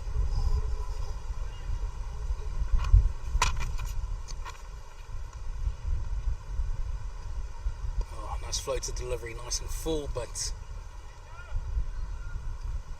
an easy single in the end. The ball hits straight to the man at long off. So at the end of over number 18 at 61 for 2. This partnership now in double figures. It's worth 11. And Paul Wybird doing a proper job here for his team. He's on 26 off 55 deliveries. A strike rate of 47.27. Captain Tony Clark, meanwhile, he's been out there for quite a few overs. He's faced exactly 2, that's 12 balls, and he's got 5 runs to his name. Yet to find the boundary.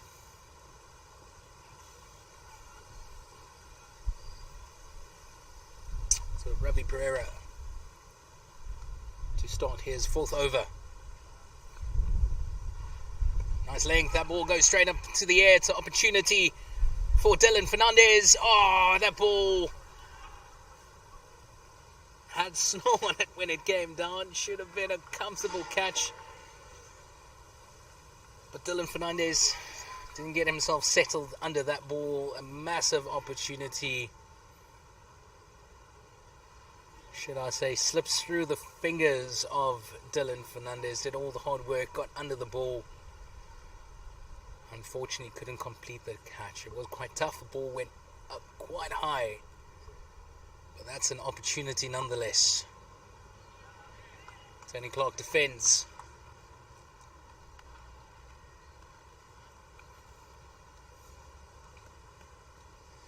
Yeah, that was quite tough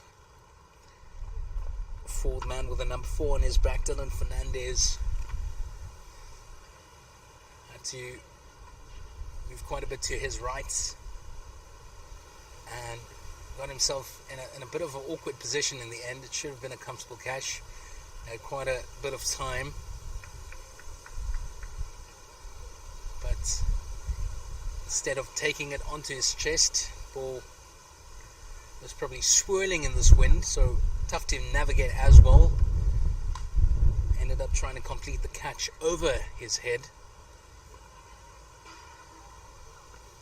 And Paul Wybird lives on to fight another day. On strike. Misses out on that. That ball drifting onto the leg side. But the tall figure of Paul Wybird not getting any bat on that, unfortunately, for the Australians.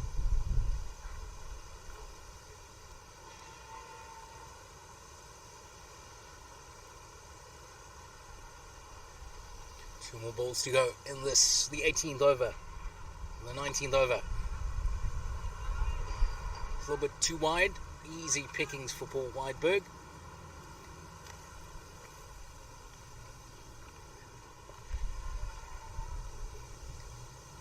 Gets it straight to the fielder on the cover boundary, but easy single through. Stroll through for a single for the Australians.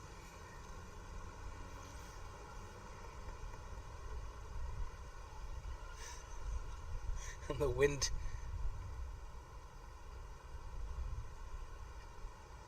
quite rough out there. Blows the hat off the English umpire Chris Johnson. And the fielder on squared leg, tasked to get the man's cap. And it's play on once again.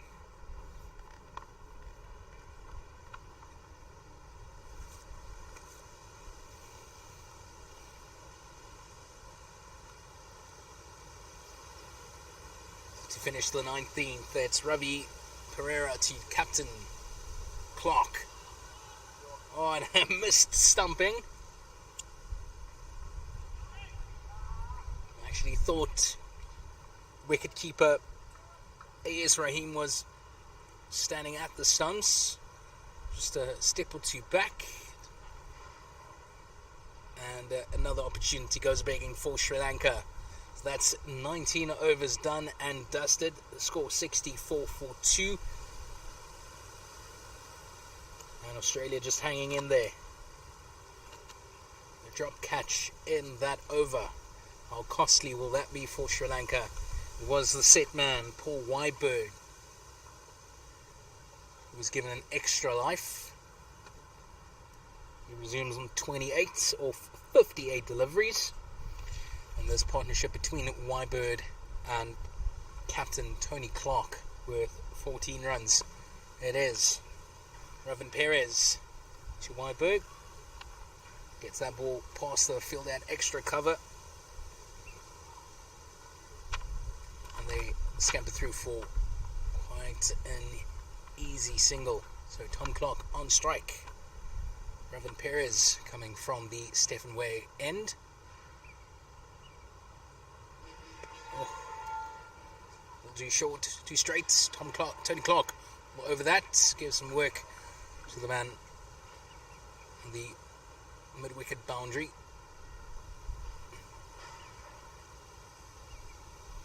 Has been a brilliant spell from the Sri Lankan opening batsman on 0 for 12. And this is 6th over. This time opener Weiberg plays a beautiful drive over the head of Perez. I think he was convinced that that ball was going for a 4. He only started to run when his captain was basically beside him, and what should have been to just the 1 run to the Australian cause. So Tony Clark back on strike. Nice and full floated delivery from Perez, and yet another dot. Valuable dots for Sri Lanka.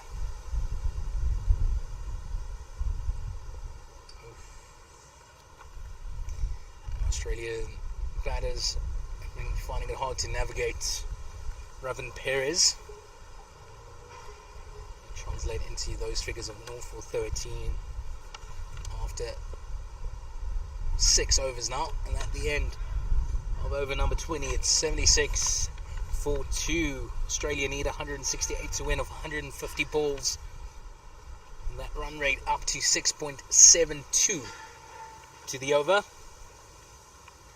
Australia currently going at 3.35.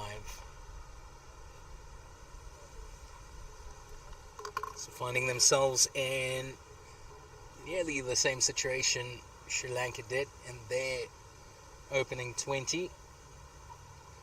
Although Australia got out of the blocks a lot quicker. 2 wickets stumped that scoring rate. Where they were going at nearly 5 to the over. It's down to just over 3. But what Australia need is a partnership once again. They need to build that foundation. Much like the Sri Lankans did in their innings. That partnership between Ravin Perez and Carmen Optuna, and then Perez and Captain Sinavaratne.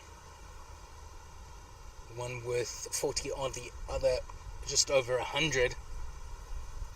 Got Sri Lanka to that mammoth target of 235.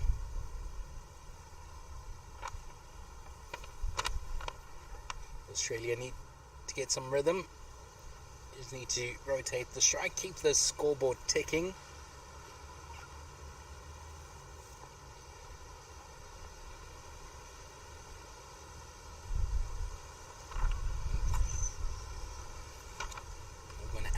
To Tony Clark's pads once again, and it's straight to the man at a shortish mid-wicket fielding position.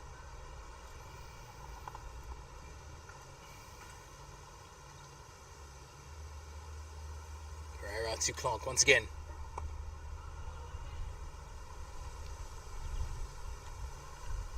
Not a ton of pace, but getting some movement.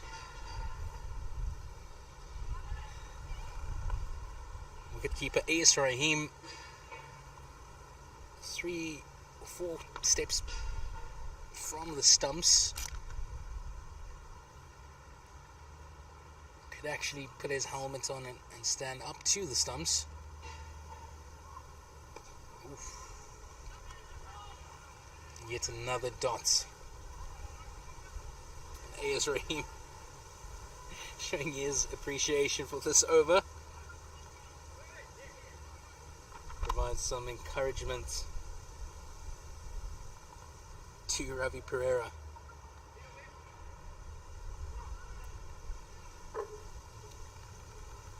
Two more balls to go. Can Sri Lanka get through this with minimal damage? Oh, that one angling in hits the stumps, and despite my semi-blocked view, seem to be pitching and hitting outside off. And South African umpire Gaino Simbola gives a shake of the head.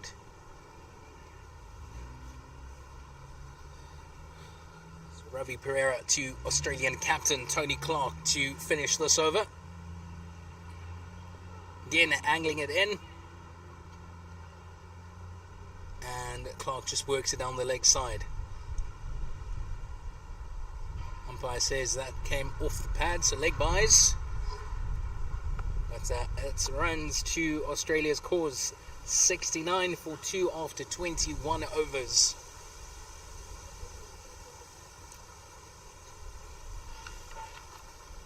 Once again, welcome to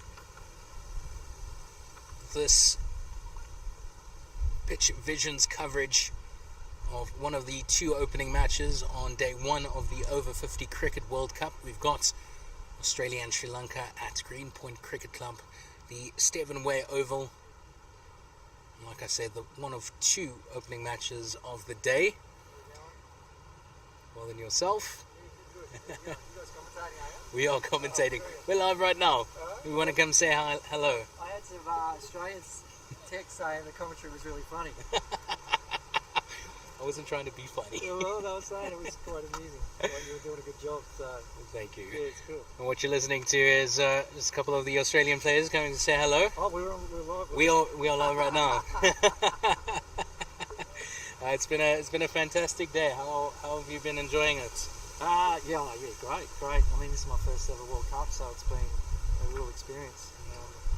This morning was a bit nerve-wracking, but it was very well worth the experience. Now we've got our work cut out for us now, but see how we go. We're on track. So Yeah, 235. Do you think Sri Lanka managed to get a few more runs than you would have liked? yeah, I think so. I mean, the last few overs, they took a few off us. It would have been nice to see it down the low 200s, but they batted well. We've got to credit where credit's due. Their opening bat played a really good knock, and they formed partnerships and they turned the strike over really well. So, thought they deserved their score. The pitch is drying out, but it's getting a little bit flatter. So we'll just see how the day pans out. Unfortunately, not promising signs. We've got Paul Whitebird just getting some attention. There's still quite a long way to go. So, how's the over 50 side? Managing the bodies and just trying to get through the next couple of weeks. He's just an old man, mate. That's all that is. He's getting treatment for being old. You just roll with it. I think you at the age of 50, you kind of just you have your niggles and you have your little something feels a little bit rough one day, and then the next day it's fine. So I think we just manage ourselves. We know our bodies pretty well. We've got Ross, our chiro, who's really good, and we've got some local chiros as well that are coming in tonight to look after us. So it's a long 2.5 weeks on the body. So we'll just play each game as we go. But I think Whitebird's just a little bit of a sook, to be honest. The next 2.5 weeks you're in Cape Town. How have you been enjoying the mother city, and what's one of the key things on your bucket list to tick off during this trip? Yeah, there's a couple of things. We've got a bye after the New Zealand game in a few days. I think it's the Wednesday. So we're heading to a safari for that. There was a bit of talk with Miki about going to dive, do the great white shark sort of dive. So I'm not sure if I've got the courage for that, but I'm interested. Let's just say I'm interested. I'm not sure, but so we've got a few things planned, and then that's great. That's 6. Oh, what a shot! That's a great shot. I'll take that. Yeah, some attention. Oh no, that wasn't one bit. That was Captain Tony Clark, a man who had quite an inspiring spell there with the ball. Yeah. Didn't get off to the greatest start with the bat, but now starting to hit his traps. Yeah, I thought he bowled really well, Clarky. I thought he was Yeah. unlucky. Centre played and missed a few times. Centre batted well, but I just thought Clarky, he used that wicket really, really, really well, and just was unlucky. But yeah, I actually think he started off okay with the bat. I quite like the way he started off. It's just played himself in nicely, and he'll start moving when he needs to. So enjoy the rest of the trip. Remember, South African great whites aren't the same as Australian great whites. Are they? So yeah, so if they come They're close, gentle. They're more gentle. no, if they come close, just go. Tick. That's Mick Fanning's job, not mine. That's Australian bowler Brett James, who also had a brilliant spell of bowling. A guy just popping in to say hello. So returning to the action, Tony Clark, Whiteberg, doing the job for Australia. Tony Clark just getting the ball over the head of the field at Cal corner. So that's I think the first boundary in some time for Australia, and the two getting some momentum. So that's more runs for Australia. Captain Sinaratne and his first over. Another tall man bowling some spin. Also getting quite a bit of bounce. So Paul Whiteberg seems to be struggling, as you heard from Brett James. He's getting treatment for being old. It's tough being a veteran cricketer. And it seems like he might have an issue with his spikes.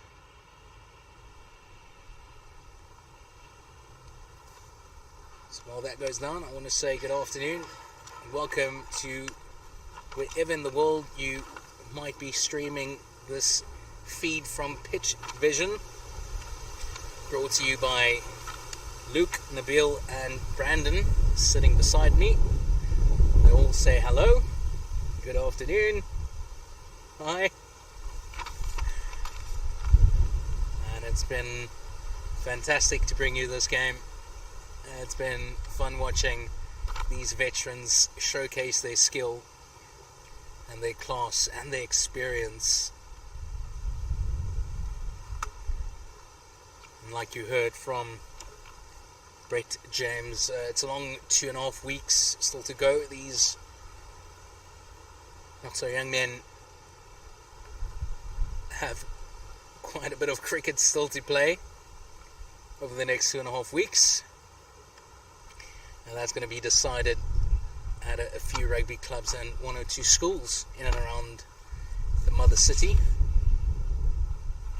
The other game currently happening at Claremont Cricket Club at South Africa and India, and this day 1 of the Over-50 Cricket World Cup. Short, wide and chopped by Captain Tony Clark. That one almost runs away, but some great footwork from the man making his way from the third man boundary. Some fantastic footwork, saving quite a few runs, a couple to be exact. And Australia starting to put their foot on the gas. That one worked away by the captain Tony Clark.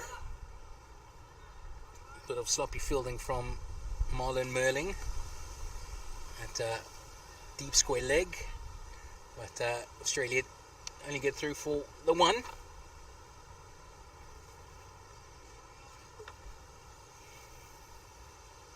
Just I wanted to say just 2 fielders on the boundary, but they've got all 4 outs.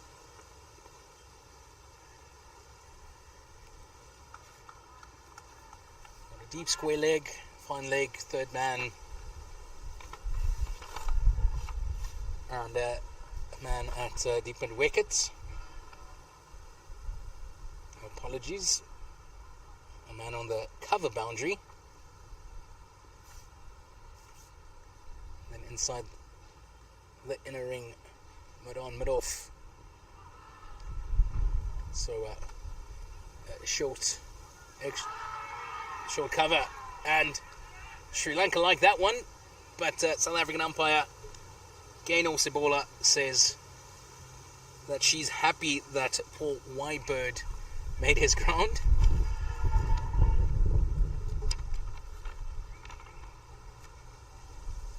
All runs to Team Australia. So a short extra cover, backward points.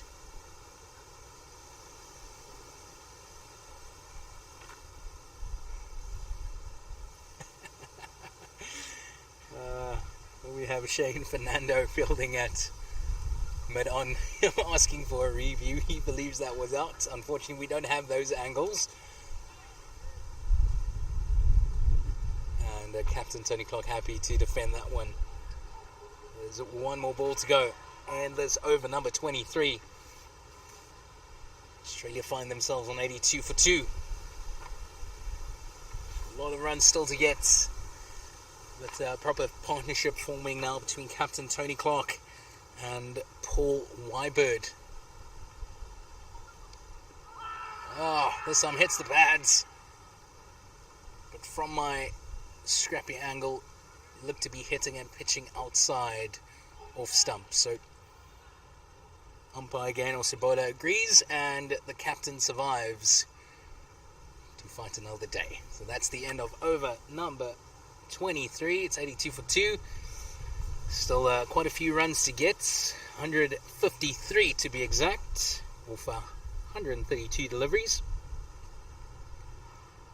The scoring rate starting to climb. It's climbing ever so slightly. It's up from just over 6 to just under 7, 6.95. Australia scoring at 3.57. So we got a change of bowling. It seemed like Captain Sinivaratne just wanted to bowl that one. I think he is done, especially after his hard work with the bat, playing his part in a 100-run partnership with opener Ravin Perez.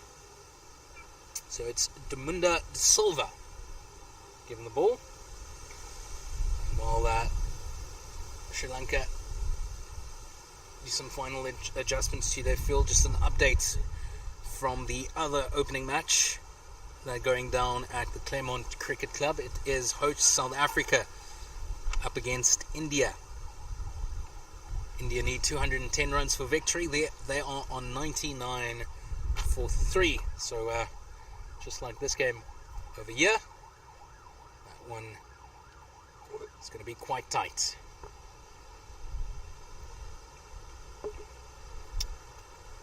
So De Silva to start his spell. James Wybird facing up, too wide, and he gets away with that one. Nearly pierces the gap on that offside, but Captain Sinivaratne gets his body in front of that. Although it's a bit sloppy, no run. That one nice and full, just at the toes of Wybird. And another dot ball. Good start here from Damunda De Silva.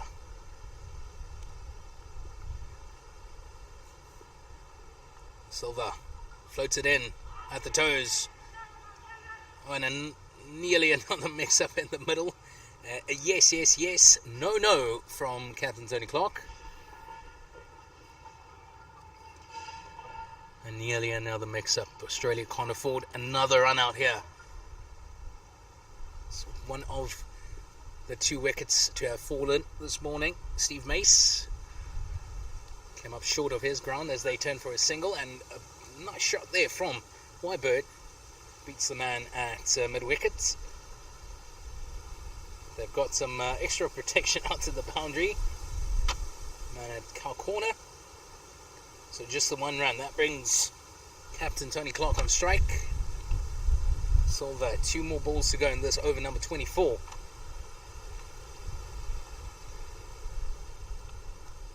Floats it in. And does fielding off his own work. 1 more ball to go.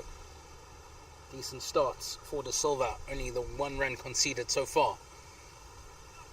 Captain goes down on 1 knee, plays the sweep shots. There's a man at deep square leg. That Dylan Fernandez clobbers the ball up, gets it in, and just the 1 run to finish over number 24. Australia 84 for 2.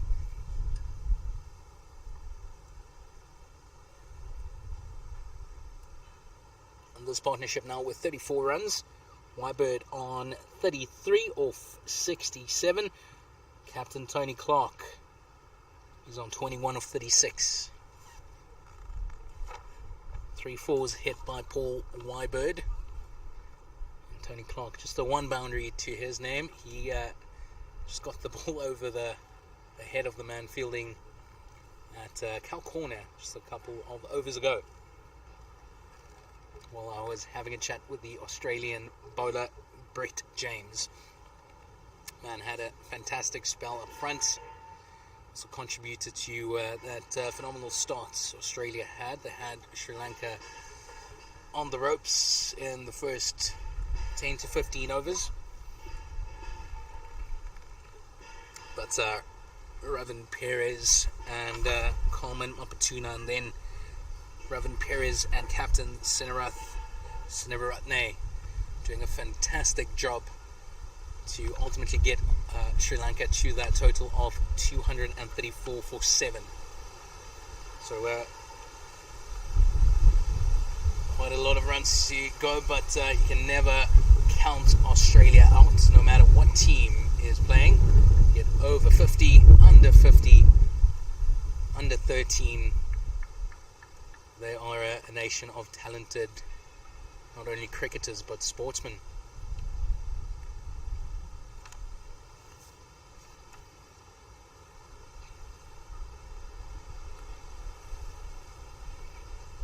Also a man who had a decent start to his spell. This man steaming in from the Greenpoint Stadium end. This over number 7, long for 22, his figure so far. Short, and Paul Weinberg will not miss out on that. That ball goes flying all the way over the ropes at mid-wicket. And some work for one of the spectators taking a stroll around the field. 6 runs. What a shot. Not a lot of bounce, a little bit short. But it looked like that was taken almost from the knee roll of Whitebird's pads. He's not the shortest fellow. He got down to that and gave it the treatment. How can Pereira respond? Oh, just over the head of the fielder Shane Fernando at mid-on. 4 more runs to Australia's cause.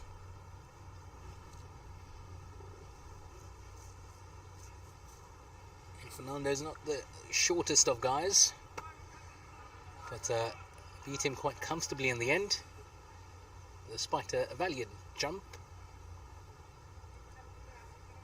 And the captain tells him to hang back, so long on in position. A little bit short, a little bit wide. Didn't get all that he wanted as Paul Whitberg on that shot. So after 2 deliveries that went for 10 dots, 2 more to go in this over number 25.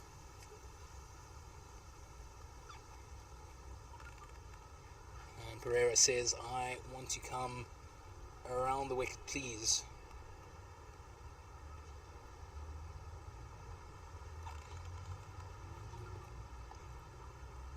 Oh, yeah, that pitches outside leg stump, hits the pads. South African umpire Gaino Sebola gives a shake of the head.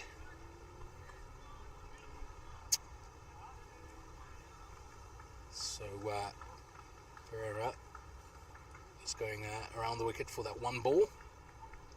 Coming back over the wicket.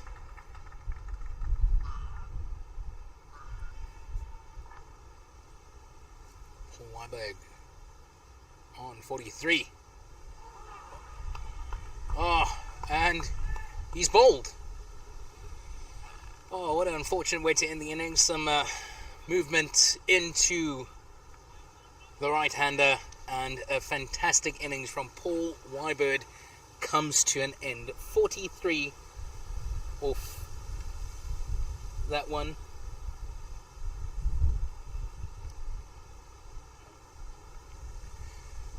And a knock that kept Australia into the match. It's a massive wicket for Team Sri Lanka.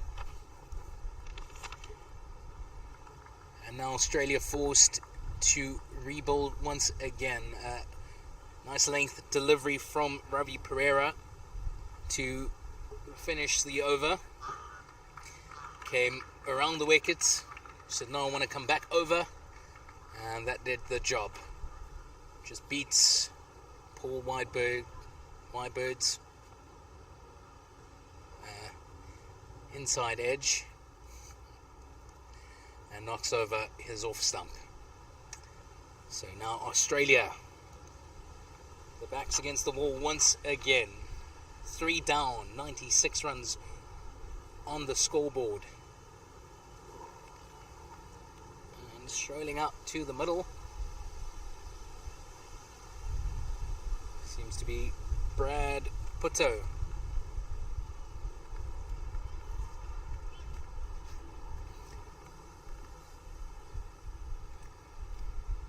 Brad Puto, right-handed off leg spinner, joins his captain Tony Clark out in the middle. It's after 25 overs played, just 95 runs on the board, just 95 for 3, and still a ton of runs to get. 140 required of 120, and Puto might need a second or two to get his rhythm going, starting to feel the ball off the bat, and that's going to knock the run rate down quite a few again as well. So they're scoring at 3.8 Australia. The required run rate jumped up to exactly 7 now. And that wicket might force Tony Clark to approach his innings in a more conservative way. Might want to slow things down as well.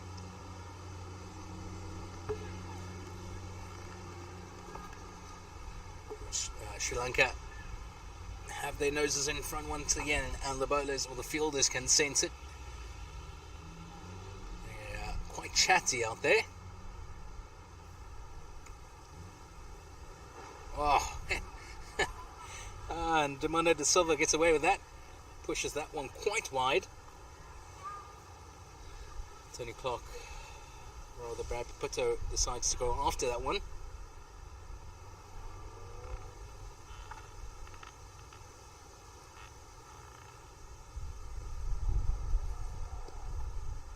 Apologies, that is Tony Clark.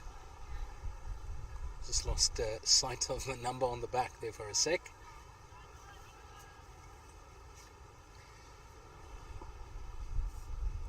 Two more balls to go. No runs off that as yet. And this could be a devastating maiden for Australia.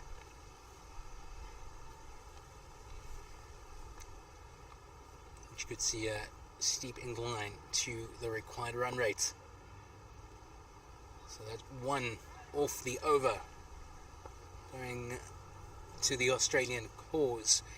Takes the score up to 96 for 3 after 26 overs. And that required rate's now 7.32, only going at 3.69 to the over.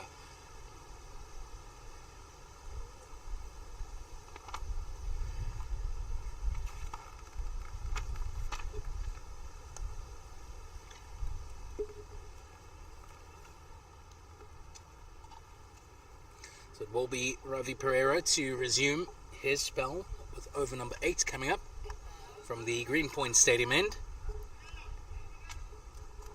He's gone for 32 so far, 1 for 32 in his 7 overs, the economy of 4.57. So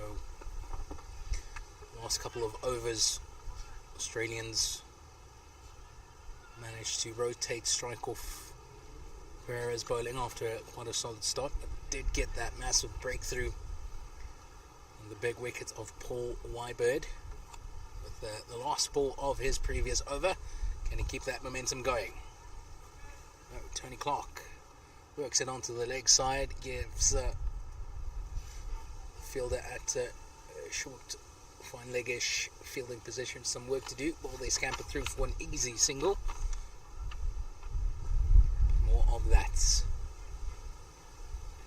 Just need to try and emulate what the Sri Lankan batters did and just rotate the strike. Not a lot of big shots were played in the middle part of Sri Lanka's innings, but they ran quite fantastic between the wickets and kept the scoreboard ticking. That was crucial in the end. Nice length delivery, and he chips that over Ravi Pereira's head. Those little chip shots.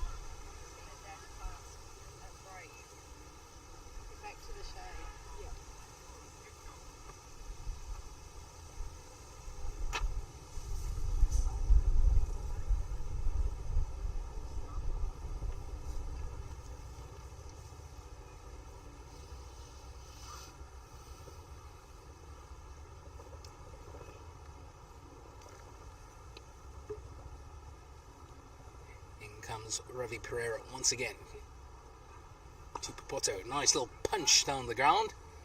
Some work for the man at mid-off, and the two Aussie batters scamper through for a single. That's all they need to do at this stage. Just keep that scoreboard ticking, just a couple of runs away from 3 figures.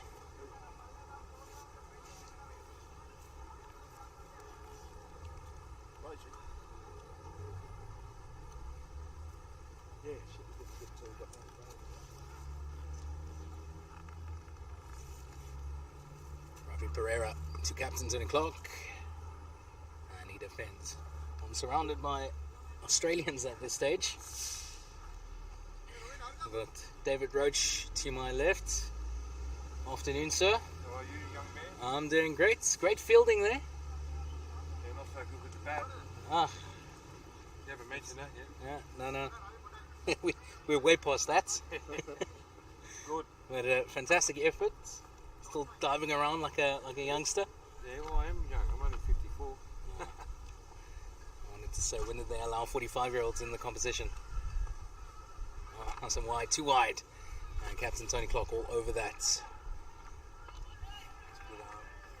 Very good arm. Now you got to pick your fielders here. There's a couple with, I think, bionic arms, especially that run outs. Yeah, that was a good running, wasn't it? Yeah.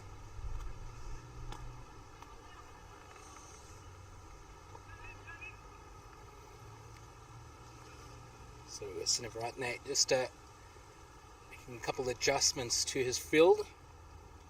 Asking Shane Fernando to move inside the ring to mid-on. Oh, beautiful Yorker. And that brings an end to over number 27. It's 99 for 3. Still quite a few runs. 136 required of 108 And that required rate jumping up to 7.56 to the over. Australia scoring at 3.67 at this stage. David Roach saying they've got a wild thing to come. But there's still a lot of batting to go. There's still quite a few overs to get through. 13 to be exact.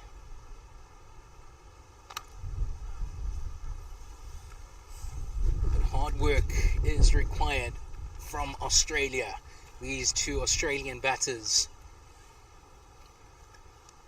They've got quite a vacant leg side. 3 men on the boundary on the leg side. It's a long on, man at cow corner and deep square leg. And 1 man inside the ring on the leg side and in a mid-wicket position.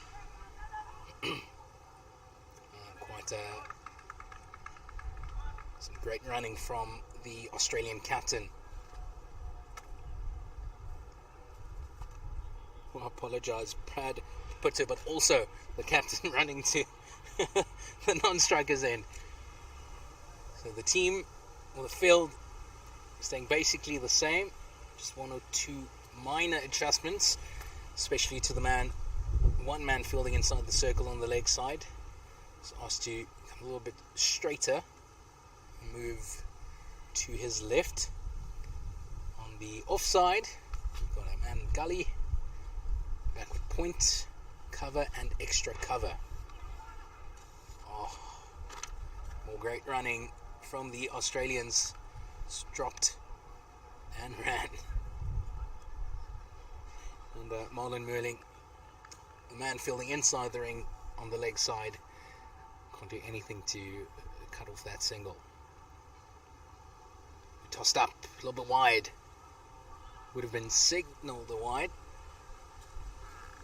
But that one ends up in a dot. So Domingo de Silva halfway through his third.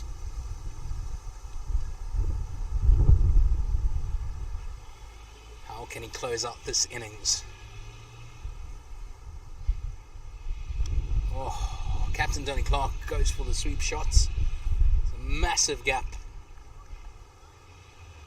behind square on his leg side. Tried to target that. Asking the umpire why that was not signalled a wide.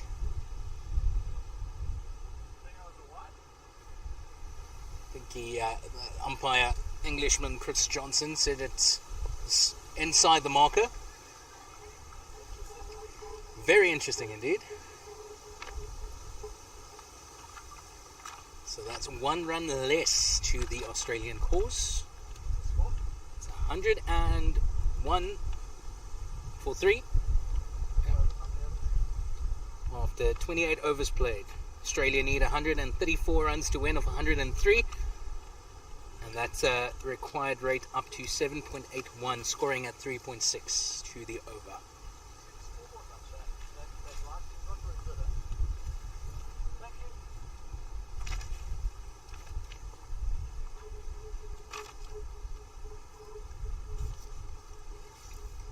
This match on a knife's edge could still swing anyway, but it's hard not to favour Sri Lanka at this stage. I said that this match will swing back and forth, and just as Australia gets themselves back into the game, they lose a wicket, putting Sri Lanka back into the driver's seat. So Sinaratne making a change of bowling from the Greenpoint Stadium end. It is Carmen Maptuna,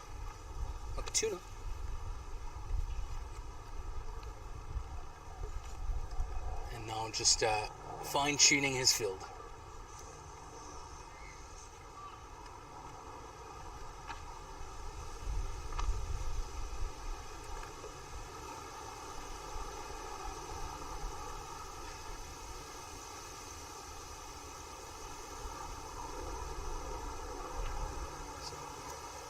Similar field to that of Demunda de Silva coming from the Stephen Way end.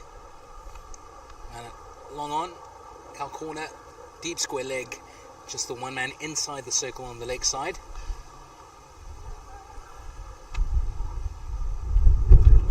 At mid-wicket fielding position, then 4 on the offside, backward point, gully region, point, extra cover, mid-off, and then a sweeper on the boundary.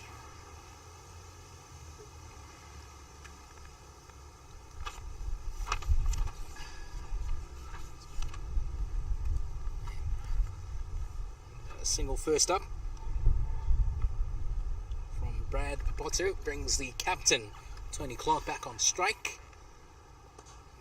Some good pace through the air. And again, just the one run. I think some more intent should be shown from the Australian. Just put the fielder under pressure.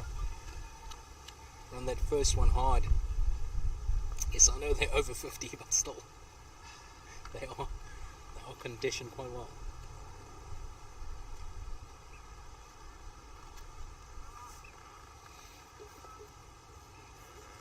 So now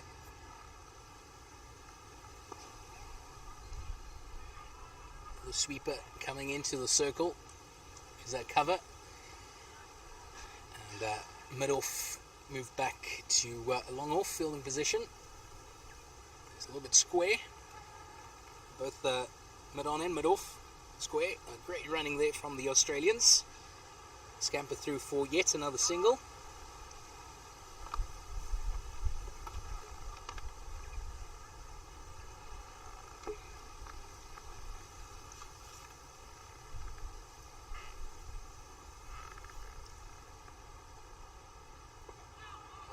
Good line, good length. And the Australian captain drops and runs through for yet another single. So that's 4 for the over. Australians keeping that scoring to just under 4 to the over, but it's not doing the required rate any good. It's up over 8. It's 8.13. That is required to the over. And they still need 130 to win now from 96 deliveries.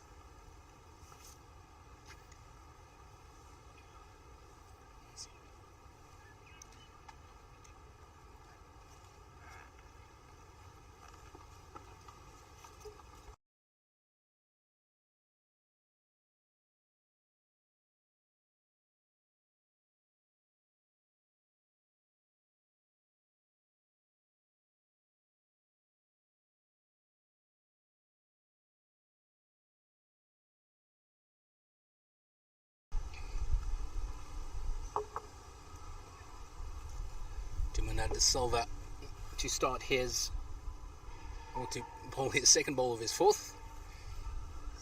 But wide, short, and Australia scamper through for another single. So this is good running, exactly what Australia require. There's still a ton of runs to go, runs to get, and the boundaries have dried up. Those singles extremely valuable. Leave that. Was that not signaled wide? Okay. Englishman Chris Johnson keen to give that. In any case, the game goes on. Nicely played there by the captain. Rather, Brad Potto. Which brings the captain, Tony Clark, back on strike. What can he do against Demunda de Silva? 2 more balls to go.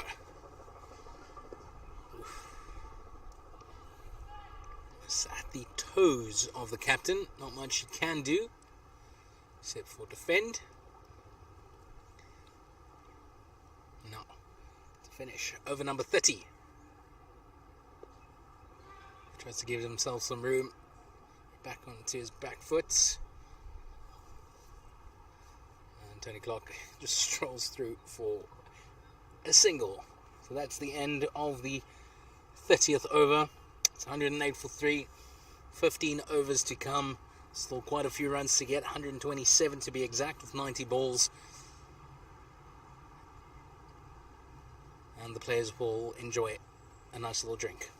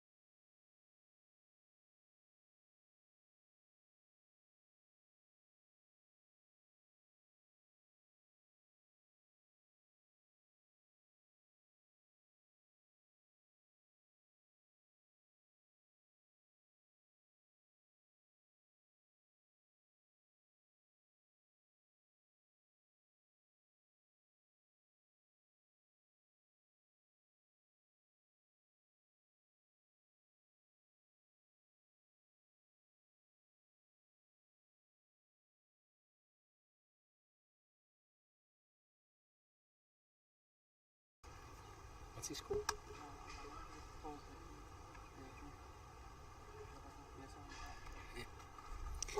Well, welcome back. Teams just returning from their second and final drinks break of this innings. And it's a hearty good afternoon from Greenpoint, wherever you find yourself in the world watching this stream from Pitch Vision.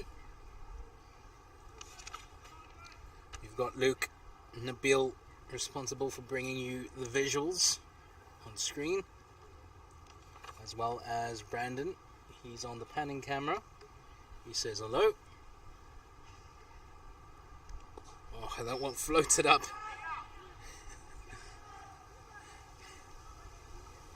By Carmen Maputa and Shane Fernando sleeping on the long on boundary, and allows Australia to get through for 2 more runs.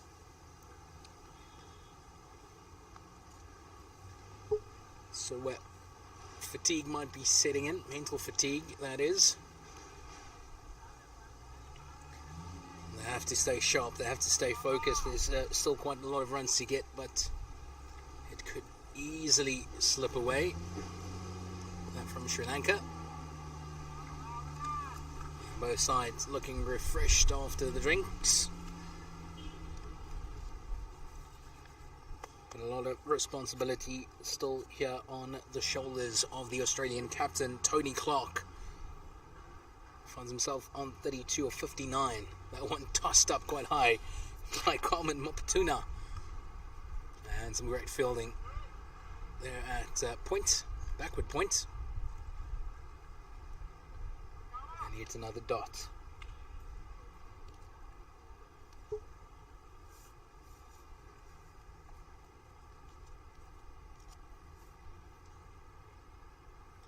Tossed up once again. Captain uses his feet, comes out, and they're keen on his second run. They take on the shoulder, the ball going to the wrong end, and in the end, through for 2. That's great running. Here's two batters. Looks refreshed.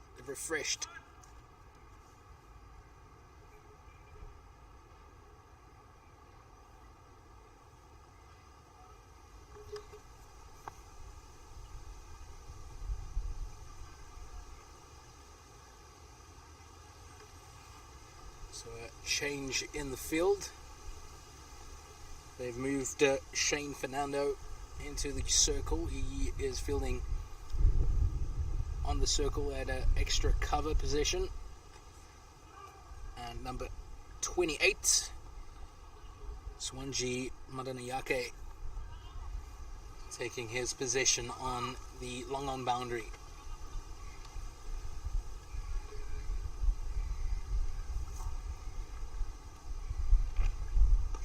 Again tossed up, played nice and straight, and through for a single. That brings the end to over number 31. It's 113 for 3. Australia need 122 of 84, 7 wickets in hand, but the required rate up to 8.71 to the over now. They're still scoring at 3.62.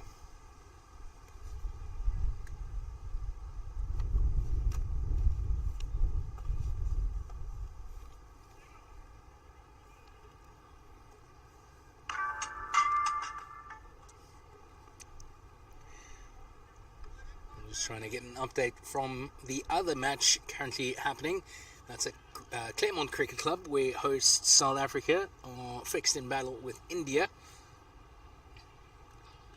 This is on day 1 of the Over-50 Cricket World Cup, hosted here in the mother city. It's going to be a tough 2.5 weeks for these veteran cricketers.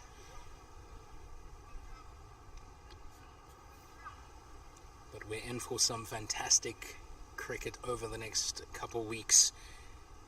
These veterans showcasing their experience, their talent, and their skill. Oh, nicely played. Nice use of the feet by Captain Tony Clark. Chips it onto the leg side. Gives some work to the fielder at deep mid wicket.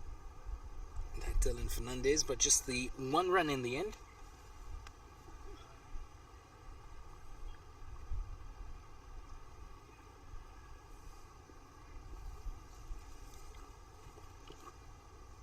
Commander De Silva resumes. Oh, the ball just coming off the toe of De Silva and ricochets over to the leg side, giving some work to the man at long on, and the two Australian batters scamper through for a single. Tossed up, full toss, and gone. Can you believe it? That's the end of Tony Clark. Oh, what a fantastic knock from the captain, 36 of 65. And would you believe it, it is a full toss that brings about his demise. That's Australia 115 for 3, midway through over number 32. So Australia in all kinds of trouble at the moment. There's still quite a way to go, and now basically 2 fresh batters at the crease. Still quite a few runs to go in the final 16 overs, or rather 14 overs.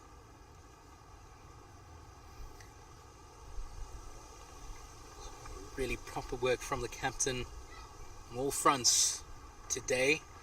Did a fantastic job with the ball, did the work out in the middle, and receives a nice little send-off from his team as he crosses the boundary.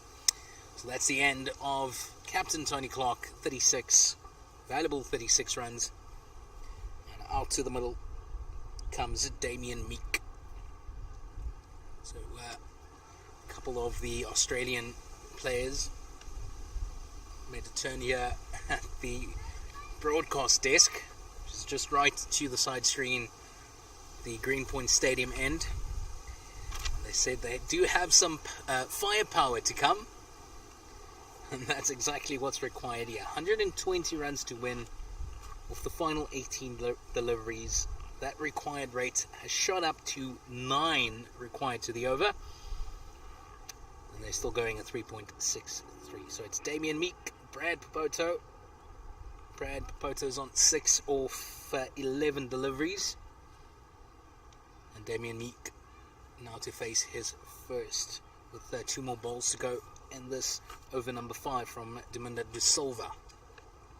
Nicely tossed up, another full toss. Again goes to the fielder at mid-wicket, at Robin Perez, this time along the ground, and that should be called wide this time. The English umpire Chris Johnson agrees with me. Feels like the first time this afternoon, and signals are wide. So 2 more balls to come, or 1 more ball to go, sorry. Tossed up, good length. And what should have been a single ends up a dot, and that's the end of over number 32. It's 116 for 4.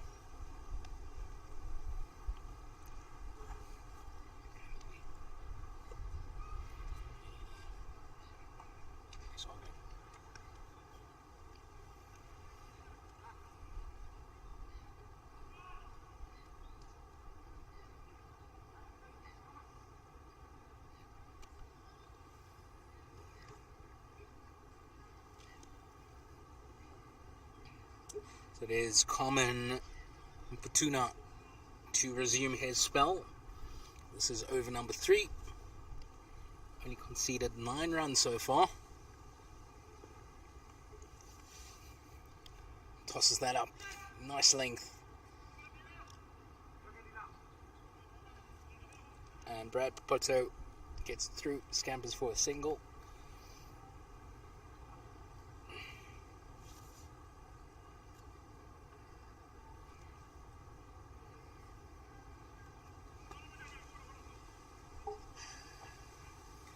Trying to get you an update from the South Africa-India match. We'll bring that to you in a moment or two. Meanwhile, a beautifully tossed up delivery from Common Mputuna.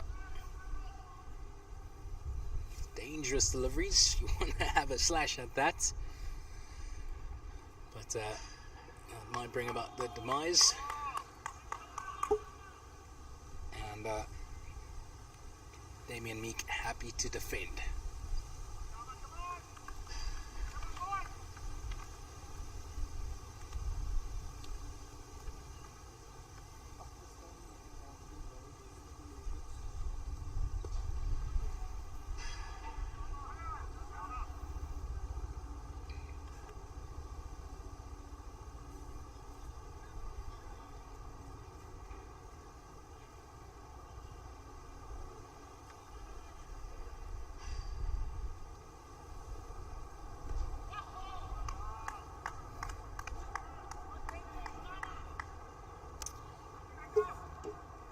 We wait on an update from the South Africa-India match. I can report that that match between Pakistan and Wales have concluded.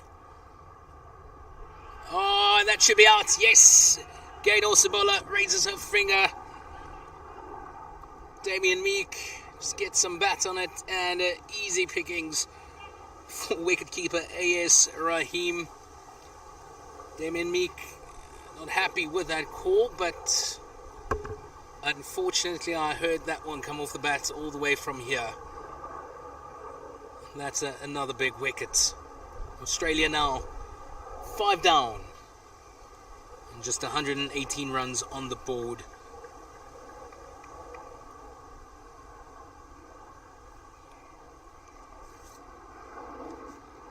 As I was saying, Pakistan-Wales, that game is done and dusted, with Pakistan winning by 7 wickets. It's one of several matches going on in and around the Mother City today.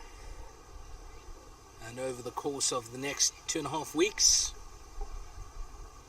there should be more going on, as Richard Gabb comes up to the middle. He joins Brad Puto, and the two have a steep mountain to climb. 117 runs on the board, 117 for 5. Australia require 118 more to win off 72 deliveries. That required rate nearly 10 now. It's at 9.83 to the over.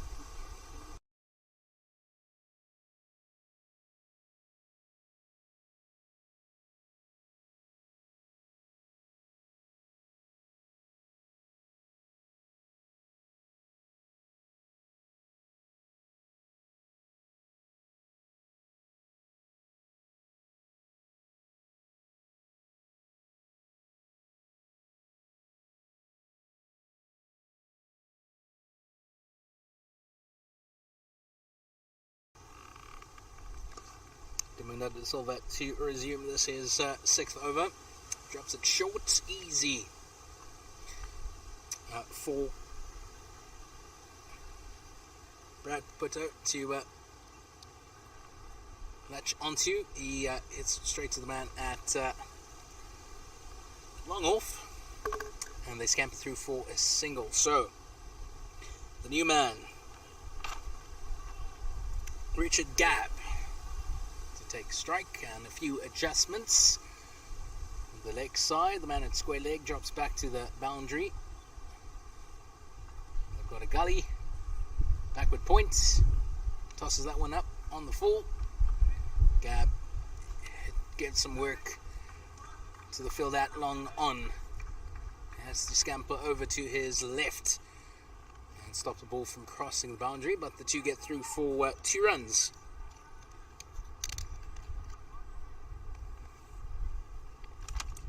Can Richard Gabb get Australia out of this hole? Tosses it down the leg side. Can't get anything on that. And into this vacant backward square leg region. So devastating dot for Australia. And a valuable one for Sri Lanka. That one just beats the man at a short extra cover. And they get through for another single. Takes them up to 221.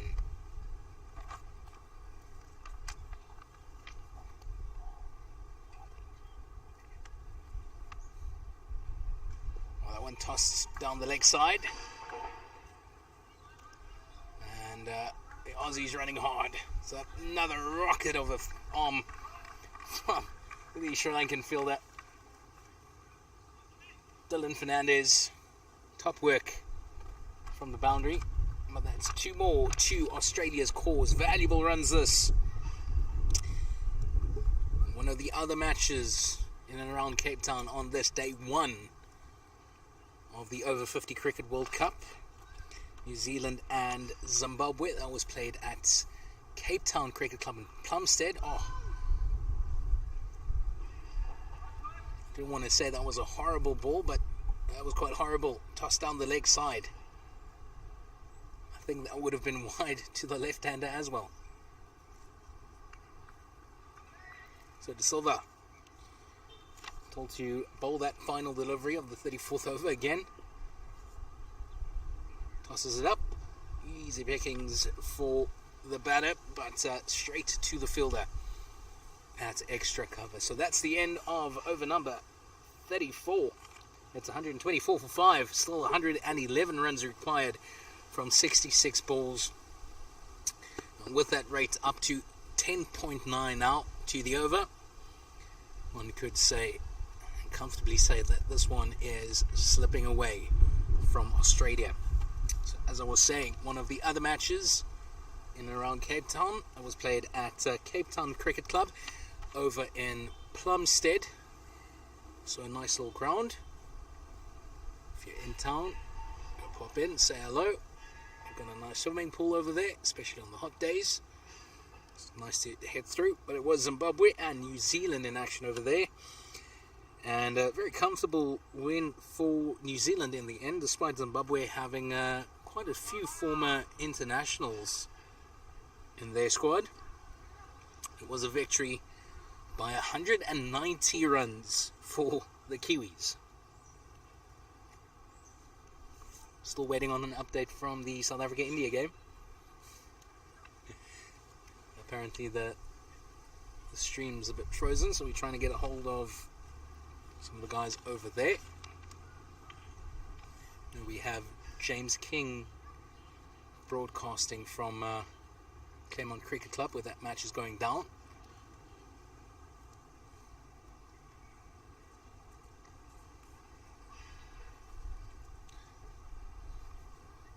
Here we go, 11 overs still to play. 111 runs required. Full toss. And powered away by the new man in, Richard Gabb. 4 runs. It beats the man. That's fielding quite square of the mid-on position. He's been told to stay put over there, so quite vacant here. Straight, tossed up. Richard Gabb gets some bat on that, and that beats the man fielding at deep square leg. 4 more runs.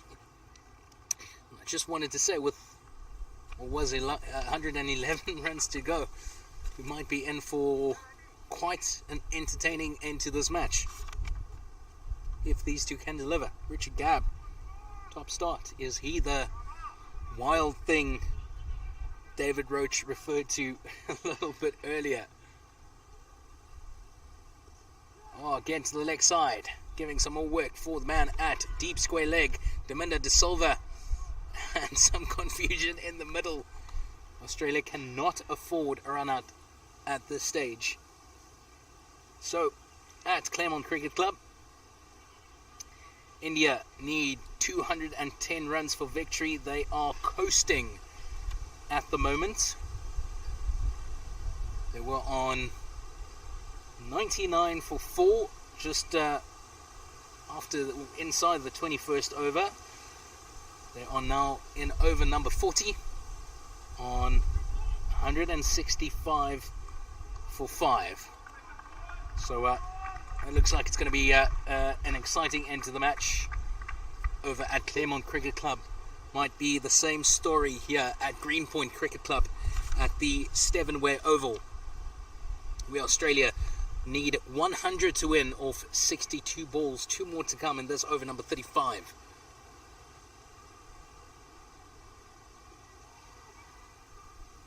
Worked away by Brad Putto.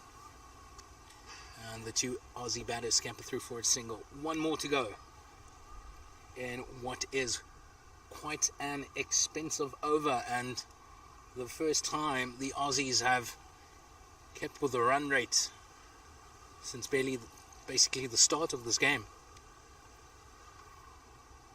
Can they keep this going? Can Richard Gabb keep it going before the bowler can come into bowl? That Coleman Maputuna, just a quick little change. Man at cover boundary coming inside the circle.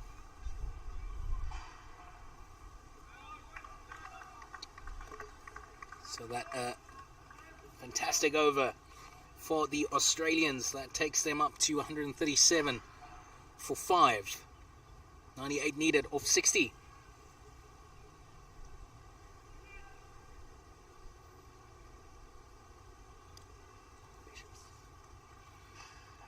Over at Bishop's High School, not Bishop's High School, Ronnebosch. I'm going to get it right. The Vineyard Oval.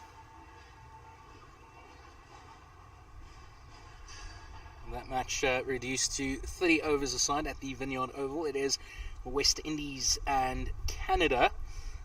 West Indies posted 185.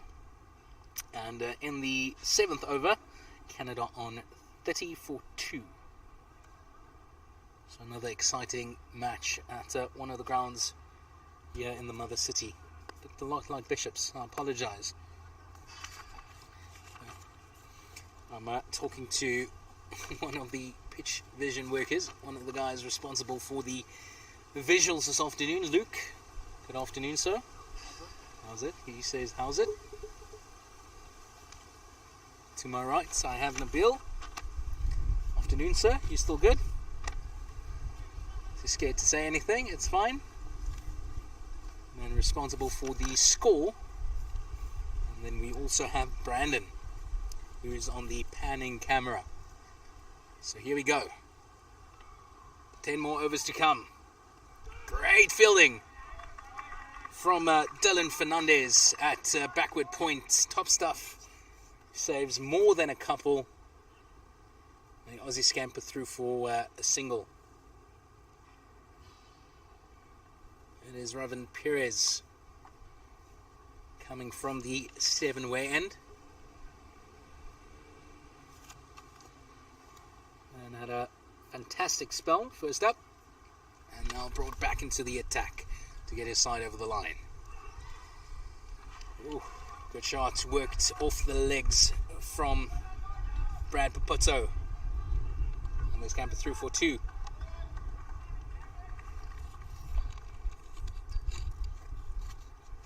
These old legs keep on working. It's been a long day in the field for both sides. Sri Lanka first going the distance, getting to 234 for 7. Now Australia trying to emulate that feat. Nice length, nice purchase. And good work from the field, that extra cover. Potentially saved a boundary, but the Aussies get through for 2 runs. Fantastic work there from Shane Fernando. Diving to his left. And getting his paws on that.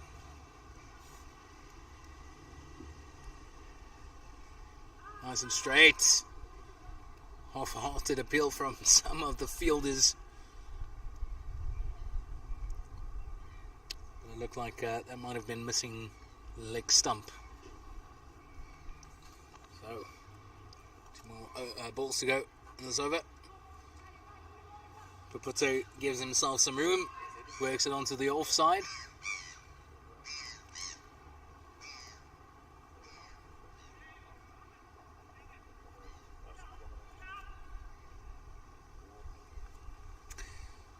Richard Gabb on strike to face the final delivery of this over, number 36.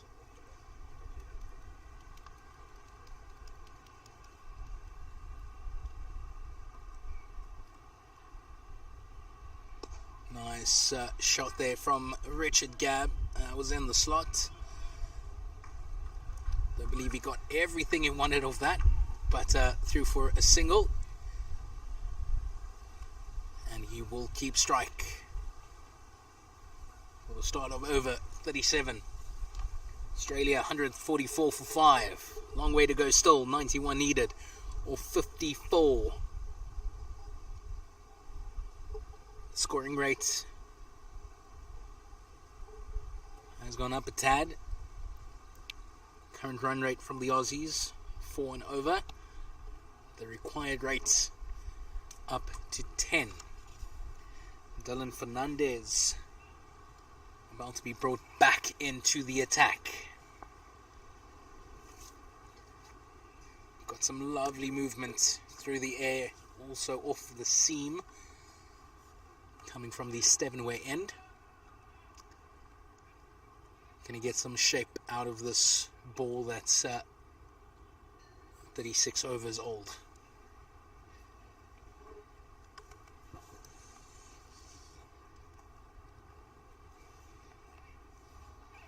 Captain Sinavranatre doing some adjustments to his field, making sure he's got everything just right in the exact position he wants. 3 men on the lakeside boundary. He's got a long on, he's got a man a deep square leg, fine leg, third man and a sweeper. So that's 5 men out on the ropes. Just the one inside the circle on the left side. Moves, uses his feet. Here's Richard Gabb, and the side to take on the arm. Fielder at the cover boundary on his back as he threw that, Ravi Pereira. And some great running. Dylan Fernandez coming in again with quite an angle. Steaming in from almost mid-off position. Again, worked away to the leg side. Fantastic work from the field at backward points. And Richard Gabb showing some intent with his running, trying to put the Sri Lankan fielders under pressure. That almost worked. Almost led to some overthrows there. Now an adjustment for the right-handed Brad Poto. Okay, so quite a square mid-on. So squarish mid-off. And a deep square leg, cover boundary. And Poto happy to just drop and run through 4 more valuable runs.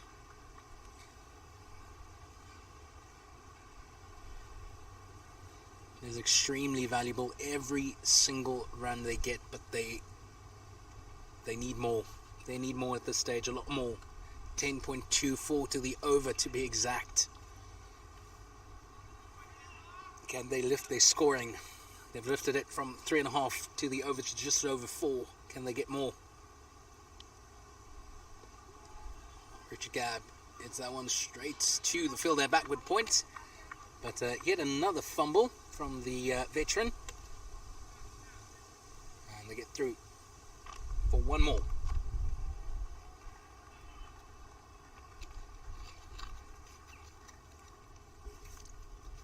So these 2 batters rotating the strike quite nicely at the stage. There's Poto on strike. Short, works it onto the offside. This could be 2. Can they turn? Nice turn. Brilliant throw. Nice arm. But unfortunately, A.S. Rahim can't take that one cleanly. That's 2 fantastic runs, solid running from the Aussie batters.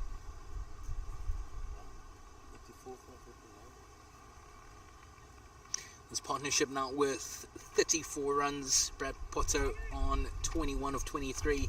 Richard Gabb on 19 of 12. I think the first batter this afternoon to have a strike rate more than 100. Here we go, the final delivery of this over. Oh! From my angle where that ball hits, I'm quite surprised that Poto could get through for the single. That looked like it hurt somewhat, but his equipment doing the job is not looking like he's in pain, so might have been a bad spot from my end. Well, that's a leg by and more valuable runs. The score up to 152 for 5. And that is 37 overs done and dusted. Time running out. Just 8 overs remain. 48 balls, 83 to get. And that's close.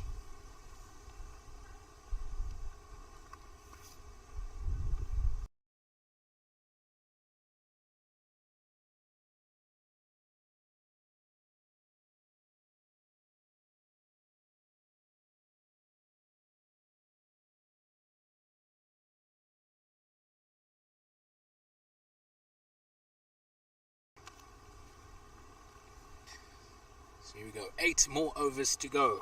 Ravin Perez to resume his spell. It's been a fantastic innings from this opening batter, and that one bursts through the hands of Perez. That was hit with some power from Richard Gabb. Apologise, Brad Potto. I think Perez would be disappointed that he didn't hold on to that one, but that one was quite tough, just over the head of the bowler. Hey, Potto gives himself room, chops it onto the offside. They return for 2. Great throw. I think that was a direct hit, and the finger goes up. Can you believe it?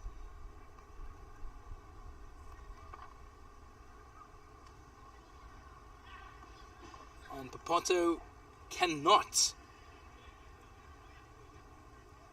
That was a fantastic throw from the fielder on the cover boundary.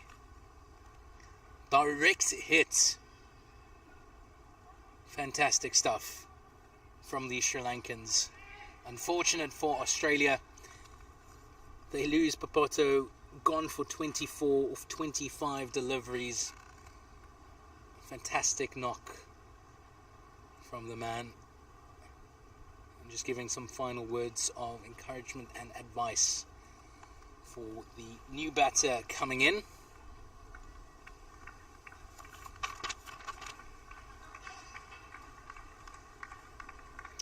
It is wicketkeeper Anthony Barranca making his way out to the middle. He joins Richard Gabb.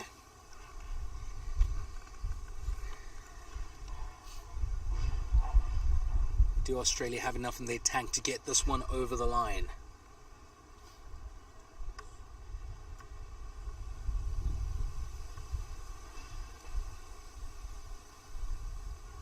Still 79 required, 45 balls remaining. And that the second run out of this innings. And once again, a fantastic throw. The first one into the gloves. Wicketkeeper A.S. Rahim could just take the bails off. That was the first wicket to fall, that of, well, the second wicket to fall, that of Steve Mason. Now a fantastic throw from the cover boundary, direct hit, and Potto has to go. Oh, almost chopped on the new batter.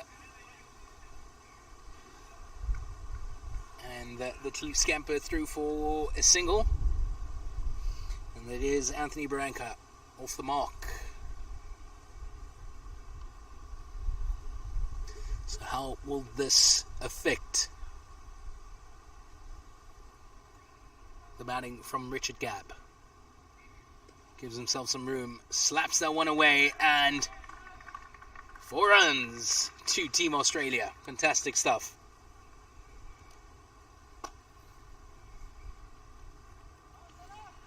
It's about that time, not a lot of overs left to play with, and Richard Gabb quite happy to throw caution to the wind.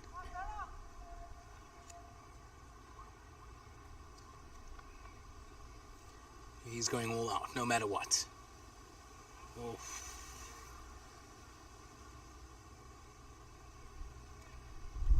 It's a bit wide, but not wide enough, says Chris Johnson, for an extra ball. And unfortunately, Richard Gabb can't get anything on that. Could have worked that one away past the fielder and the gully region. Here we go. Two left-handers on strike. Richard Gabb. He's a few steps outside of his crease, gets to the pitch of the delivery. Works straight to the man at extra cover to end over number 38. It's 161 for 6. 74 to get, 43 balls remaining. And that asking rate up to 10.57 to the over now. And Australia going at 4.24.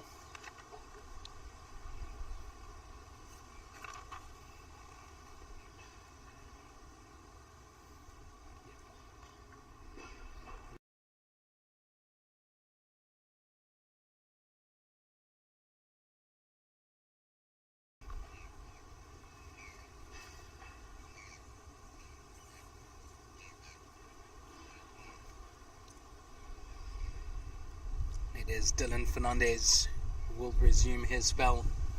Second of the afternoon from the Cape Town Stadium end. He's got the new batter, Anthony Barranca, wicketkeeper for Australia's over-50 side. And while Sri Lanka do some final adjustments, just an update from Claremont Cricket Club, where South Africa playing India. Do that in a sec. Good ball. Oh, and Richard Gabb coming way down. And almost the third run out of this innings. Richard Gabb doing great work just to get back. But from Claremont Cricket Club, India require 9 more runs for victory. They're chasing 210 with exactly 2 more overs to go. It's quite a tough one, this one. Working to the offside by Anthony Barranca. The 2 get through for a single. So 2 more overs to go at Claremont Cricket Club. Can host South Africa get that one over the line? Over here at Greenpoint Cricket Club. 6.5 overs remain. Quite a few runs still to get. Are we in for a high-scoring thriller? The veterans' turn. Oh, nearly a third run on the cards as the fielder, as it went down to pick up the ball.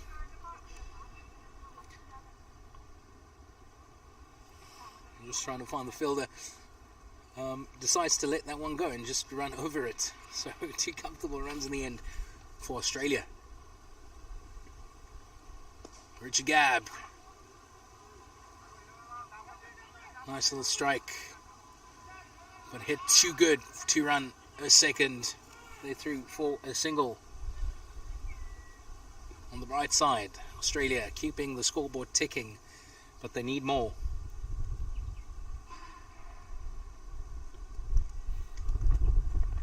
Fernandez resumes to the new man. Beats the outside edge of Anthony Barranca's bats. Nice length delivery. Seems to get some sharp movement to his right.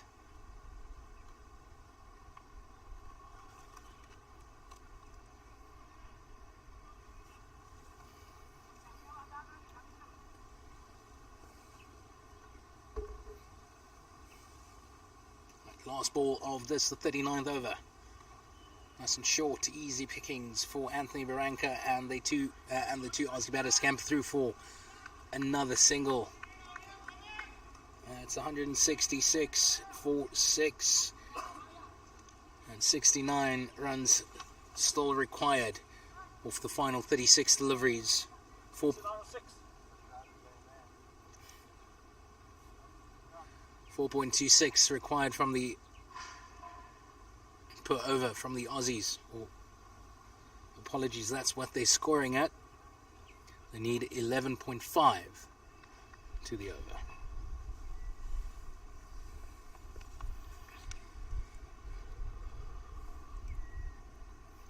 So it is Swanji Bandanayake who will come steaming in from the Stevenway end, on the Stevenway Oval.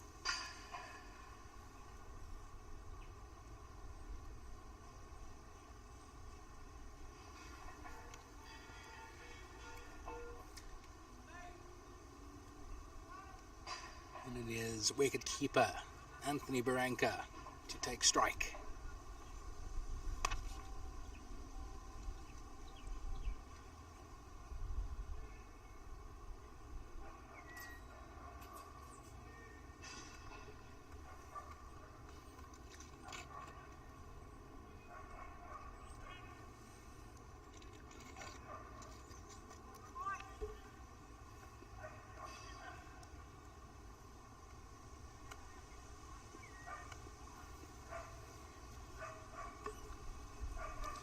Here we go, over number 40. In the slots. Barranca goes down on one knee and sends that one flying all the way for 6. There was a man at Cal Corner that would have been in his bread basket. Well, that area vacant, and 6 incredibly valuable runs going the way of Australia. Top shots from the wicket keeper.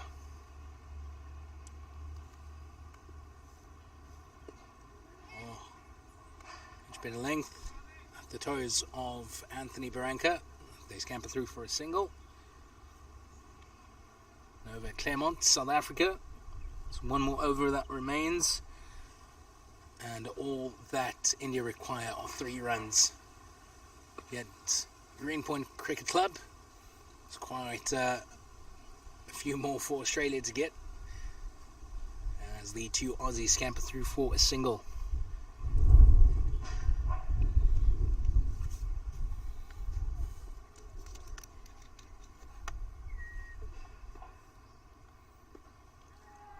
That one straight up into the air. That's some work that has to be done from the fielder at mid-wicket, and shows some real pace to get it over to that ball, and takes a top catch, and that brings about the end of Anthony Barranca. Unfortunately, didn't get all of that, targeting the same area. We just hit a 6 just a few balls ago, but this time not so lucky, and top work from that fielder. Had to run to his right quite a distance.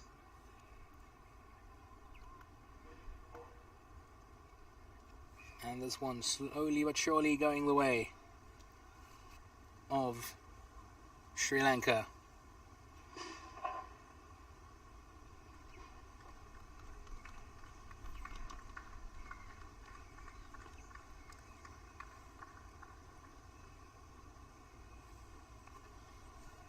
So apologies, I got my maths wrong. Over in Claremont, India required 210 for victory. We've only got 201 at this stage, so quite a few more to get there, with just 4 balls remaining. So this one could be swinging the way of Team South Africa.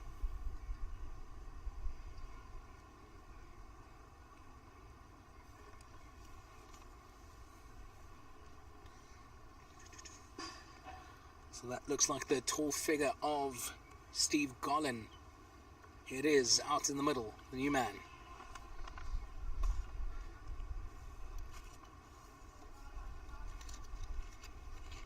Does he have what it takes to get Australia close to that target of 235? Still 61 more to get off 32 deliveries. And they need to be going at more than 11 to the over.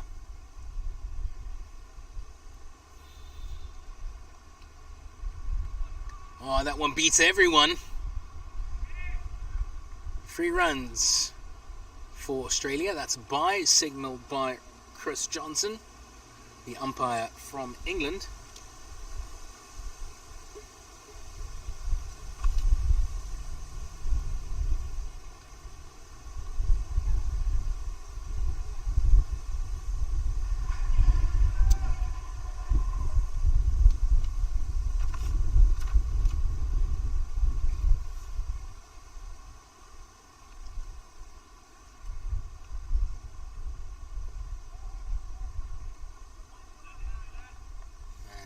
easy single for the Australians. That one hit straight to the man. And backward point. That Dylan Fernandez, who gives his cap to Coleman Maptuna. And set to take his mark.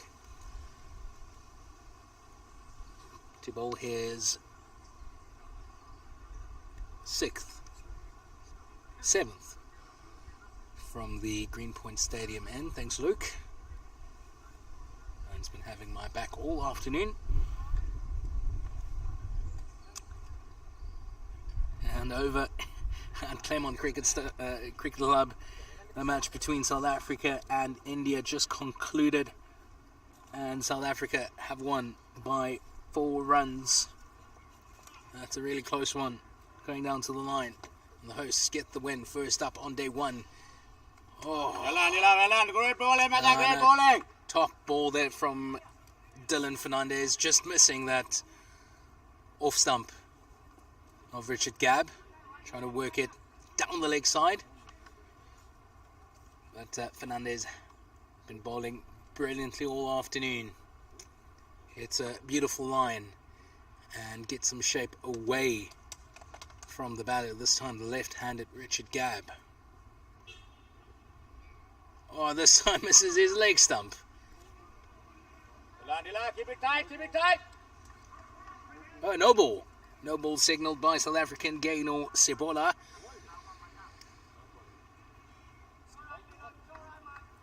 So a free hit for the Australian Richard Gabb. Can he make this one count? In comes Dylan Fernandez to Richard Gabb. Moves over to his leg side. And that would have been a top catch. Though not out because of the free hit, but a nice one-handed effort. A bit way SA20 still fresh in this man's mind. Gonna catch that 2 million.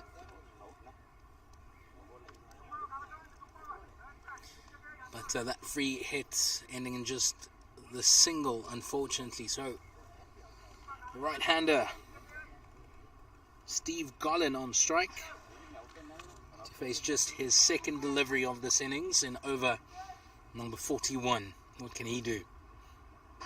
Nice length ball, drops and runs, gets his set partner back on strike, Richard Gabb. Unfortunately, can't get Dylan Fernandez away here. He's been using his feet quite a bit during this innings.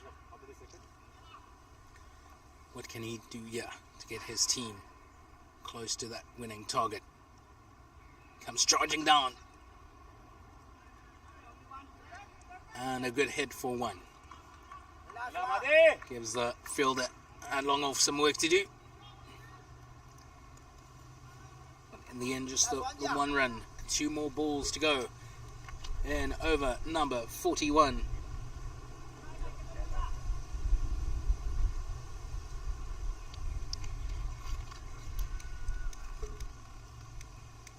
Will Steve Gollan free his arms? Oh, and he chops it on. Can you believe it? Good length ball. Try to work it to the offside, but unfortunately he has to hear that awful sound of his bails hitting the ground. And this match should be all but over at this stage. Only saving grace for Team Australia is Richard Gabb.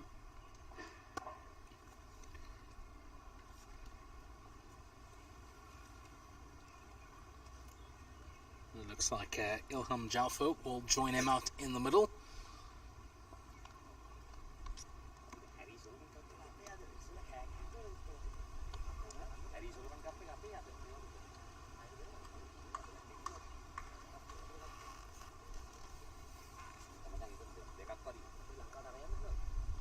So 181 for 8, 54 needed of 25.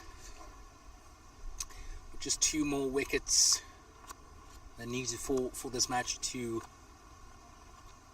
go the way of Sri Lanka.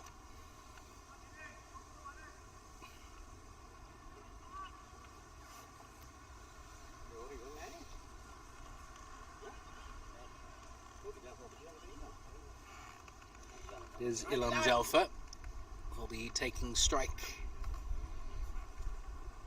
with 1 more to go in the 41st over. Last one middle. Takes his mark.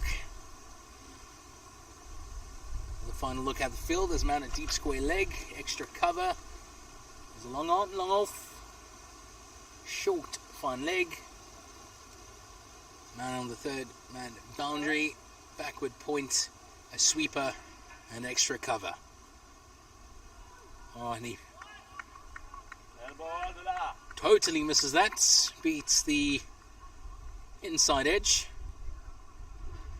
And at the end of yet another fantastic over from Dylan Fernandez. 1 for 29 his figures after 7.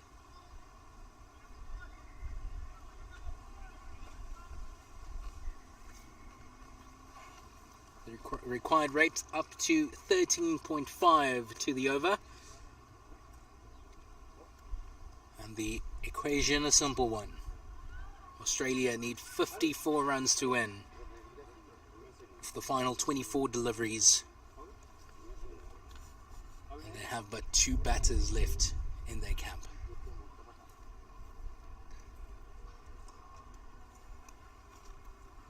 Can Richard Gabb get it done? We've got Swanji Madanayaka,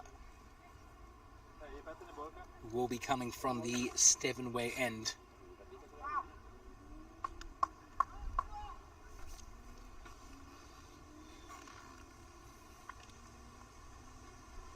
So man on the boundary,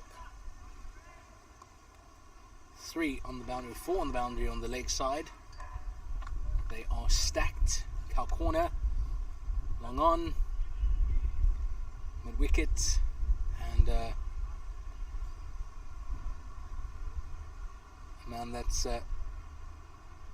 nearly in the middle between fine leg and deep square leg. On the offside,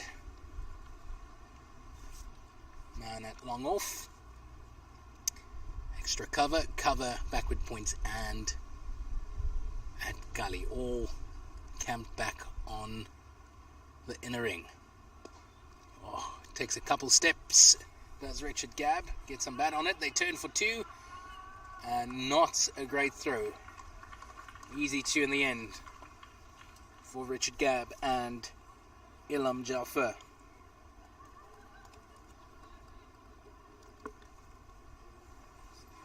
So this match riding on the shoulders of these 2 Australians. Can they get their over 50 side over the line? They require over 50 as well, 53. Takes a couple steps outside and works it to the offside. Gives some work for the man at backward point. 2 more, 2 Australia's calls. Takes their tally up. So 184. Just a reminder of the target, 235 required.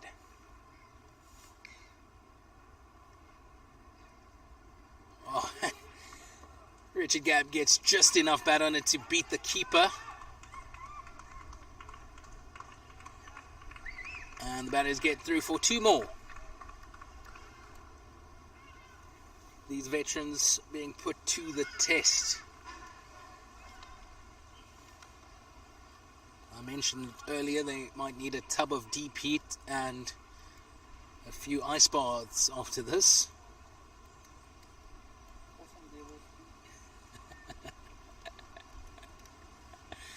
Luke says a couple beers as well. A couple tall ones. Sounds nice. Here we go. A shot and a fumble from the man at extra cover. Allows the 2 batters to get through for a single. 2 more balls to go in over number 42. gives the strike to the freshman at the crease, Ilham Jalfa. He's on 5 of 4. Richard Gabb, 31 of 24. What can he do here?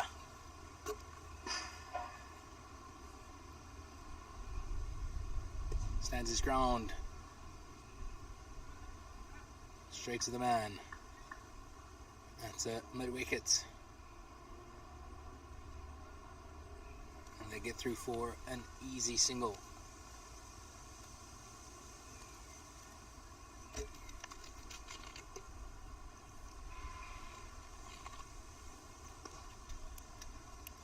Straight back. Gabb will be happy with that one. He'll keep strike for the first ball of over number 43. And that single takes the tally up to 189 for 8. The required rate up to 15.3 runs to the over. 46 needed off 18 balls. Barring a miracle, unfortunately, I can't see Australia getting over the line in this one. Unfortunate for the Australian fans on this stream, but should be delight for the Sri Lankan fans.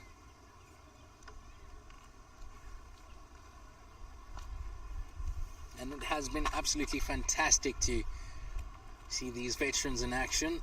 It's the first over-50 Cricket World Cup post-COVID. Got a couple fresh faces playing in their first tournament, and it's been good watching. It's been a fantastic day out here at Greenpoint Cricket Club. As we reach the conclusion, it's been an absolute honour bringing you this match, along with Luke, Brandon,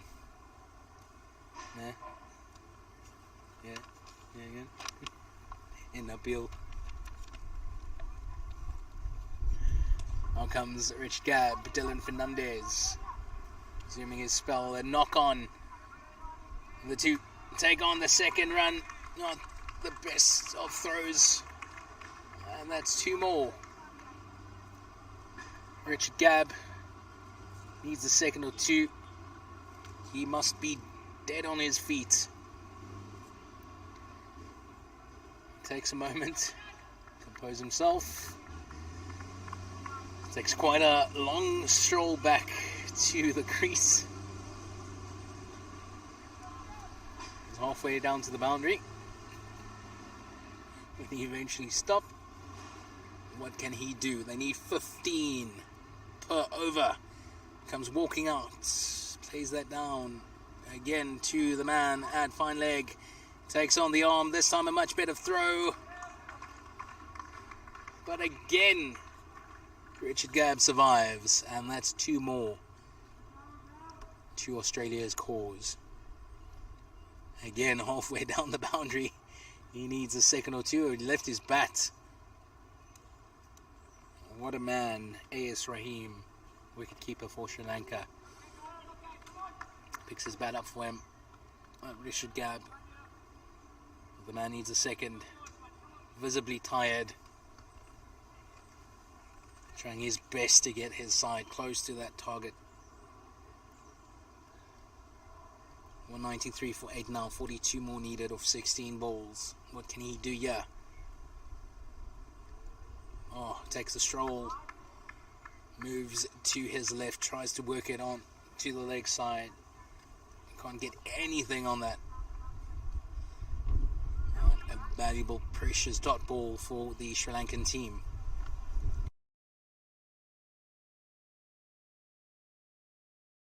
Yeah, it's been a fantastic knock from Richard Gabb. 34 for 27, as Luke just pointed out. It's been tough yardage to make up for Team Australia. This time gets a hold of that one and crosses the boundary for a fantastic 4. Top shot there.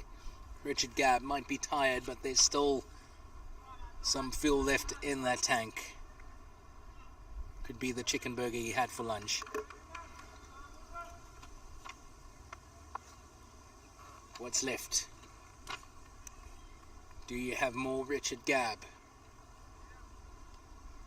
Again, takes a stroll to work the ball to the leg side.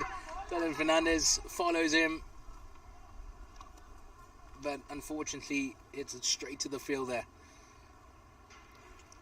on the cover boundary, and they scamper through for a single.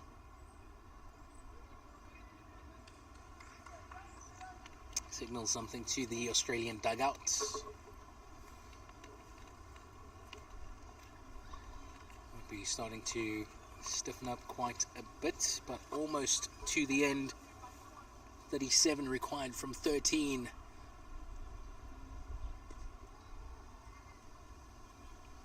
And they scamper through for a single. I think Sri Lanka would be delighted with that. That keeps Ilham Jaffa on strike for the start of over number 44. 2 more overs to go. And 36 runs needed. 199 on the scoreboard for 8 for Team Australia. And the equation quite simple at this stage. Australia, you need 18 runs per over to win this one. What can you do? Sri Lanka, can you get this one over the line? Can you keep it tidy like you've done throughout the course of this innings?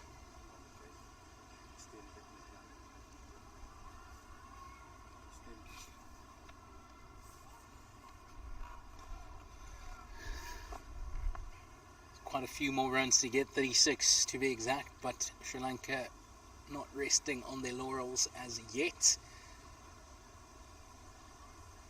The leaders in the team making sure they have all the fielders where they want them. For Ilham Jaffa, they've got a sweeper, backward point, extra cover. Jaffa digs that one out. And one aims straight at his toes. Through for a precious single for Australia. And that 200 up. The Australian dugouts showing their appreciation. But now Richard Gabb on strike. He's on 39 of 29. It is Madanayake coming from the Stephen Way end. 3 men out on the boundary. Deep square leg. Deep mid wickets. Cow corner. Long on, long off. 4 men's on the offside. And he smacks that one straight back over Madanayake's head. That's 4 runs signalled by Chris Johnson. And the Australian dugouts are loving that. 31 of 10.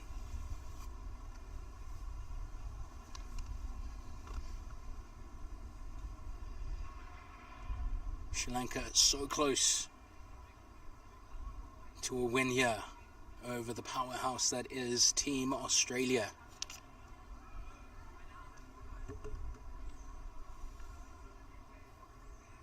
The umpire reversing his decision. That's 6 runs from Richard Gabb.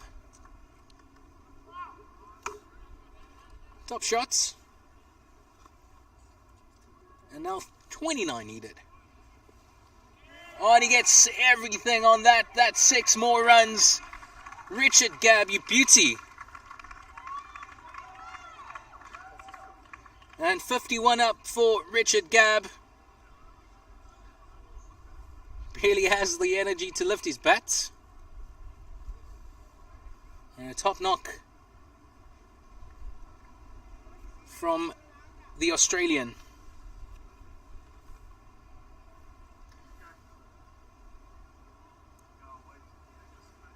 23 needed of 9. Oh, that's a wide. Chris Johnson concurs. And Madanayake has to bowl that one again. 22 needed of 9.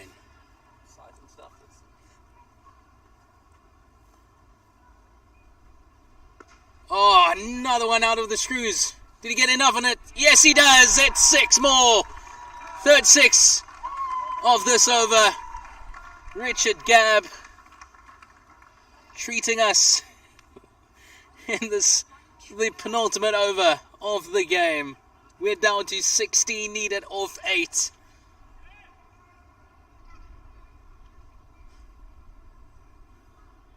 Australians encouraging Richard Gabb. Get us there, son. Get us there.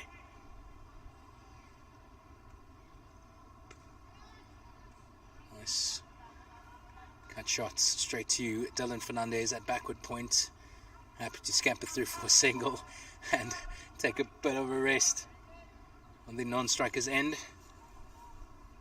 One more ball for this, the penultimate over. They've got 2 wickets in the bank, and the Australian dugout telling Ilham Jalfa to go for it. Free your arms.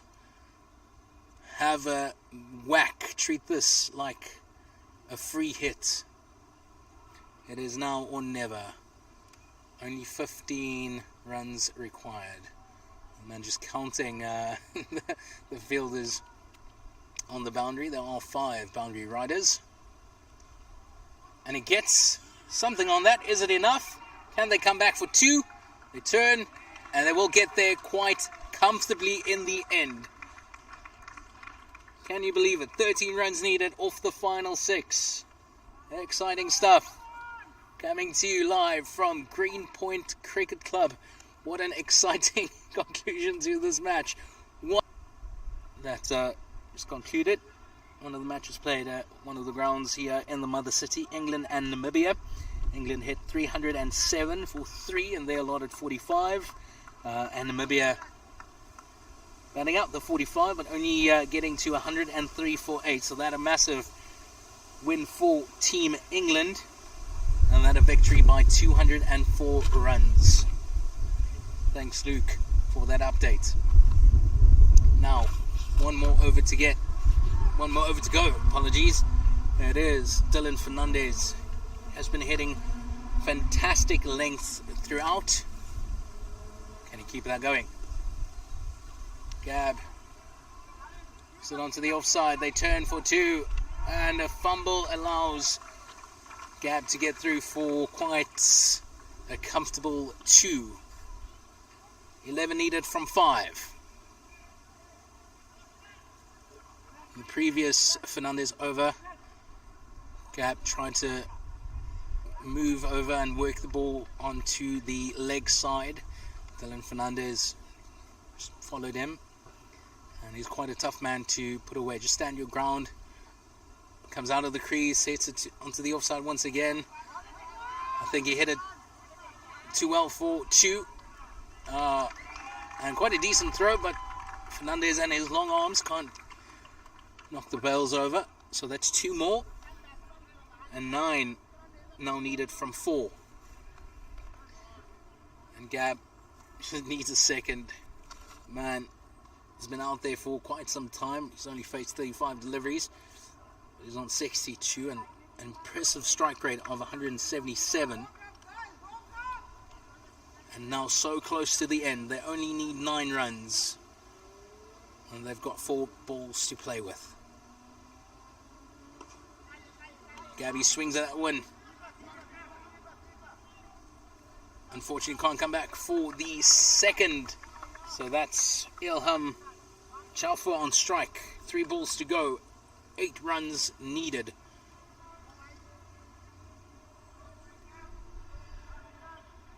Can this man find the fence? They've got a deep square leg.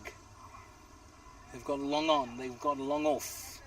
They've got a man on the sweeper boundary. And a man on the third man boundary. There's a man at mid-wicket on the inner ring. Backward point. A short fine leg. And Captain Sinavaratne making his way to extra cover also on the circle for the inner ring. Almighty swing. will fall safe. They turn, they come back for 2. And now 6 required from 2 deliveries. That was a proper swing. One feels if he got that out of the middle of the bat, that might have landed up in the DHL stadium. That's just to the right of us.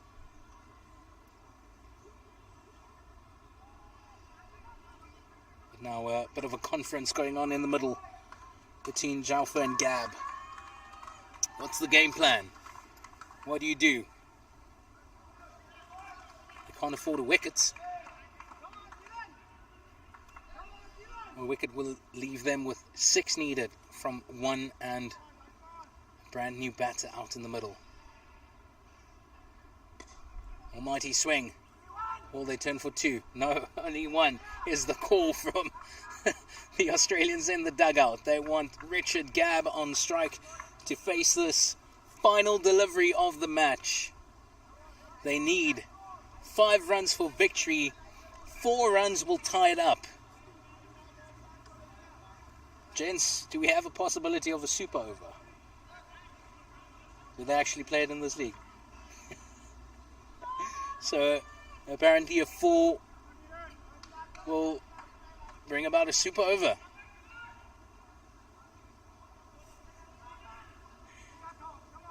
Everybody banking on a win. Can Richard Gabb get this one away? Dylan Fernandez, last ball, bowls. Richard Gabb hits his middle stump. It's a beautiful delivery actually, despite him moving over to his left-hand side, trying to work it on to the leg side.